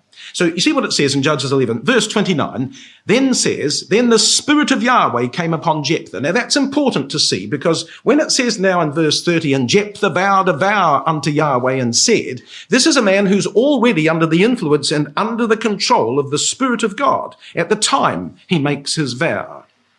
So it's reasonable for us to assume that a man under such guidance of the Spirit and who's already showed his spiritual and scriptural abilities in this chapter has made a sensible vow and a proper vow and not a foolish one. And so what the vow was this. Verse 30, if thou shalt without fail deliver the children of Ammon into mine hands, then it shall be that whatsoever cometh forth of the doors of my house to meet me, when I return in peace from the children of Ammon, shall surely be Yahweh's, and I will offer it up for a burnt offering. Now, you see that word whatsoever? That word, asher, in the phrase, whatsoever cometh forth out of the doors of my house, that word is better rendered whosoever. It's rendered that way by Rotherham's in the Revised Standard Version. Whoever cometh forth out of the doors of my house. In fact, there's only one other place we believe in the scriptural record where that exact expression in the Hebrew is found. Asher yisi midalti, and it's rendered in one place only here, Joshua chapter 2 verse 19, when it says there, and it shall be that whosoever shall go out of the doors of thy house. It's an almost identical expression to that of Judges chapter 11 and verse 31 here. Now, why that's important, brothers and sisters, is because what that word tells us is that Jephthah planned, I believe, on dedicating or devoting a person from the outset. He never intended to offer an animal, but he did intend to dedicate a person, whosoever comes forth. And associated with that dedication would be a matching sacrifice. So the person belonged to God. They shall surely be Yahweh's. And the burnt offering that accompanied that dedication, I will offer up a burnt offering, was the symbol of it. Now, when it says in verse 31, at the end of the verse, and I will offer it up for a burnt offering, you may know that the word for is not there in the Hebrew text. There is no word for. In fact, the entire Hebrew expression, and I will offer it up for a burnt offering, is only two Hebrew words. And those two Hebrew words are wahaletu, olah. And those two Hebrew words essentially mean, I will offer him, that is God, a burnt offering. You see, it would require what's described as a prepositional prefix to represent the word for, but it's not there. It's not there in the text at all. In fact, the Treasury of Scriptural Knowledge says of that phrase that wahala tu Allah means I will offer him or to him, that is Yahweh, a burnt offering. For Hugh may with much more propriety be referred to the person to whom the sacrifice was to be made than to the thing to be sacrificed.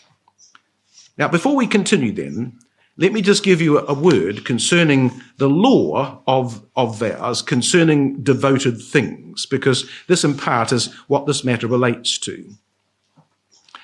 The theological word book of the Old Testament says about the matters devoted to God, it's referred to in Leviticus 27, the Hebrew word cherem. It says it means this. The basic meaning of cherem is the exclusion of an object from the use of man and its irrevocable surrender to God. Surrendering something to God meant devoting it to the service of God or putting it under a ban for destruction. So how would you decide whether a devoted thing was to be devoted in service or devoted to destruction? Well, the context obviously applied, and it was important to distinguish between those devoted cherem of men from the nations and those devoted cherem to Yahweh out of Israel. In both instances, their lives belonged to God without recall, but their destinies were completely different. You see, those devoted out of the nations were given to destruction, and their lives were forfeit in death. And Joshua 6, verses 17 to 21 is an illustration of such a cherem. But there was no basis ever for anyone in Israel to devote another Israelite to death. That was murder. And it was a breach of the sixth commandment, thou shalt not kill. And we are expressly told that those devoted to Yahweh out of Israel were given as a gift to the high priest, and their lives were forfeit in service, but not in death. Numbers chapter 18, verse 14. And this is the vow that we believe that Jephthah made on this occasion. And so what we're really being told here in Judges 11 and verse 31 is that in addition to devoting his daughter without the right of redemption, he also offered a corresponding burnt offering to symbolize her complete dedication. She was to be utterly in the state of lifetime service. Now, you notice how his daughter responded. Verse 36. Jephthah's daughter said unto him, verse 36, she said, My father, if thou hast opened thy mouth unto Yahweh to do to me according to that which hath proceeded out of thy mouth, well, then you must do so, forasmuch as Yahweh has taken vengeance of thee for thine enemies. So the daughter actually referred to the law of vows. She refers back to the very chapter in Numbers 30 that Hannah and Elkanah had discussed in making their own vow concerning the dedication of a child to perpetual service, and she urged her father to fulfill his vow. She only asked for one thing, and here's the one thing she asked for, verse 37.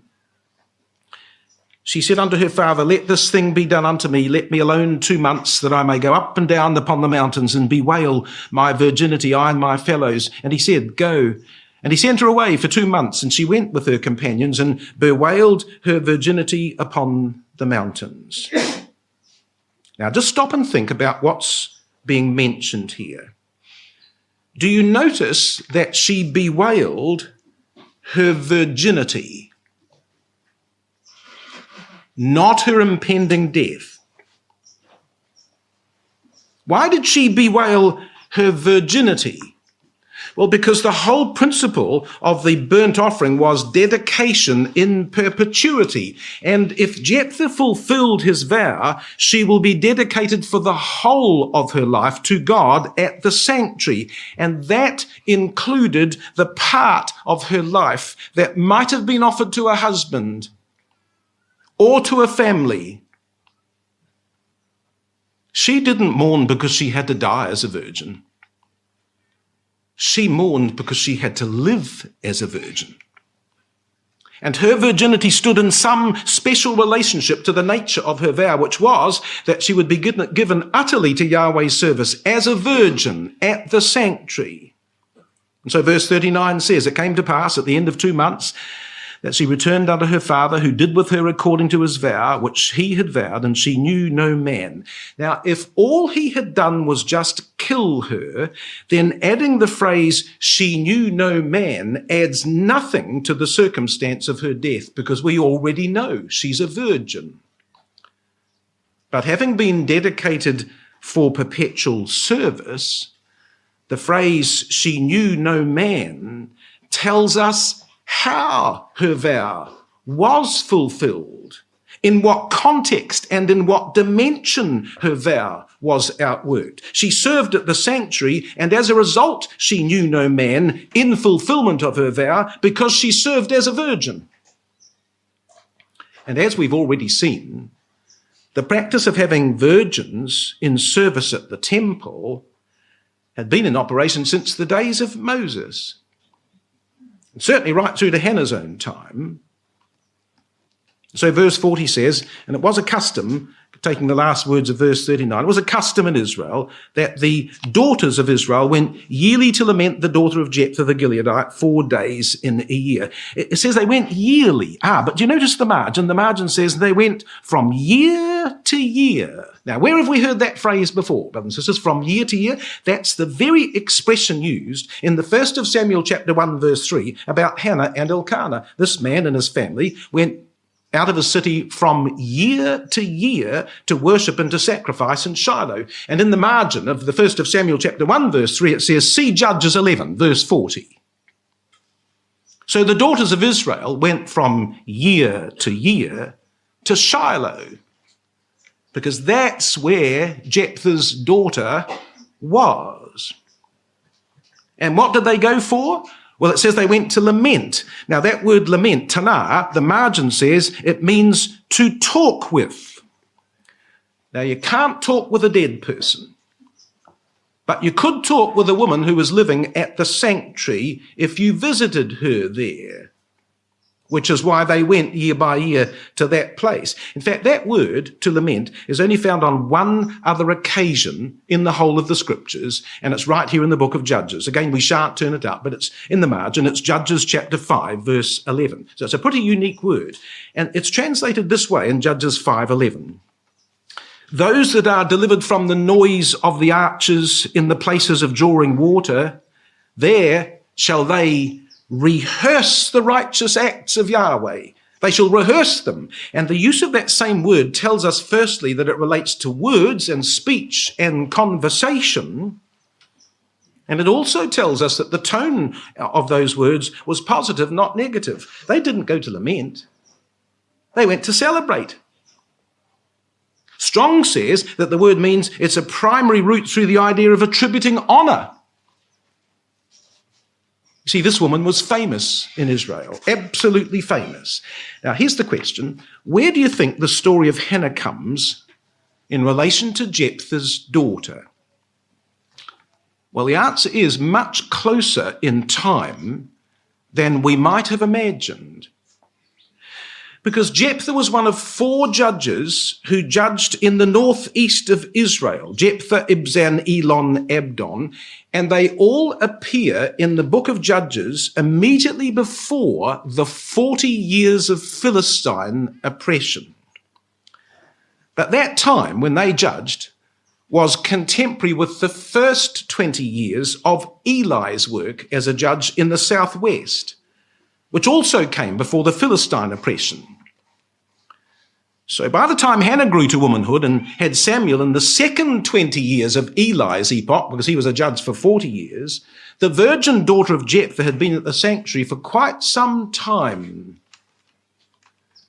But the closeness of these 2 episodes answers a puzzle in the divine record. And that puzzle is this, brothers and sisters. Do you realize that we've got twin stories of the dedication of a child to perpetual service at the sanctuary? Now, just watch my hands and see the connection.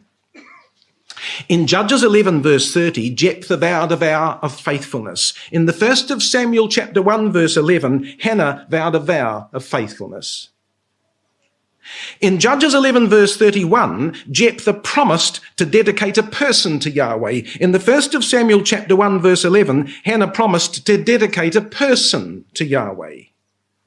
In Judges 11:35, Jephthah's vow, which proceeded out of his mouth, was upheld. In the 1st of Samuel, chapter 1, verse 23, Hannah's vow, which proceeded out of her mouth, was upheld. In Judges 11, verse 39, Jephthah's only child, his daughter, was pledged to perpetual service at the sanctuary. In the 1st of Samuel, chapter 1, verse 28, Hannah's only child, her son, was pledged to perpetual service at the sanctuary. In Judges 11, verse 31, the dedication of Jephthah's daughter was accompanied by a whole burnt offering. In the 1st of Samuel, chapter 1, verse 24, the dedication of Hannah's son was accompanied by a whole burnt offering. Now, would you imagine that those 2 accounts so close together in time are coincidental? I think not. The uniqueness of these twin episodes found in such proximity in both scripture and time, but nowhere else, argues that the one was in fact the basis for the other. And we know which one came first. And that fact suggests that the 2 stories are an exact counterpart of each other because the one is a conscious imitation of the other. And Hannah didn't come to slay her son. She came to dedicate him on the basis of the example that she was following. See, I think that Jephthah's vow not only inspired Hannah, but the presence of his daughter at the sanctuary gave Hannah the confidence she needed to dedicate her son in that place. Because we know that Hannah was one of those faithful women who did visit the sanctuary every year, 1st of Samuel, chapter 1, verse 3, and in the providence of God, she'd met this woman. She'd met this virgin daughter of a faithful judge. The whole story of Samuel's dedication rings with the tones of the dedication of Jephthah's daughter, and her fervency and her faithfulness were the keys that provided Hannah with the hope that it could be done. She was the catalyst that stirred Hannah into her own dramatic and decisive action. And now think about how perfect a solution this was to a conundrum. You see, Jephthah's daughter commanded such fame and respect in the land, Judges 11 verse 40, that even Hophni and Phinehas would have been very reluctant to challenge her. Her reputation for godliness was so well known that she'd be the one person at the temple they dare not oppose or confront, a woman whose sanctity was beyond compromise, a living legend who would be an ideal protector for the child. She could wrap him in a robe of privacy and conceal the worst excesses of that place from his young eyes and his innocent mind. And under her watchful eye, she could nurture the boys if she was his guardian angel. So come back to the 1st of Samuel, chapter 2. And let's just take up that record then as we come to a close of our thoughts. In the 1st of Samuel, chapter 2, let's just read that 26th verse again. Because when it says, you see, the child Samuel grew on and was in favor both with Yahweh and also with men, we realize that the father had already planned for this moment long before in the circumstances of life. So behind the scenes, when it says the child Samuel grew in favor, that was not an accident. God, in his providential wisdom, arranged for the right woman to be in the right place at the right time, to be a mother to the little boy. And before Hannah besought Yahweh of hosts for a man-child, Jephthah's daughter had already been dedicated at the sanctuary. She had no idea when submitting willingly to her father's vow what the consequences of her faithfulness would be. But God did. And he was even then preparing for the next stage of his purpose, which she, Jephthah's daughter, knew nothing about. You see, there's always such amazing wisdom and economy in God's arrangements, because here, in one moment of time, Yahweh brought the needs of 3 people into focus. And in one action, so glorious in its simplicity, Samuel was protected, Hannah was comforted, and Jephthah's daughter was fulfilled. She had a child to love. She had a child to look after. She had a child to guard. Never ever could she have dreamed of such a possibility at the time she bewailed her virginity. And this woman, whose own prospect of marriage and children was removed, was now privileged to nurse a child, and not just any child, but the one set for the deliverance of his people. There could not have been a more wonderful outcome to her life. And her presence in Shiloh was the perfect answer to the needs of the mother and the child whose lives would intersect hers at the temple. And now, don't you think? Now we know how Hannah was able to leave her son there and walk away, because he was left in the care of a woman who shared her spirit and who believed in the destiny of her son. And right from his first moment in Shiloh, there were signs of a woman's touch and of a woman's care. We're told that Samuel ministered before Yahweh being a child and, do you remember, girded with a linen ephod. I don't think there were any size 3 ephods hanging in the temple wardrobe. Someone made that little garment and put it on the boy because she believed in his destiny just as strongly as the boy's mother did. And Hannah must have been overwhelmed at the thought that what she had construed as delay, the father regarded as timing. And having met this faithful woman, Hannah saw in her the divine answer as to how God would care for the child that she'd loaned to him. She'd always believed implicitly that God could and that he would. But to know how he would do it, well, that was a mother's special need. She needed to know. And God, who knew the end from the beginning, had already prepared the way before Hannah had even made her request. If she fulfilled her vow and gave her child to him, he had already made preparations to receive him. You see, everything in God's arrangements are planned with extraordinary precision. They're calibrated according to a calendar that only God could imagine and that only God can control.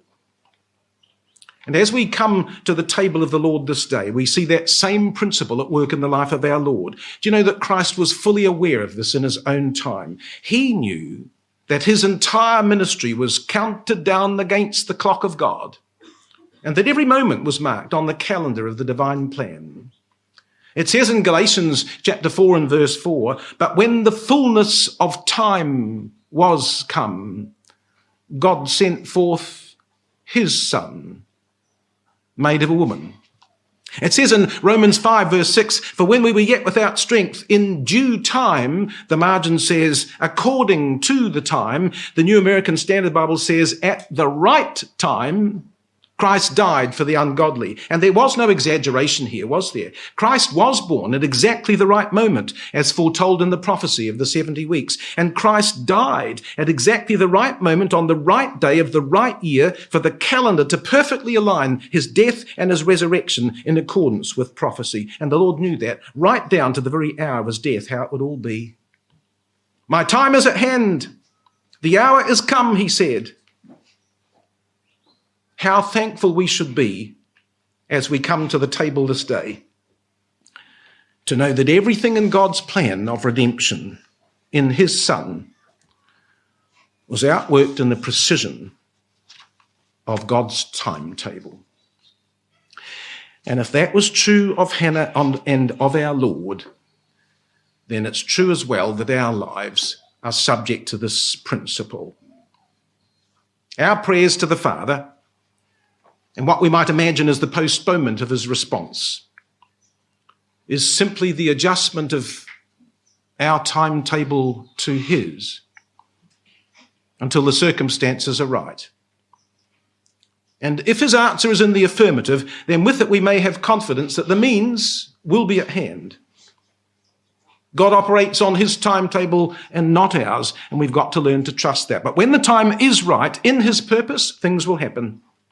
And Hannah knew that now. Hannah absolutely knew all of this now. So were all of her wishes fulfilled? This woman whose mind was always focused on higher things, this sister who saw beyond the present and who hoped for so much in this controversy with the sons of Eli, what did happen to them, these sons of Belial, after her song predicted their downfall and destruction? And did the little boy grow into the one she hoped for?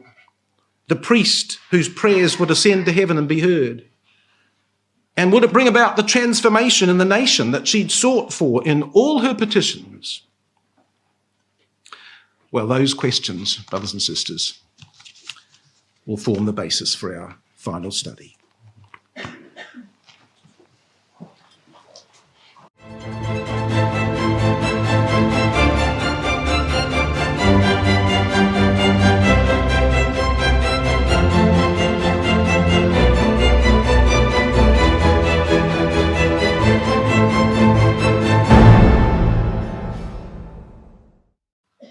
Thank you, Brother James.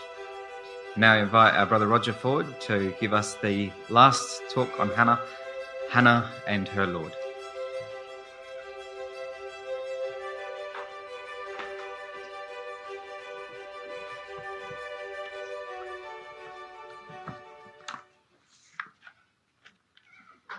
Well, thank you, Brother Chairman, and good morning again for one last time in our camp together this year, around the story of Hannah and her wonderful example.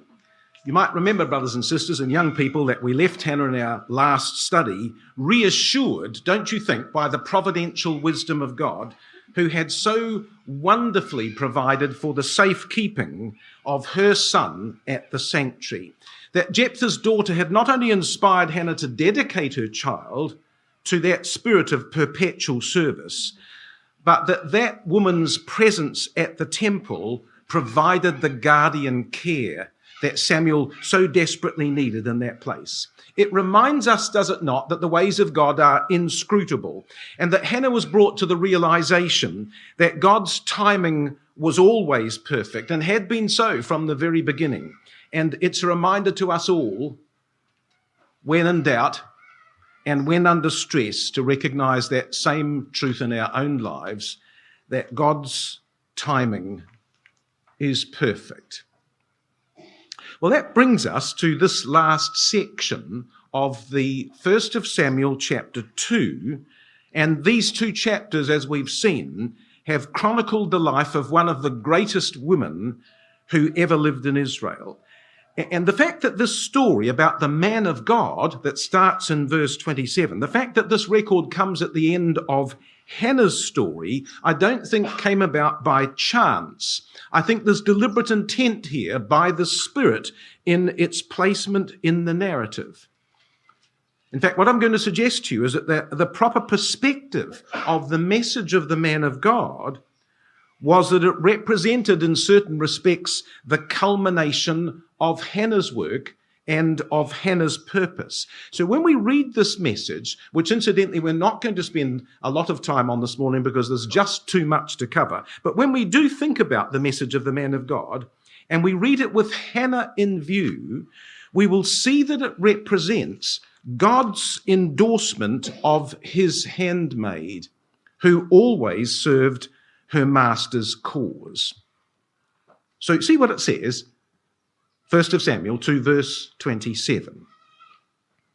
And there came a man of God unto Eli, and said unto him, Thus saith Yahweh, did I plainly appear unto the house of thy father when they were in Egypt in Pharaoh's house? And did I choose him out of all the tribes of Israel to be my priest, to offer upon mine altar, to burn incense, to wear an ephod? And did I give unto the house of thy father all the offerings made by fire of the children of Israel? And of course, the answer to all those questions was yes, God did, God had. As the man of God now proceeded to explain the basis and the origin of the Aaronic order of priesthood. But you see, there's something strange when you think about it, about the message of this man of God. He came from parts unknown, and when his message was delivered, he disappeared without trace. His appearance to Eli was to judge the iniquity of Eli's household.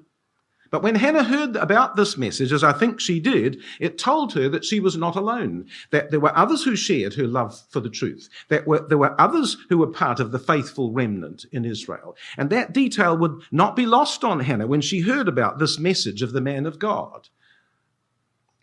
But here's the question. How would Hannah have ever heard this message? And who from?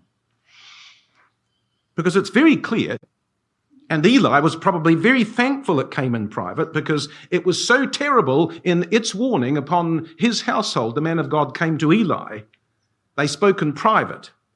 The only person that even knew about this message was Eli. But with that came the awful burden of living in silence with the knowledge now of the judgment that was about to fall upon his household. Eli knew, but nobody else did. Every day the old man knew that to be awake was to be aware, and he couldn't tell a soul.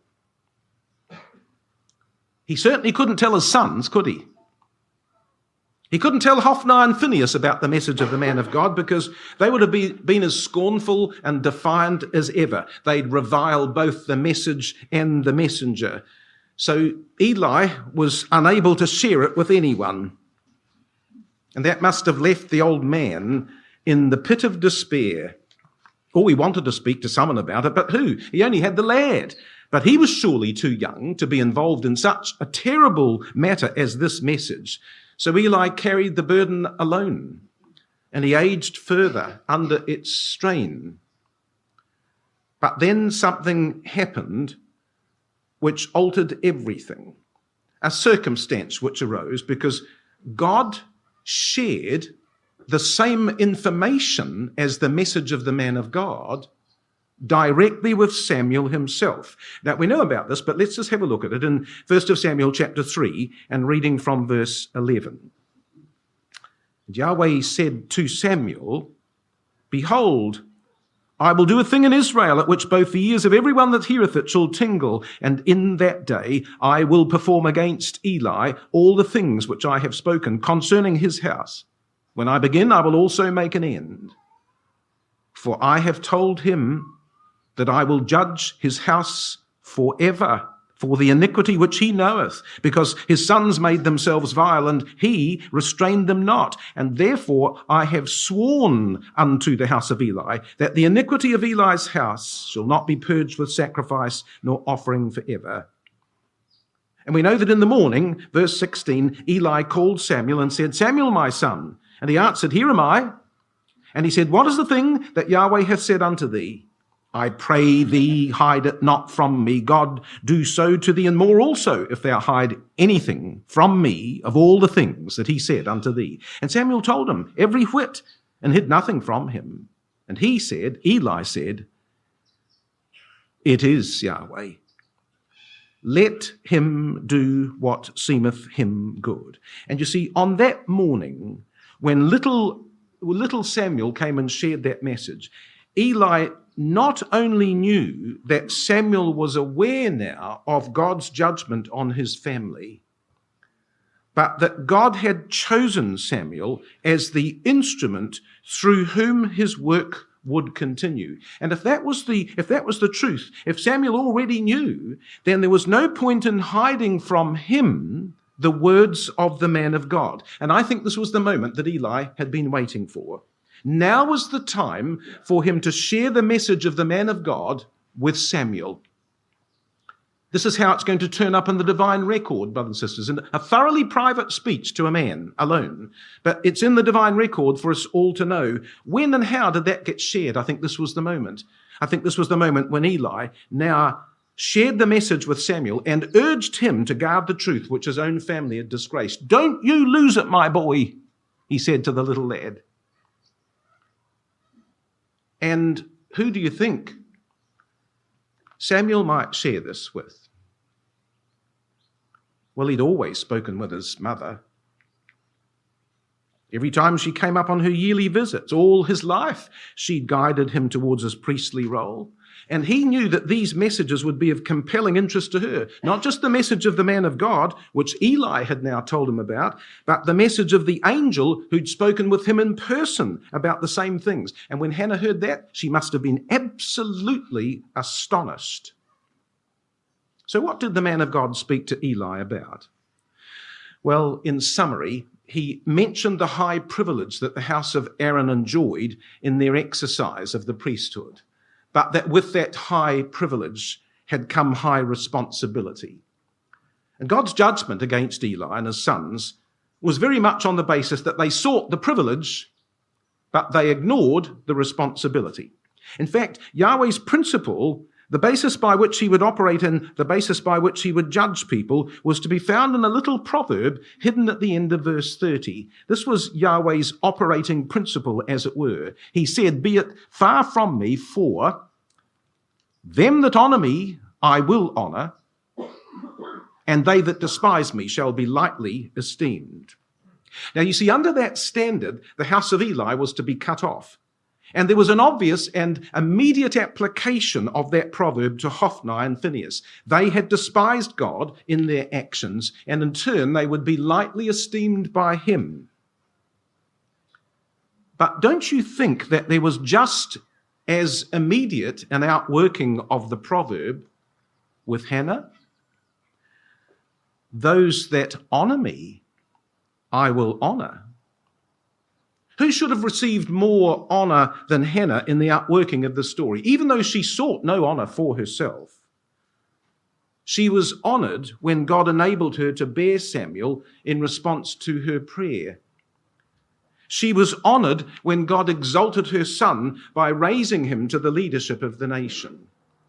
She was honoured when God chose her as his instrument to begin the next great stage of his purpose with his people. You see, everything that the man of God spoke in judgment against Eli was a corresponding endorsement of Hannah. And that's partly the significance, I think, of this message of the man of God. Now, time doesn't permit us to examine all his words, but let's come to the end of the story, the message of judgment, and take up the record from the 1st of Samuel, chapter 2 and verse 34, where, having just talked about the cutting off of the house of Eli, he says this, verse 34, "And this shall be a sign unto thee, O Eli, that shall come upon thy 2 sons on Hophni and Phinehas. In one day they shall die, both of them. This shall be a sign unto thee," he says. So you see, if Eli thought that these judgments might lie far off in the future, well, if he thought that, then he was told how close they really were. It was one of the most terrible signs for a father to ever receive, that Hophni and Phinehas were to be struck down together on the same day in a sudden and violent death, and that he, Eli, would witness it in his lifetime. And that event, the death of his 2 sons, was going to be the pledge that everything the man of God uttered against his house would come to pass. Nothing would be left undone of all that the man of God had spoken. And just as Hophni and Phinehas were to be removed, verse 34, so now, verse 35, they were to be replaced. And verse 35 says, "And I will raise me up a faithful priest that shall do according to all that is in mine heart and my mind." So you see, with the death of Hophni and Phinehas, God set in motion a cascade of events that would remove the house of Ithamar and restore the house of Eleazar. But during the interregnum, God provided Israel with a faithful priest that would restore their confidence in the office of the priesthood. And that priest would be none other than Samuel, Hannah's son. He'd already proved himself worthy of the office. Do you notice what it says in chapter 3 and verse 20? It says, "All Israel from Dan to Beersheba knew that Samuel was established to be a prophet of Yahweh." But some of you will know that that word established, or man, is the same word translated a faithful priest in chapter 1 verse 35 in the message of the man of God. Samuel was that faithful one, because he would do everything that Hophni and Phinehas didn't do and wouldn't do. He was faithful to offer sacrifice, the priestly work of expiation. He was faithful to burn incense, the priestly work of intercession. He was faithful to wear an ephod, the priestly work of communication. In fact, Samuel was a priest all his life as the spiritual guide of the nation. Do you know that in all of Israel's subsequent history, really, Samuel was the one person who ever approached the high rank of Moses?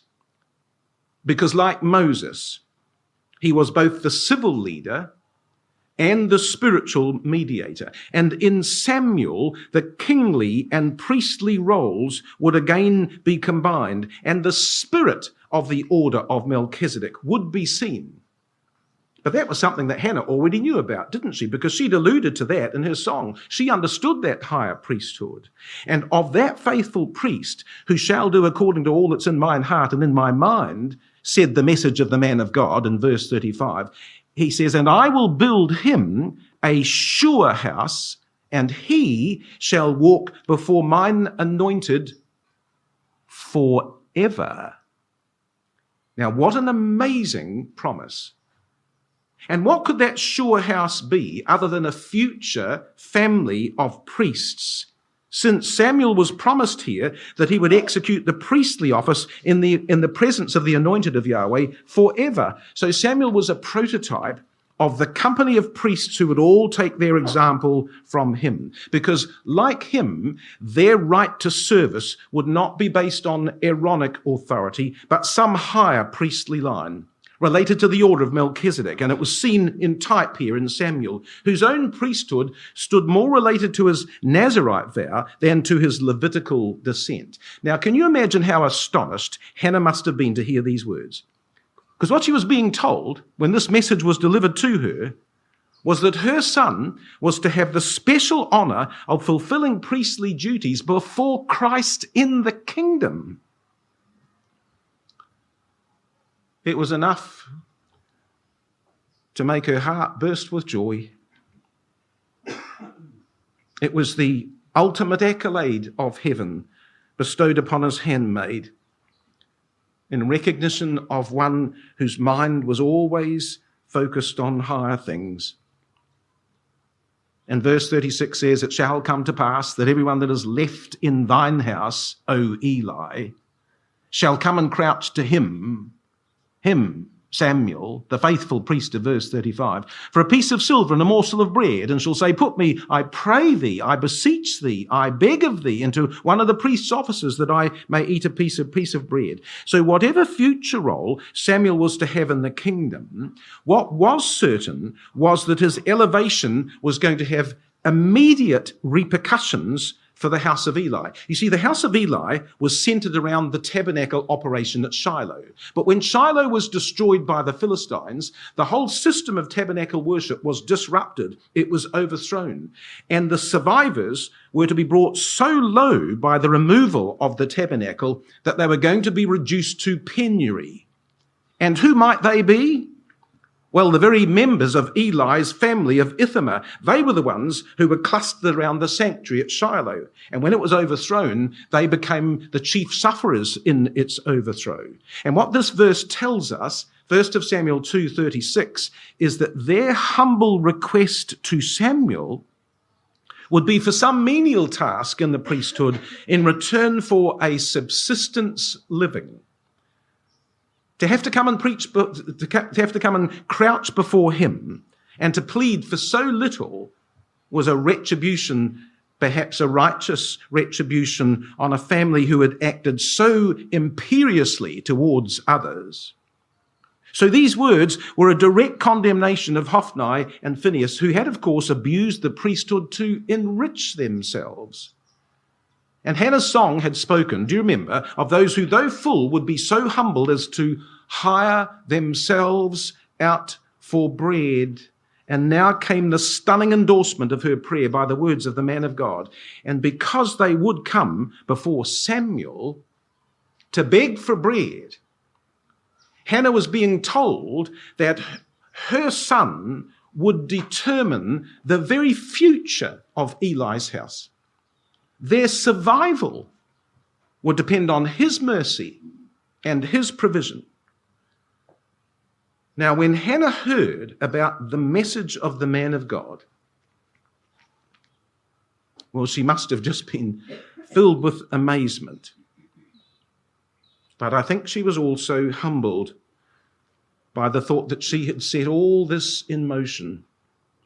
She, a woman, without importance, without rank, without influence.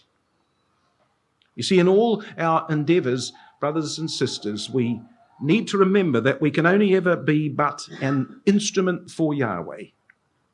And it's his prerogative to decide who his instrument might be. But this story, the story of the 1st of Samuel, chapters 1 and 2, it's how Yahweh responded to one who pleaded that she might be used for the accomplishment of his purpose. You see, here's the interesting thing, is that during the darkness of her trial, not once had she asked for her own sake or for her own satisfaction. Her desire was always for a priest who would do God's will. And this startling message from the man of God showed that her cries of despair, well, they'd been acknowledged. In the message of the man of God, it was as if God said in this message, Hannah, I have heard you. All you have grieved over will be removed. All you have sought for will be performed. All you have hoped for will be fulfilled. Hannah mourned over the peace offerings and Hophni and Phinehas's brazen disregard of them. And God's answer condemned Eli's sons in that very sin and promised that no sacrifice or offering would ever be efficacious on their behalf. And in that judgment, Hannah's spiritual grief was vindicated. Hannah yearned for a better priest to lead the nation in true worship, that she might bear such a child whom she would pledge, if he came, for lifetime service. And God's answer promised to raise that very priest in the person of her son. And in that promise, Hannah's godly desire was approved. Hannah felt the enmity between the seeds from the first time she met Eli's sons, and her song saw ahead to God's defeat of his enemies by sudden and violent overthrow. And God's answer showed his determined to execute that very penalty upon Hophni and Phinehas. And in that verdict, Hannah's divine perspective was endorsed. Hannah saw Hophni and Phinehas enriching themselves by the misuse of priestly privileges, but she believed in God's power to turn their fullness into poverty. And God's answer brought that very poverty upon Eli's family, using the words of Hannah herself to condemn them. And in that sentence, Hannah's righteous request was fulfilled. Don't you think the message of the man of God was an endorsement of Hannah? So how appropriate then for Hannah to hear about the message of the man of God, and probably, we suggest, from Samuel, her son. After all, who better to tell her? And far from being dissatisfied that God had not spoken with her directly, I think she must have been thrilled to hear that story from Samuel himself. Because, you see, it told her that God had already begun to use him as the channel of his communication. She felt that surge of fierce joy in her heart that she'd felt when she first gave the boy. God had answered her, and even now he was preparing that succession of events that would sweep away the household of Eli from the priesthood. And Samuel no doubt told his mother every whit of the man's words to Eli, and every whit of the angel's words to himself. He was probably still too young to understand all the meaning of the message. And he probably didn't really comprehend the terribleness of what it prophesied. But Hannah did. She deserved to hear this message as much as Eli. It was a message for her. Because in all that the man of God said, his words were both the condemnation of Hophni and Phinehas and the vindication of Hannah.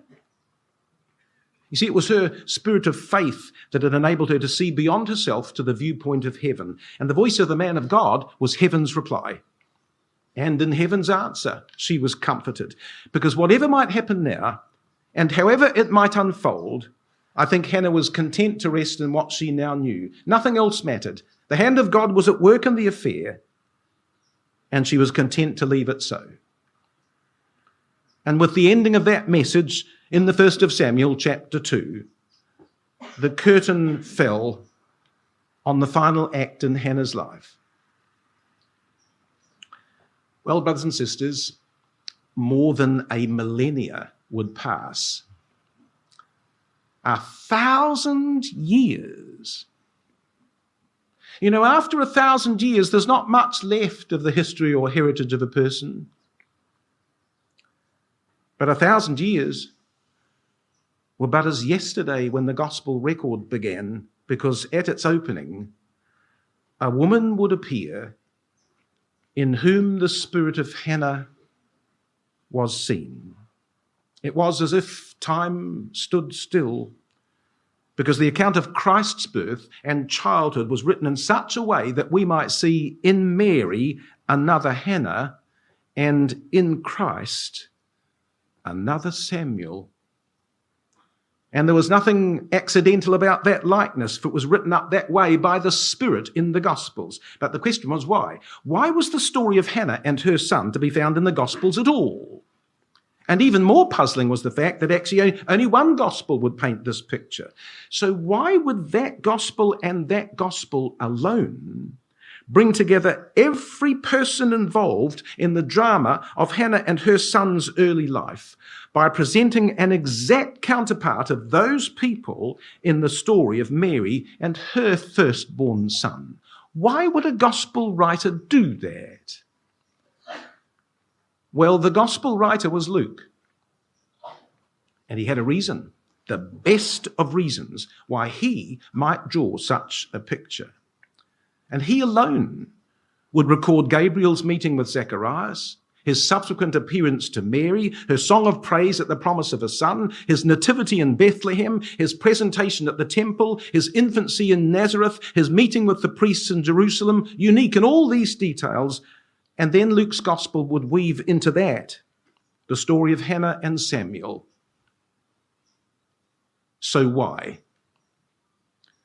Well, the answer is because they served to bring the purpose of his gospel to life. And every word and every phrase was overshadowed by the Spirit to that end. Now, let me just take you through that because, well, I think it's wonderful. Do you remember that the story of Hannah and her son was preceded by another barren woman and her child?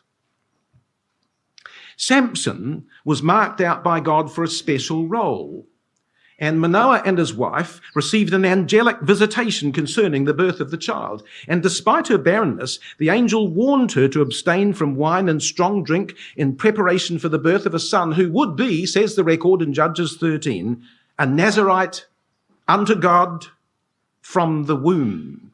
And from the moment of his birth, this child was set to begin a work that someone else would complete.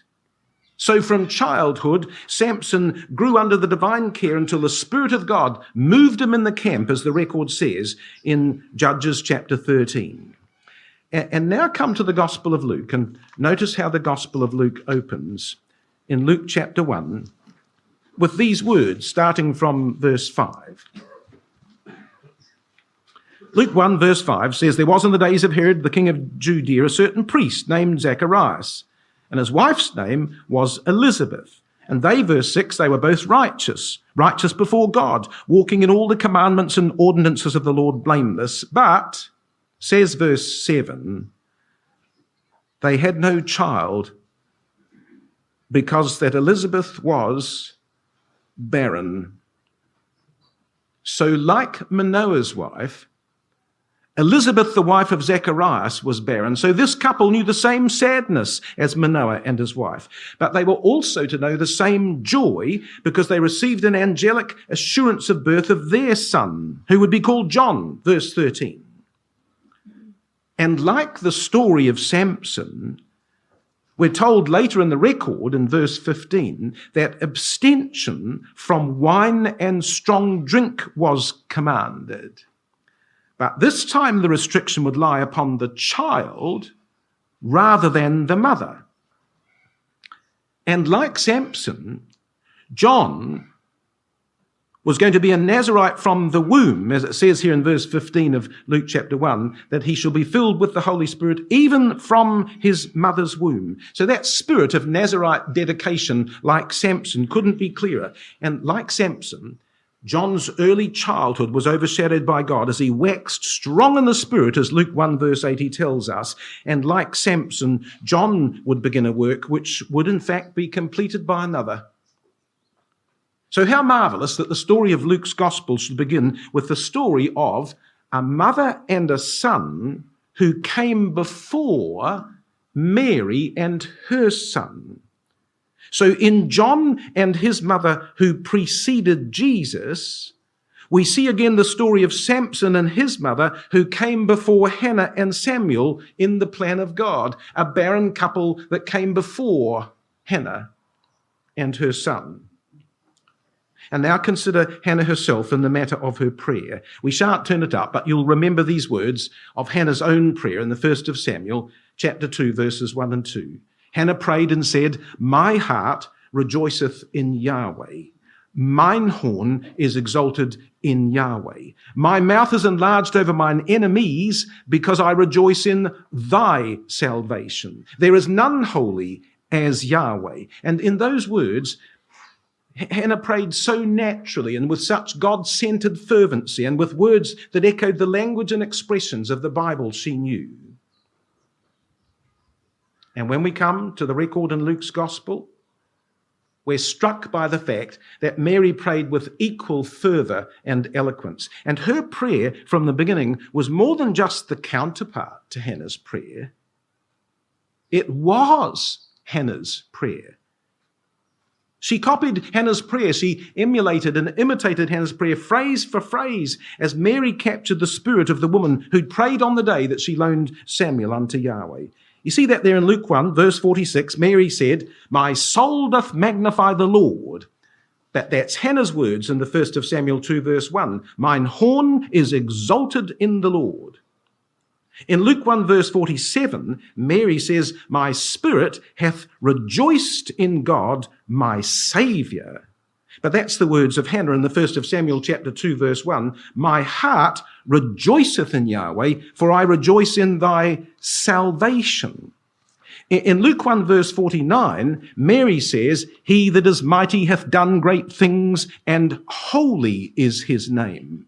But that's the thought of Hannah in the 1st of Samuel 2, verse 2, "For there is none holy as Yahweh."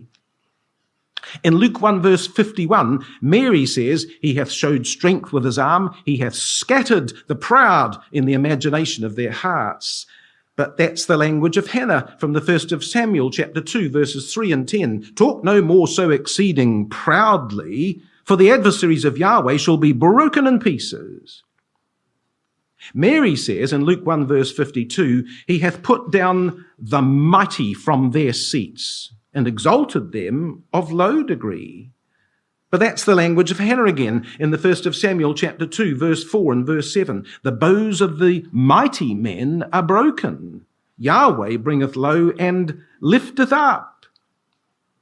Mary says in Luke 1, verse 53, "He hath filled the hungry with good things, and the rich he hath sent empty away." But that's the words of Hannah in the 1st of Samuel chapter 2, verse 5. "They that were full have hired themselves out for bread, and they that were hungry ceased." You see, the whole of Mary's prayer was based upon Hannah's. She's presented by the Spirit as the Hannah of this New Testament story. And it wasn't just a parallel between Hannah and Mary. Hold your hand in Luke and come back, if you would, back to the 1st of Samuel, chapter 1, and notice the particular degree and faithfulness that Elkanah himself had. We're told in the 1st of Samuel, chapter 1, which is where our story began in our opening study, that this was the spirit of the man who was the head of this household. 1 Samuel chapter 1, verse 3 says, "And this man went up out of his city from year to year to worship and to sacrifice unto Yahweh of hosts in Shiloh." So he went up. And if you come to verse 19, the record says that at the end of that journey, right at the end of the verse, well, no, halfway through the verse, "and they returned and came to their house to Rama." So they went up, verse 3, up to Shiloh, and then back home again to Rama. And likewise, they're going to come up again later on in the chapter, and then in chapter 2 and verse 11, the record's going to say, "And Elkanah," which did include Hannah with her, "went back to Rama, to his house." And then they're going to come up again in verse 19 of the 1st of Samuel chapter 2 to bring the little coat from year to year at the yearly sacrifice. And then at the end of verse 20 it says, "And they went to their home." So you see, this was the standard of his household, up and return, up and return. It was faithful Elkanah who led his family on that journey every year. It was like a pattern of spiritual life. It was the rhythm of their yearly pilgrimage. And now look at the spirit of Joseph in Luke. Because in Luke chapter 2, we're told this concerning the father of Jesus, when it says in Luke 2, verses 41 and 42, it says, "Now his parents went to Jerusalem every year at the feast of the Passover, and when he was 12 years old, they went up to Jerusalem after the custom of the feast." Now, when it says every year, verse 41, the margin says, "Why, see the 1st of Samuel, chapter 1, verse 3. Green's literal says they went up to Jerusalem year by year. Rotherham says yearly. And so just as Elkanah continued his visits despite a growing family in the 1st of Samuel chapter 2, so did Joseph, whose own household burgeoned to at least 7 children in the mercy of God, as we would understand from Mark 6, verse 33. So you see, here was Elkanah's faithfulness manifested in Joseph. And who were the chief opponents of this godly woman and her faithful husband? Well, why, Hophni and Phinehas, the opponents of Hannah and Elkanah, the corrupt leaders of a corrupt priesthood, the man of the clenched fist, famous for his aggressive deeds, the man of the brazen mouth, famous for his arrogant words. And the spirit of these men is going to turn up in the gospel record, hidden at first, but seen in the open when the Lord came to manhood. Now, let me show you how that story starts of hostility. Right here in Luke chapter 2, we read these words in verses 46 and 47. It says, came to pass that after 3 days they found the boy in the temple, sitting in the midst of the doctors, both hearing them and asking them questions, and all that heard him were astonished at his understanding and his answers. See, this boy asked questions of the doctors, the priests in the temple. And you know what? They were very, very good questions. And when it says in verse 47 that they were astonished, Rotherham's translates that word, they were beside themselves. And I think that in that term, we've got the first inklings of a beginning hostility. That this little boy in the temple asking them very good questions was already the beginnings of a threat to the priesthood, the first stirrings of one who might actually rise to supersede them. And now come to the end of the story, into Luke's encounter with that same spirit of their priesthood in his own day. Luke chapter 19 tells us this. Now we're at the end of the story of Luke, of our Lord's ministry. He's a grown man, and now that hostility is out into the open. And so the record says in Luke 19, verses 45 to 47, these words. It says, And he went into the temple and began to cast out them that sold therein and them that bought, saying unto them, It is written, My house is the house of prayer, but ye have made it a den of thieves. And he taught daily in the temple, but the chief priests and the scribes and the chief of the people sought to destroy him. So that unease, first exhibited against Christ when they encountered him in youth, has now developed into a murderous antagonism. And the stage is set now for a conflict that will echo all the way back to the 1st of Samuel, chapter 1 and 2. You see, what the Lord was condemning on this occasion in Luke 19 was the trading that went on in the temple courts. As verse 45 says, he went into the temple and began to cast out them that sold therein. Now that trading in verse 45, some of you will know, was actually operated by, surprise, surprise, the high priest's family. And it was known as the bazaars of the sons of Annas. And if you ever wanted to see the spirit of Hophni and Phinehas at work in the New Testament era, it was seen in the sons of Annas, of whom Josephus records these words.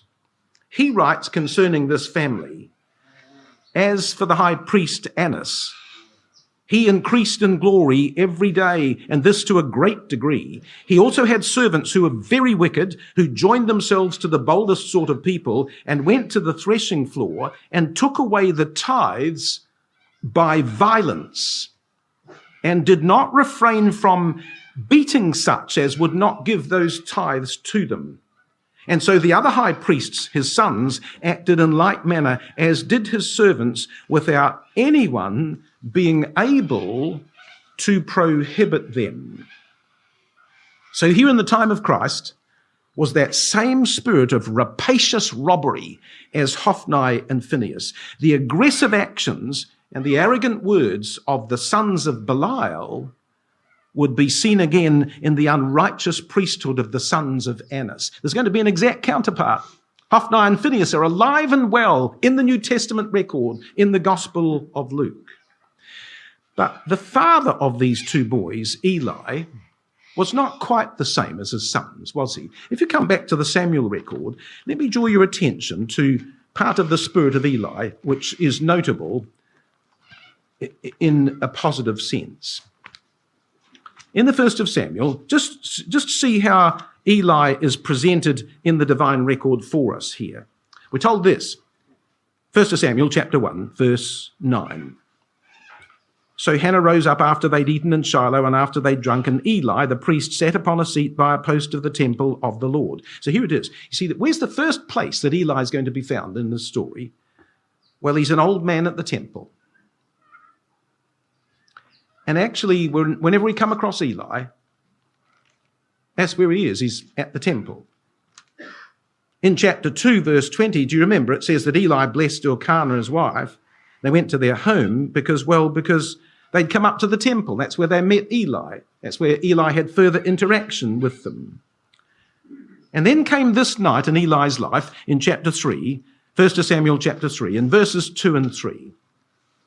And it came to pass at that time when Eli was laid down in his place and his eyes began to wax dim that he could not see, and ere the lamp of God went out in the temple of Yahweh where the ark of God was, and Samuel was laid down to sleep. So the story of the 1st of Samuel chapter 3 will also be set in the temple. And yet again, that's where we will find Eli. And we know what happened on that night. Verse 8. Yahweh called Samuel, again, the third time, and he arose and went to Eli and said, "Here I am, for thou didst call me." And Eli perceived that Yahweh had called the child. And Eli, as high priest, was supposed to be the channel of divine communication. But on that night, Yahweh bypassed the old man and spoke directly with the child. And we know what happened, as we've already read, is that on the next day, on the next morning, Eli asked Samuel what was said, and Samuel told him every bit, every word. And Samuel, having told those things to Eli, Eli said, "It is Yahweh." And you see, what we're being told in the 1st of Samuel chapter 3 is that on that morning, Eli recognized like a bolt out of the blue that Samuel was God's chosen one. And just as well, because Eli would die in the very next chapter. But before he did die, he was shown that Samuel had been raised up by God to be the faithful priest who would walk before his anointed. I think there was a blessing in that for Eli, don't you? He saw it now. You see, he saw it all. He was powerless to do anything about the dominance of his sons in corrupting the priesthood. But Samuel, in all his sweetness and in all his light, must have been a gift of joy to the old man. God would work through Samuel, and Eli knew that Yahweh's purpose would be continued through the boy. He would have been grateful for that. But isn't it interesting that when we come back to the Gospel of Luke, we find that Eli's recognition of Samuel in the temple as an old man will suddenly find its exact parable in the story of Christ. Luke 2, verse 25. "Behold, there was a man in Jerusalem whose name was Simeon. The same man was just and devout, waiting for the consolation of Israel, and the Holy Spirit was upon him. And it was revealed unto him by the Holy Spirit that he should not see death before he had seen the Lord's Christ, the Lord's anointed. And he came by the Spirit into the temple. And when the parents brought in the child, Jesus, for to do after the custom of the law, then took he him up in his arms and blessed God and said, Lord, now lettest thy servant depart in peace according to thy word. for mine eyes have seen thy salvation. And Eli's striking recognition as an old man in the temple that Samuel was to be God's faithful priest was matched by Simeon. He likewise came into the temple, and it was there that he realized with the same flash of insight that Jesus was Yahweh's anointed one. And Simeon, like Eli, we believe was an old man at the time. In fact, the very words he used, verse 30, mine eyes have seen thy salvation, are an allusion to Jacob as an old man when he saw the face of Joseph. Genesis 46, verse 30. And Jacob said unto Joseph, now let me die, since I have seen thy face. An old man in the temple, recognizing Yahweh's chosen child. So Simeon's place in this New Testament story was the perfect image of Eli's place in the Old Testament story of Hannah and her child. He came into the temple at just the right moment to intercept the parents, to hold the child aloft, and to know that he was looking upon the Lord's anointed. Isn't that wonderful, brothers and sisters? Oh, and did you notice what the record goes on to say? Verse 33, Luke 2, and Joseph and his mother marveled at those things which were spoken of him, and Simeon blessed them. Simeon blessed who? Why, the father, Joseph, and the mother, Mary. But didn't Eli do precisely that when Samuel's parents came to the temple? 1 Samuel chapter 2, verse 20, and Eli blessed Elkanah and his wife. So Simeon blessed the parents of Jesus, just as Eli had blessed the parents of Samuel when they came to the temple. And we also suggested in our previous study that there was a woman who lived at the sanctuary who, in the providence of God, was given the task of looking after little Samuel, Jephthah's daughter.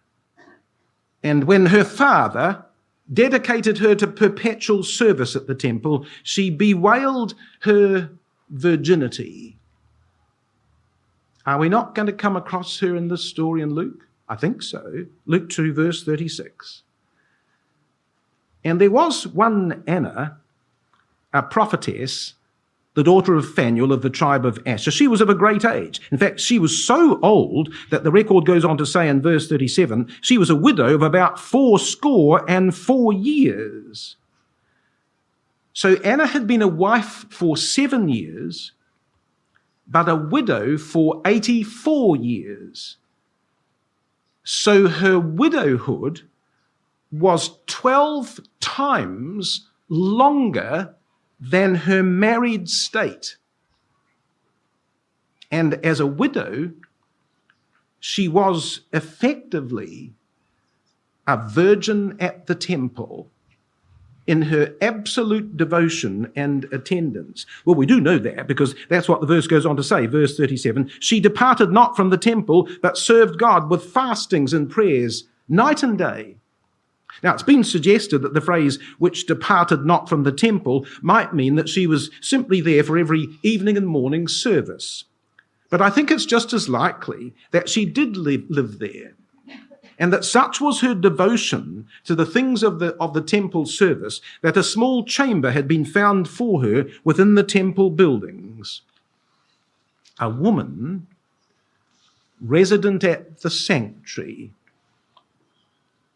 And verse 38 says, Luke 2, and she coming in that instant gave thanks likewise unto the Lord and spoke of him to all that looked for redemption of Israel. She spoke of the child. This godly, spiritual, dedicated woman at the sanctuary knew about and believed in the destiny of the child she met at the sanctuary. Now, who does that remind you of?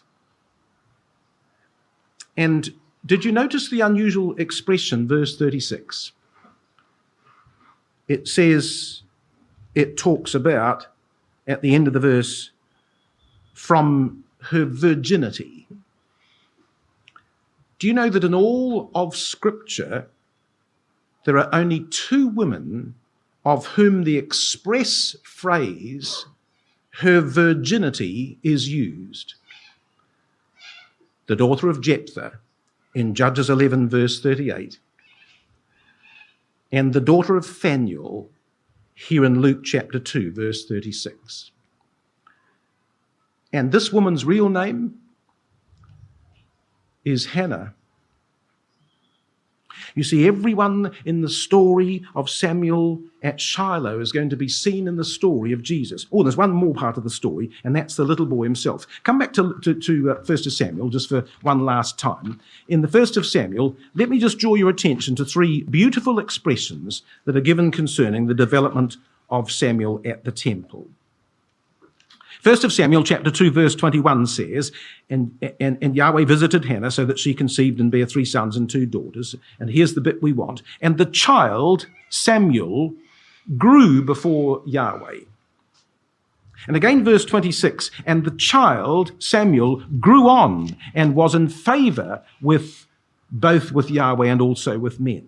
And now chapter 3 and verse 19. And Samuel grew, and Yahweh was with him. So here was a threefold account of Samuel's early life. He grew before Yahweh, he grew in favor with Yahweh, he grew and Yahweh was with him. So this is the lovely description that the Spirit gives us of the development of Hannah's son into the one who would become God's faithful priest. And now notice Luke's account of the Lord's infancy in details which only Luke will record. Here they are, Luke chapter 2, verse 40. And it says of Jesus in his infancy, and the child grew and waxed strong in spirit, filled with wisdom. And the grace of God, the Hannah of God, was upon him. And again, in verse 52, and Jesus increased in wisdom and stature and in favor with God and man. Now, where do those words come from, brothers and sisters, in the Gospel of Luke here? They come straight out of the story of the development of Samuel, do they not, in the Samuel record? Could there be a plainer parallel? Every detail of Hannah and her child will be transported into the account of Mary and her child. So why? Why does this record unfold in such a marvelous way in the Gospel of Luke? Well, here's the reason, brothers and sisters. You see, Luke is going to paint the portrait of Christ as the perfect priest. That's what his gospel's about. But he presents him as a priest according to a new order, a changed order, a different order than that of Aaron, since it was evident that our Lord sprang out of Judah. And that's why the Spirit overshadowed the writing of this gospel and wove into the account the story of Hannah's son, who arose as a faithful priest to supersede the Aaronic order of the day, rejected by God because of their spiritual wickedness. Samuel acted as a priest to replace Hophni and Phinehas, but his priesthood was based upon his Nazarite status, a different yet higher priesthood than the Aaronic order. And in this role, Samuel would prefigure the Lord, whose priesthood would also be of a different order. And I think this is why the tableau of Hannah and her family are seen in Luke's gospel and only in Luke. Could there have been a better Old Testament foreshadowing about the impending change of a priesthood to a new order, which Luke's gospel is about, than to include the story of Hannah and her son? Oh, and by the way, where's Peninnah in Luke chapter 2? And the answer is she's not seen there at all. She was never the real source of Hannah's adversity. And she wasn't the centre of Hannah's controversy. Hannah's controversy was with the priesthood at Shiloh, and every person crucial to that story is found in Luke's account. And the absence of any person like Peninnah to be found in Luke's gospel was the proof that she was not the focus of Hannah's grief and she was not the key to Hannah's purpose. So as we contemplate this journey, brothers and sisters, we see in Hannah a revelation of how the spirit of purpose in a person's life can enable them to accomplish things far above the scope of their normal capacity and far beyond the limits of their normal ability. How was Hannah able to do what she did? Well, I think we've got the answer in our titles, our title to the studies. You see, Hannah used a word which was the key to her spirit and the life of purpose that she lived. She said this. She vowed a vow and said, O Yahweh of hosts, if thou wilt indeed look on the affliction of thine handmaid, and remember me, and not forget thine handmaid, but will give unto thine handmaid a man-child, then I will give him unto Yahweh all the days of his life. So the term that Hannah used to describe her own sense of purpose in life was that she sought to be God's handmaid. And I don't think that that was a word that simply indicated humility and submission. I think that that word captured the very spirit of Hannah's desire. She pleaded to be God's instrument, God's channel, God's medium, God's agency, God's means through which his purpose could be effected. Make me thine handmaid, she said, and she meant it. She wanted to be God's instrument. Now that's the secret of God manifestation. It means to be so committed to the divine purpose that we seek to be the very means of its expression, but to the honor of his name and not ourselves. And the glorious thing about Hannah, the thing that makes her so wonderful, is that she never thought for a moment about her own importance or rank. She gave herself completely to a cause that was greater than herself, but within which her own hope was realized. You see, when our spiritual objectives lie within the overarching purpose of God, all possibilities are there to grow into. And handmaid was the term that this woman used to describe that idea. So how do we nurture that sense of purpose in our lives? Well, Hannah did two things. 1 Samuel 1 verse 12, she prayed and prayed and prayed to God. She never stopped praying. 1 Samuel chapter 1 verse 13, she spoke in her heart, because that's where she stored her meditations. And that's, I think, our purpose is sustained in our lives, prayer and meditation. Has it ever been otherwise? But you see, that spirit was understood by Mary, because if you come back to Luke chapter 1, and you'll know this, but it's so nice just to see it. We're told in Luke chapter 1 these words, when the angel speaks with her in Luke 1 verse 37, the angel said to Mary, for with God nothing shall be impossible. And Mary said, behold, the handmaid of the Lord, be it unto me according to thy word. So she used the same word. You see, Mary knew Hannah's story and she understood Hannah's spirit. They shared a common bond and they nourished it in the same way. Do you know how Mary nourished that sense of purpose in her life? Luke 2 verse 19. But Mary kept all these things and pondered them in her heart. That's where she stored it. That's where she nurtured it. And not just here, but again in verse 51. He went down and was subject unto them, but his mother, says Luke 2:51, kept all these sayings in her heart. Weymouth says she carefully treasured up all these incidents in her memory. Rotherham says she closely observed all these things in her heart. So you see, both Hannah and Mary became instruments for the divine purpose, and Yahweh worked through them because they believed in a purpose greater than their own. They believed in the purpose of their God. And now in this gospel, brothers and sisters, the faithful priest that Hannah yearned for had come. This was his moment. This was his gospel. And in the nativity chapters of Luke, I think the story of Hannah comes to its final conclusion because she would be seen in Mary, who shared her spirit and who revered her example. Luke revealed the life and times of a new and better priest, made possible in the birth of another firstborn son, Mary's first and Hannah's seventh. Mary's son and Hannah's Lord. And so we read the record and we rest content. Because when we see the woman of Rama shining in the face of the woman of Nazareth, we know of a certainty that Hannah also was indeed blessed among women. And I think that for Hannah, the thought of being so identified with the work of God, that the privilege of being so honoured by God as to be his handmaid, it must have overwhelmed her, but it also lifted her to a sense of blessedness above and beyond the mundane.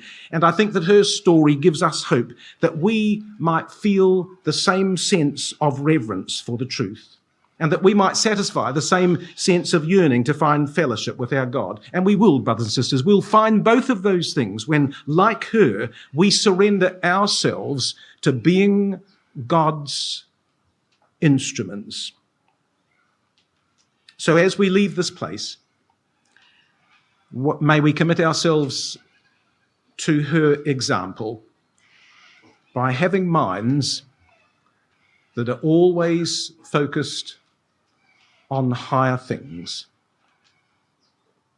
And may the wonder of her life touch ours with its radiance.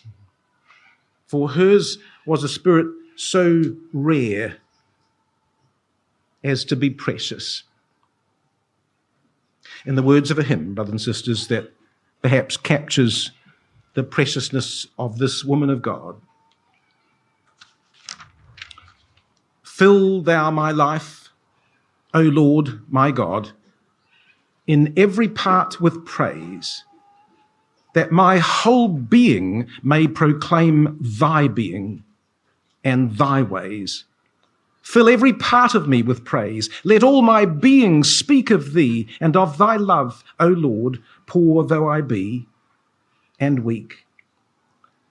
So shall no part of day or night from sacredness be free, but all my life, in every step, be fellowship with thee.